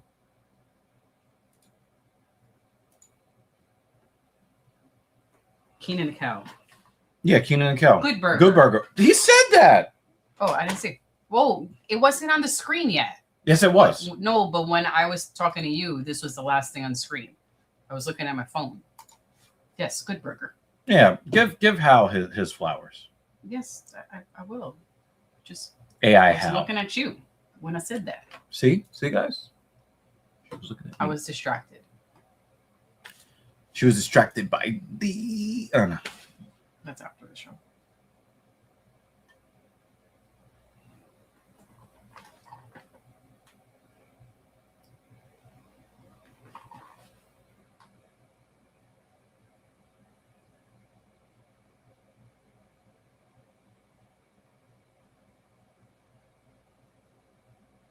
I really don't like Kutalaba, but I would expect him to win this fight.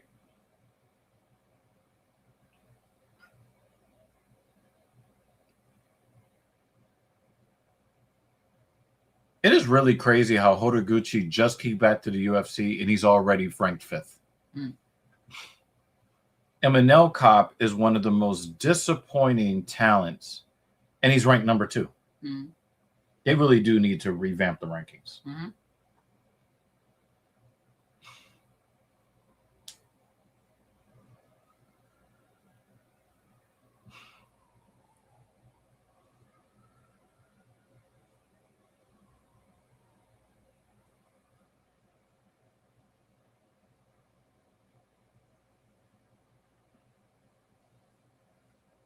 Yeah, he did. I was very happy for him when he came back. I like how you spelled his name Horiguchi, like Gucci.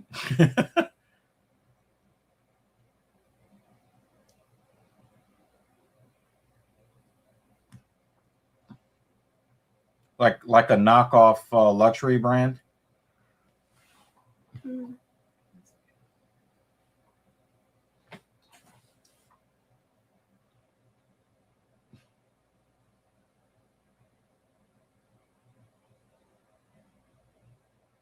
Doesn't he look strange? And you know I don't like that fucking bottled fucking bleach peroxide shit. I hate that shit.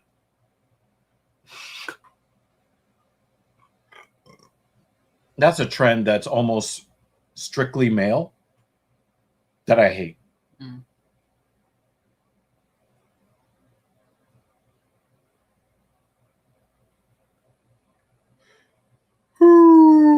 Tomorrow, I'm going to see how I feel. I might do a 5x5 at 185 again on the squat, but then I did that on Wednesday. What I did was, and it's a squat that I'm going to show you when you feel more comfortable with it. I went down to 135, and then I did a specific version of a volume squat, Mm-hmm. and I'll teach it to you. Mm-hmm. But it's one that keeps the tension on your legs. There's no rest. There's no isometric phase in it. It goes eccentric, mostly through the concentric, and right back into the eccentric. There is no isometric. Well, I think I know how I fucked up my quad. Because remember,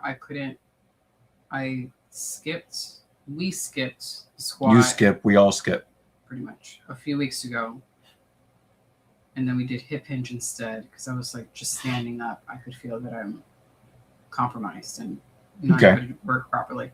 And then the last time we did squat, I was able to squat. And the more I did the movement, it started to go away, or like the better it got, the more relief I felt. So we stayed at a lightweight. And I think it's another work-related thing. Like you're positioning yourself, you picked up a bad habit, a bad movement habit, and now it's... I was picking product. What you were doing is you were pushing it with your leg. Mm-hmm. I got it. Yes. Because then you need to be more fit to do stuff like that. Wow, Sterling is a 3-1 favorite. He's got a 4-inch reach advantage. He's 4 years younger. I just don't know much about Navajo Sterling. That's really the issue. I chose him only because he's undefeated. Right. I didn't know he was undefeated. He's undefeated. One of the losses on Kutalaba's record is when he was pretending to be knocked out. Mm-hmm. You remember that shit? Yeah, I know, and that's also part of the reason why I didn't choose him, because he's such a wild card. Yeah, like you don't know which version is going to show up. Going to be fucking ferocious. Yeah, sometimes he can be. He is bullshitting. Yes. Yep.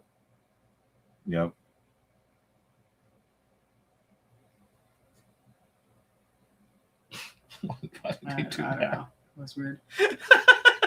That was so dumb.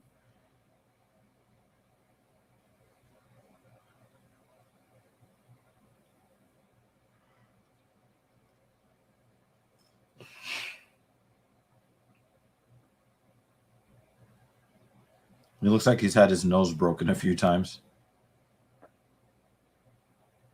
See, he's still doing stupid shit. Mm-hmm.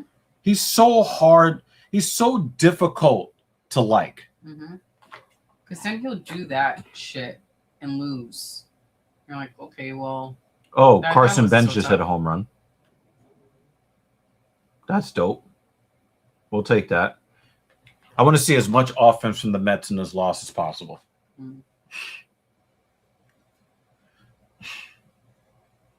He had a 2-run Jackson.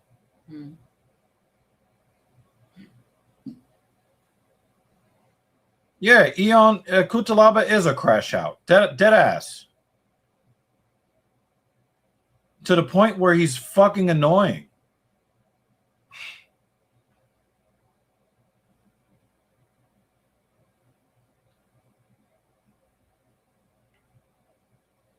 You reverse the position here on the cage.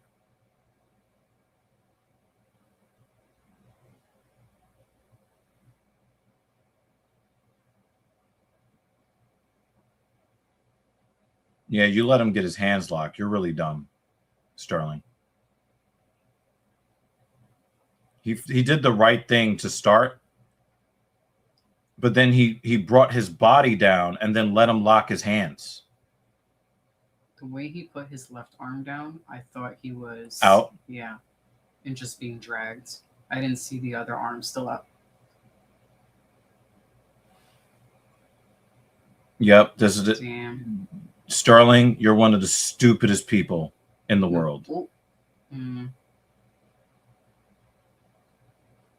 Oh, he got out. Nice. I thought he was about to lose.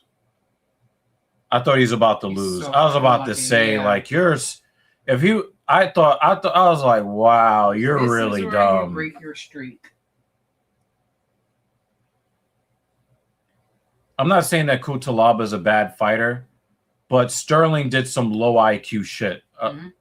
He worked so hard to reverse the position along the side of the cage Kutalaba puts his arm over his neck, so it was obvious that he was going to go for a front choke. And what did Sterling do? He dropped to his knees to allow Kutalaba to lock out his hands. Like, what are you doing, guy? I mean, it's a good sign that he was able to get out of it. It's a bad sign that it's obvious to everybody in the world what's coming next, and you actually help Kutalaba. You help his submission attempt. You help him secure that submission attempt. Is he pretending to be hurt again?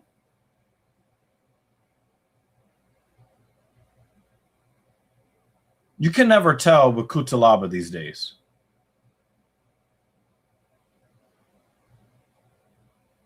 All right, he's got double overhooks here on Sterling. Sterling needs to separate without getting elbowed.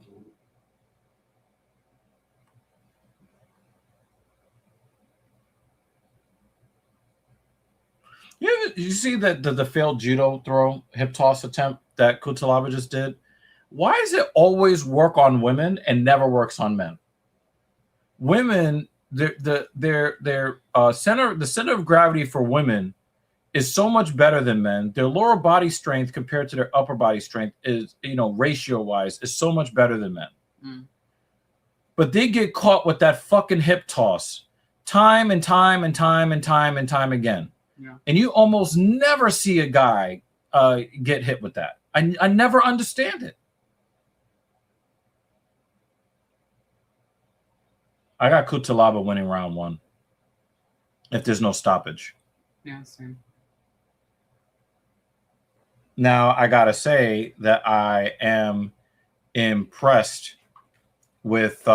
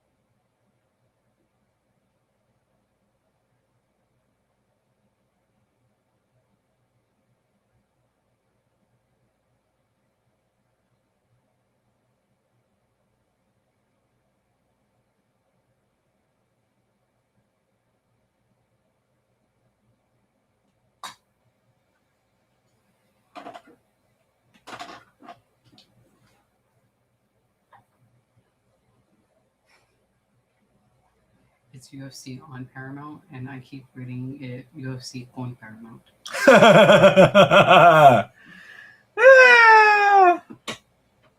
UF with Paramount. Mm-hmm.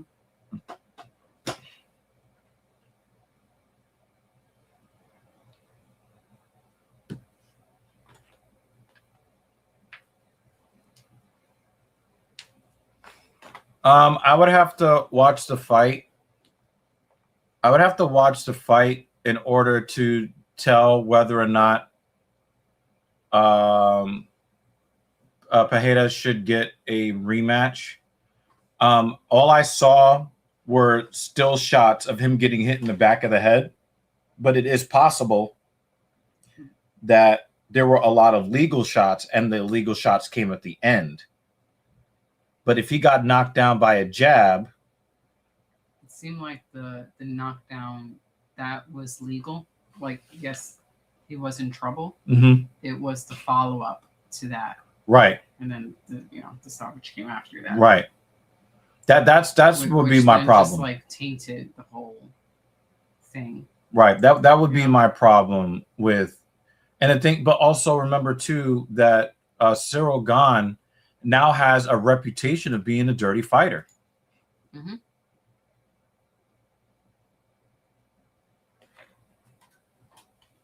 Yeah, it makes the perspective of watching any of his fights just unenjoyable. Like I'll cross that bridge when I get to it, when he's scheduled to fight. But there's a strong possibility. We got a Kimura trap here. That when it's time for him to fight, I might be like, guys, I'm going to bed. I'll be like, peace out. Yeah, Tom. No, I think that there is a. I think that's a done deal. That that Aspinall has already agreed to fight Gane in Paris.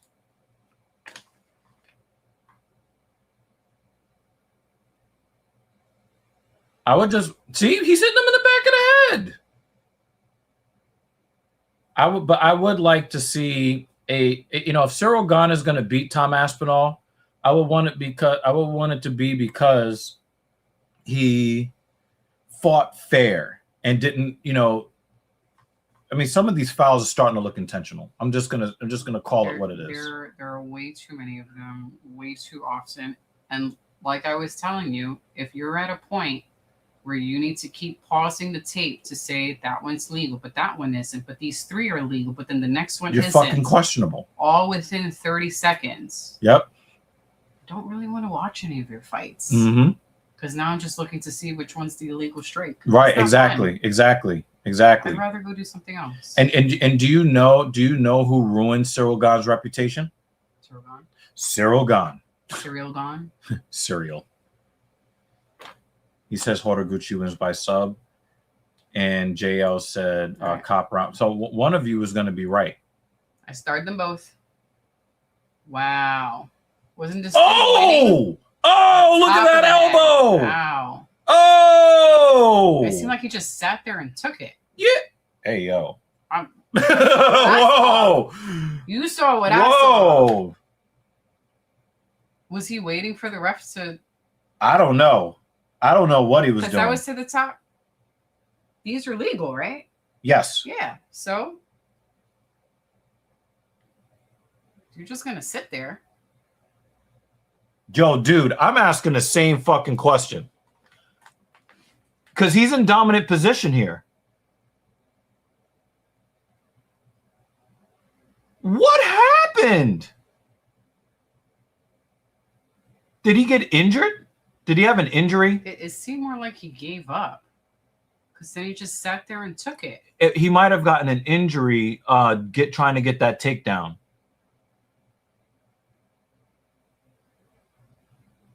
And the ref is giving him a chance. These are all legal strikes.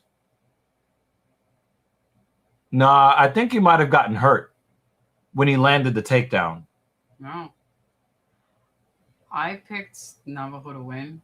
As the fight was going, I was like, well, there goes a bad pick. Also, it's not a big dive for the money. Navajo was a 3-1 favorite. Come on, guy. You can't make that fucking claim all the time. But even if he look, even if he gassed, he would put up a fight. Yeah, he just he landed he landed the takedown and then turtled up. Yeah. That tells me that there was some sort of joint injury or muscle tear or something like that. Like I'm gonna be looking for the dirt sheets on this one to see the status of Kutalaba's health, because that was ridiculous. That didn't make any fucking sense.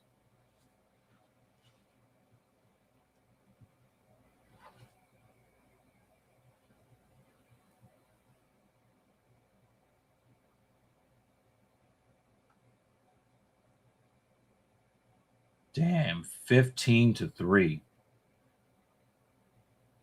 Schwarber's his third home run of the game.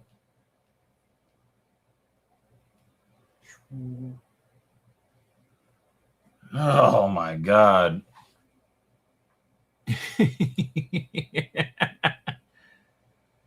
I want to see if he's got a limp or something. I do not understand what happened here. As a matter of fact, I'm going to mute myself. I got to hear this.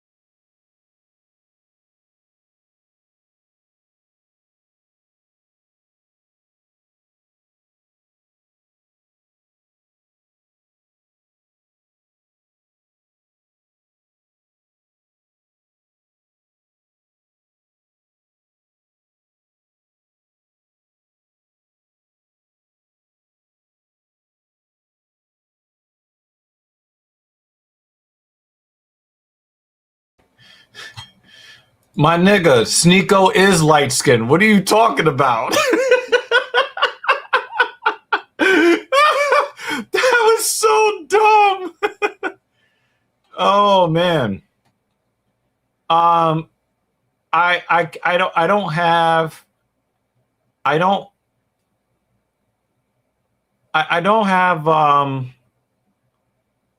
that. I mean, I don't want to be I don't want to jump the gun. But there's a but in there. From what I saw from Kutalaba in that final sequence, that's a fireable offense.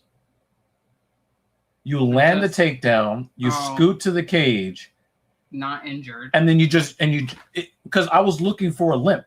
Uh-huh. When they called the fight, I was looking for a limp, and I couldn't find one. It looked like he was healthy. Yeah, I didn't see him, with any shoulder, elbow, wrist. I didn't see any broken bones. There was no limp. So you got a takedown. You scooted to the cage and then just put your arms down and nah. That's a fireable offense.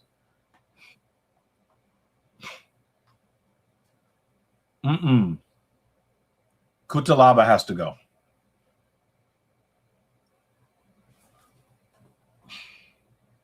Because we're getting to the point where there's not a whole lot of integrity, but whatever is left of the integrity of the UFC is going to take a hit if he gets another fight.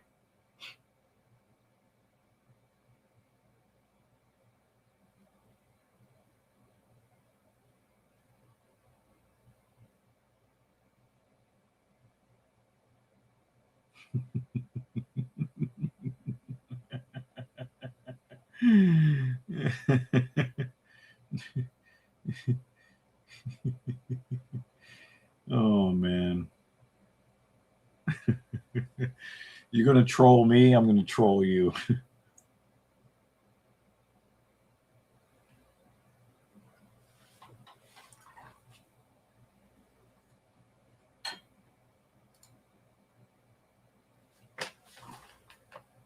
I know that I'm very critical of some of your takes, but after what I saw, how the fuck could I argue with this? Didn't make sense. Nothing about that made sense. Like I said, nothing. I'm watching Yeah, it, like I'm like, well, I made the wrong pick Yeah. because it seemed like Cutelaba was going to win. I And we got that version of him today. you land the takedown, you scoot your back to the fence, and you turtle up. No injury. Nah. The only And then when they viable stopped the fight, explanation he was like, is AI okay. how. He didn't look upset that it was stopped. Yeah. You know, Nope. Because when they're hurt, they go like, Yep. you know, and they go and they. Yep. He just shook his cradle. hand and walked off. Like the guy who had the leg injury. Yep. We were like, how did he get hurt? We didn't realize until he got on the ground and Yeah. his leg. Yep. Yeah, that was some fucking bullshit. I'm not with that. That was some fucking bullshit. I would love to hear what Dana White, if they're gonna question Dana White on this. I would love to hear what Dana White, if because the thing is, the press sees the shit the same way we do. Inflation is tough on folks. That's why we're hearing all of these women talk about that they'll do 50-50 and they'll be submissive now. The economy is really bad.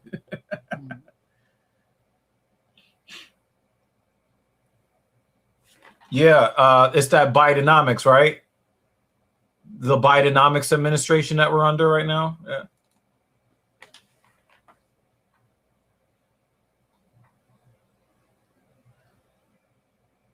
I used to be on the Manel Kape hype train, but he's a douchebag. So I hope that Horiguchi wins. Nah, they don't want this level of equality. They only want equality of positive outcomes, not equality of possible negative outcomes or responsibility. So no, that's not going to happen. They're not going to fight. They're not going to fight for the equal right to die in war. They're not going to do that.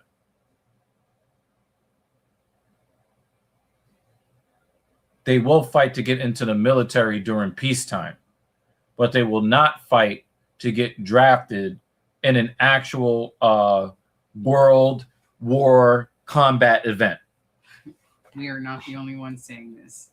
Someone asks, did Ian Cutelaba just quit? He simply sat there and absorbed punches. Someone else says, oh shit, I just lost it. She's checking social media to see what people are saying about that last fight. Oh, Cutelaba remembered that his dumbass bet on Sterling to win by TKO in the second round. A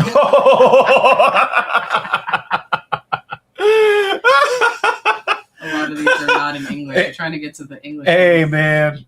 AI Hal had the right idea. He had it looks it.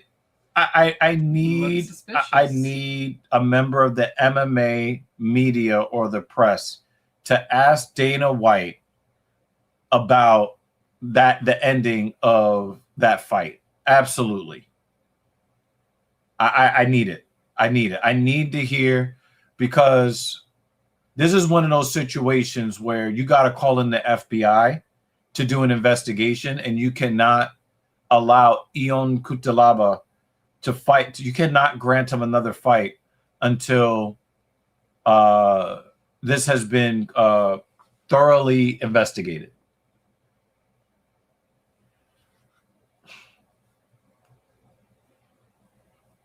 And don't give me that fucking Epstein Files investigation. I'm talking about a real investigation.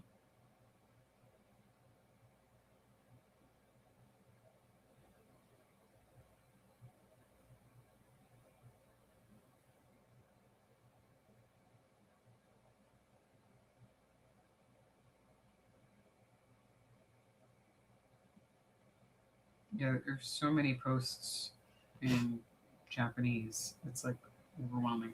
Oh, that's because Horiguchi is fighting. He's the No, but I mean like during the time that But also remember who's on the marquee. Yeah. Horiguchi's on the marquee, so you're gonna get more Japanese. Trying to find. But yeah, so what is those?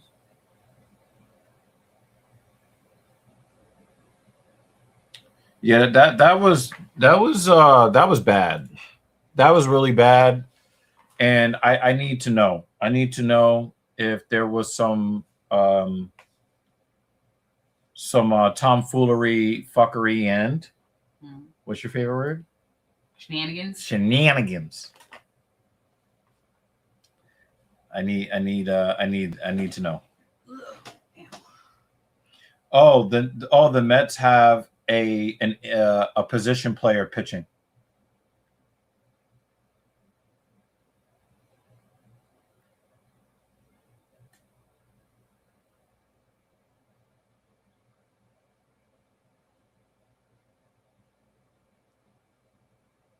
Wait, Horiguchi left the UFC after a win. He's on a 5-fight UFC winning streak. That's crazy. Usually guys leave after a loss. Yeah. But since he wasn't the champion, I guess. And he's already beaten Manel Kape before in the UFC. Someone said he went to the Derek Lewis School for Heart. Oh, that's nasty. He says, I watch tennis, so I know these foreigners are owing debts in their homeland. That's messed up. That's so messed up. Oh, man. When they're slandering your goat, but they're sadly right. Oh, man.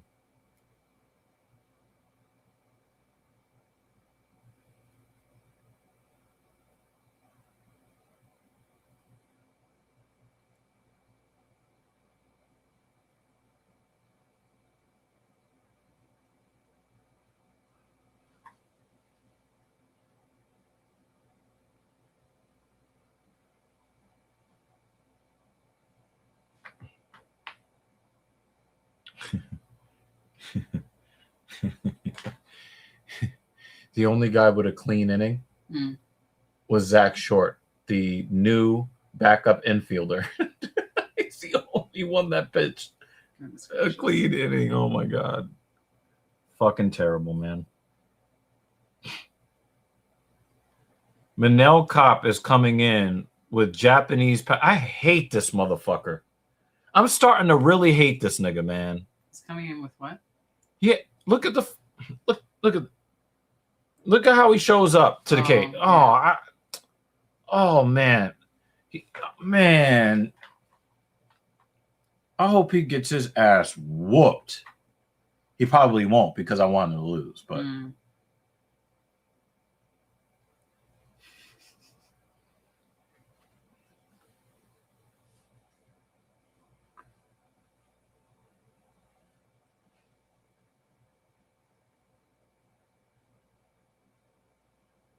Oh, yes. Let's talk about this. Let's talk about this before we go. Because I got a fucking rant. I have to rant on this one. I ranted on this yesterday to one of my clients.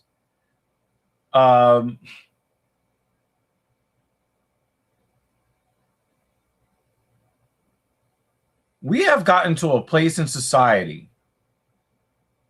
where we have completely lost the plot.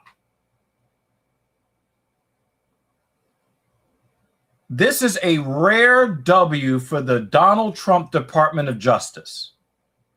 We cannot have any entity or any organization or any lifestyle choice infringe on people's right to A, practice their beliefs as they believe them, and B, to not be forced to co-sign or promote anything that they don't agree with that is not directly tied to their job description.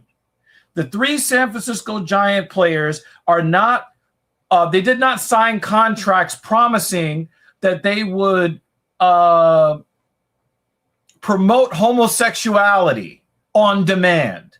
Their job is to do their fucking jobs on the field. Oh, you know, they wrote Bible verses on the hats, and you know they cause hurt, and your fucking emotions have nothing to do with me. Your rights end where my rights begin. If you don't want me to say disparaging things about your sexuality and lifestyle, that is reasonable. You cannot force me to promote anything that I don't agree with. And now they're demonizing players because they don't want to promote something they don't believe in. It's not like the players said, you know, the stuff you can't say on YouTube. Like those, you know, they didn't say any of those things. Okay. They said, I opt out. That's all they did. They said, I opt out. Let me ask you a question. Yeah. If you went to work and somebody says, you need to buy a gift for your coworker, is it a gift? Mm-mm. Why? Because you're telling me I have to get it. So if you are going to try to force me to promote something, then it's not an option. It's not real advocacy if you're trying to force people to promote. And I've said this, and you know, if you guys want to like report me and all this stuff, that is your business. But I realized this concept when I was in high school, when people were trying to get me to do drugs and drink alcohol and smoke cigarettes. One of the things, and you've heard me talk about this before, if I wanted assistance to do something positive, most of the time people, they ain't got it. If I need to borrow money to help a blind man across the street, which I did today. Oh, very nice. Yeah, because there's a blind sensor down there. Yeah. Well, somebody kept hitting the back of the car, and I could feel the vibration. I was like, "Who's hitting the car?" And I look, and you could tell it's a walking stick in the rear view camera. Mm-hmm. And then I was just like, and he keeps tapping, and he's not moving. I was like, "Wait a minute! You've been standing at this crosswalk for now 3 lights. Let me get out and help this guy." He didn't know where he was. He didn't know what street he was. So when I helped him across the street, he was like, "What street am I on?" And I was like, "Oh, you're on blah, blah, blah." Yeah, I usually ask them like to see which direction they're trying to go and let them know like which side. That's what I told him. I said, "You're on the north side of blah, blah, blah." Yeah. But like, if I needed to do something positive, people are not really willing to help me do whatever that is. But if I said, you know what? I want to be a cokehead, or I want to get strung out on heroin. You know how many people are going to come out of the woodwork to give me free drugs so I can ruin my life? Mm-hmm. If I wanted to become a drunk, you know how many times I've met women and they say, when I tell them I don't drink alcohol, "Oh yeah, we're going to get you drunk." But what if I said that I needed supplements to like get better health? You're not interested in that though. Mm-hmm. People only demand your approval when they are doing something they think is wrong. Mm-hmm. And the only way that they can feel comfortable in doing the wrong thing is when they look around and make sure that other people are doing that thing with them. You never see anybody who is truly in the right and is comfortable with their decision requiring everybody around them to co-sign what they're doing. Mm-hmm. If you need straight people to celebrate your sexuality, then you're not comfortable with your sexuality. And you should be fine with people that says, you know what? I ain't riding with you guys. I'm not going to assault you. I'm not going to insult you, but I'm not with you. You should have that option. Mm-hmm. What you should not be able to say is, oh, 6-letter expletive. You can't call them, the 3-letter version of that expletive. Mm-hmm. you're not allowed to give your real opinion. Just putting a Bible verse on a cap causes anger and hurt, then you are not comfortable with your sexuality. End of story.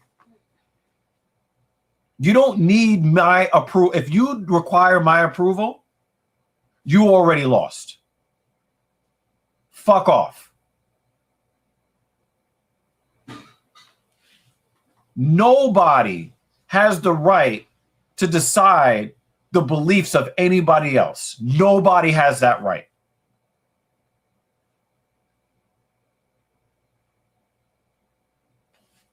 That shit got me fucking heated. In fact, I don't know if you know this, Hal, but a minor league baseball team forfeited because 6 of their players refused to wear their rainbow uniform. And what did they do in the public statement? They denigrated the players for opting out.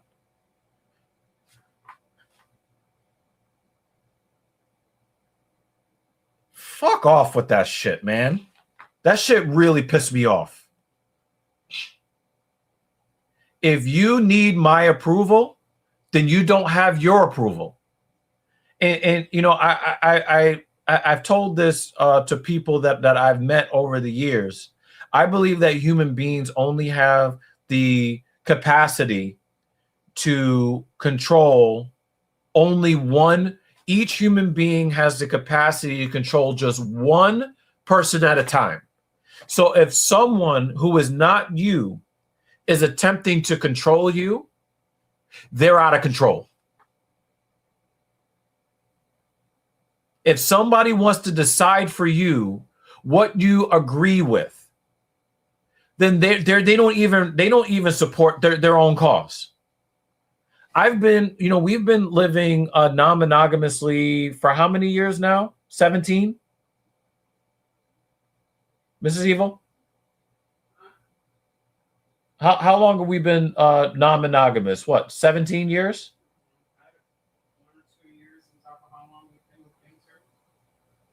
Yeah, somewhere in that range. I don't require that other people support our relationship structure. It's none of their fucking business. I've had gay people tell me that I am selfish for being non-monogamous. They find that it is unacceptable for me to have more than one woman in my life.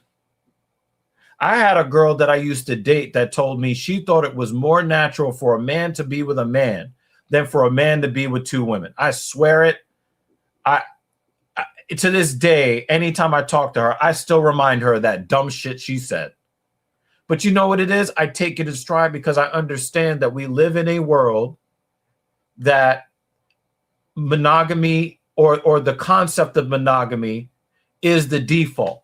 I don't tell people that they need to accept our relationship and they need to celebrate us. Your job is to not interfere with our relationship. I don't give a fuck whether you agree with me having more than one woman or not, as long as you don't try to interfere in our relationship. Your rights end where my rights begin. It is a very simple concept.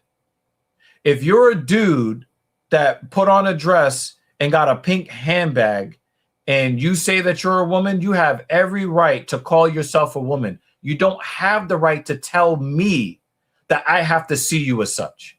You don't have that right to control my perception of the world. And if you were comfortable in your own skin, you wouldn't need it. You wouldn't need my co-signing. You would just go out there and live your goddamn life.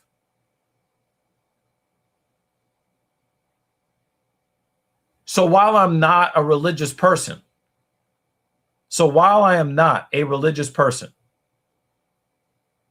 if they want to write a Bible verse on a hat that they don't want to wear anyway, that is their fucking right.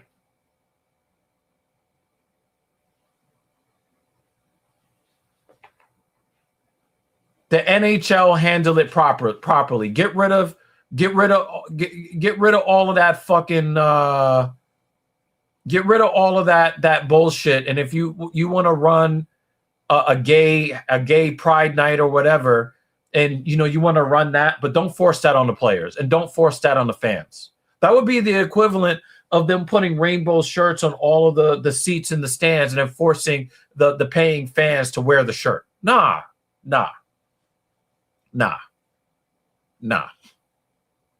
Nope.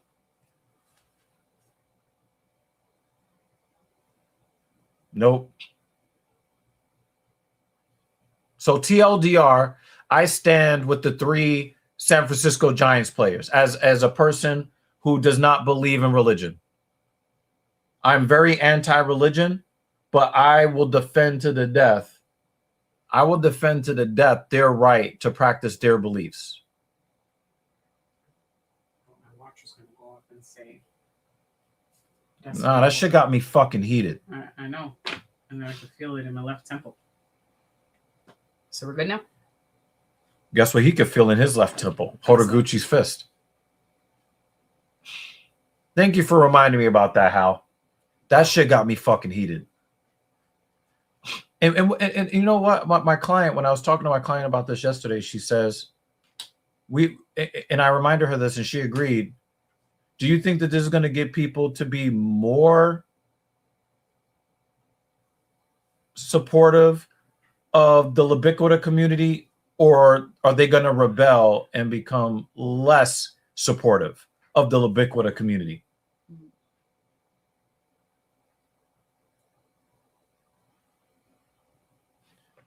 Yeah, I've seen stuff where the pride parades here in New York where guys will openly be having sex with each other in the street in front of children. And everybody claps like it's some brave. Get the fuck out of here with that shit. That shit got me fucking heated.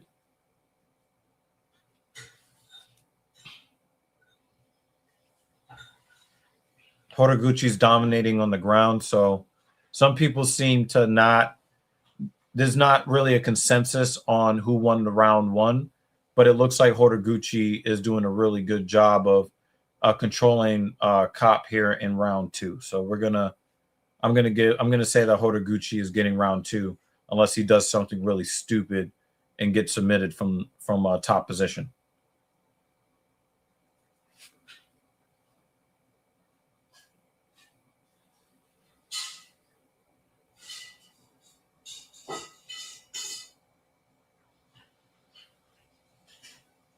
Hey, Sinister is here. What's up, man? Hey. I think he was here earlier. Earlier, yeah, but I wasn't here. I'm sorry. I missed No, your comment. we've never been to Fire Island. There are restaurants at Fire Island, right?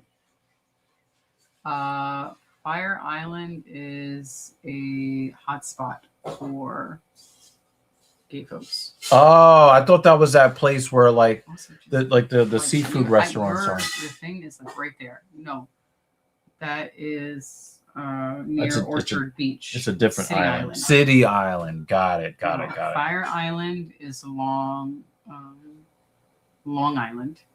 You have to drive out to like it's like what is it? Is it called Fire Island because they all their genitals are on fire from passing? I don't know, and I don't give a fuck. STDs to each other. It's there. Oh man. I mean, they renamed a whole disease because it was stigmatizing the only people who were getting the disease.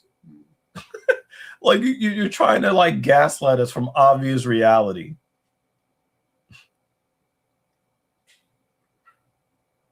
So some people are going to say 2-0 Horiguchi. I'm unsure about round 1 because I wasn't really paying a lot of attention, but I got Horiguchi winning round 2.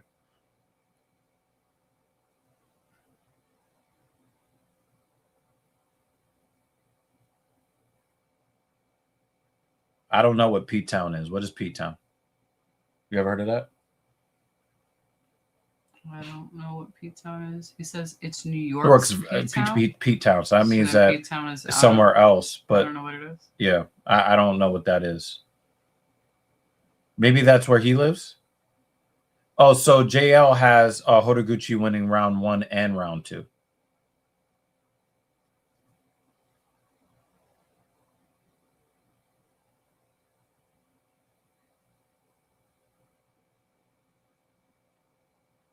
I've never seen a guy get beat up that bad in a fight he performed that well in. When you're talking about Ilia Topuria. Yeah, Kape is a waste of talent. He's got supreme skills. He does not use them in the cage, and it seems like he puts out a lot of energy doing stupid shit. It does look like he's got some urgency here, though. Here in round 3, he's coming out on fire.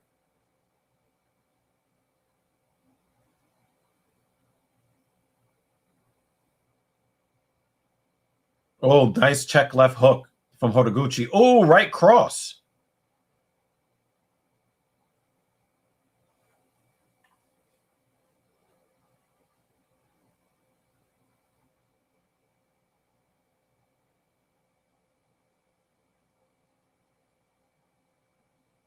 I don't have any thoughts on Strickland. I think Strickland is the 185 champion right now. He should be allowed to go to any event that he wants to. He's the fucking champion. So I'm not going to classify it as a stunt. I know that he was removed for his safety or whatever, but he's the middleweight champion. He should be able to go to special events without being escorted out. That's just my opinion. A lot of his antics, I'm not a big fan of Strickland as a fighter. And I don't overly love his personality. But removing Strickland from that event was no good. Definitely out of pocket on the UFC's part.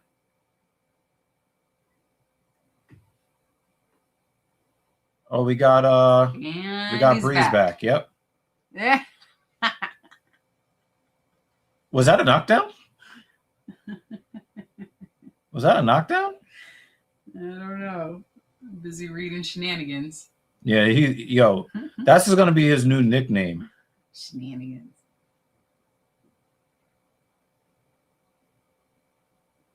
Anytime I walk past him in the gym, he has a face.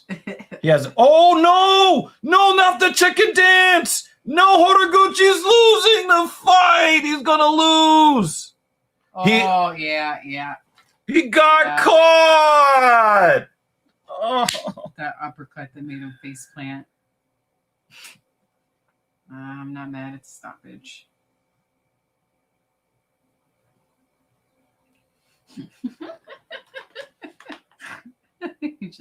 This is what this nigga's crazy. He made me snort.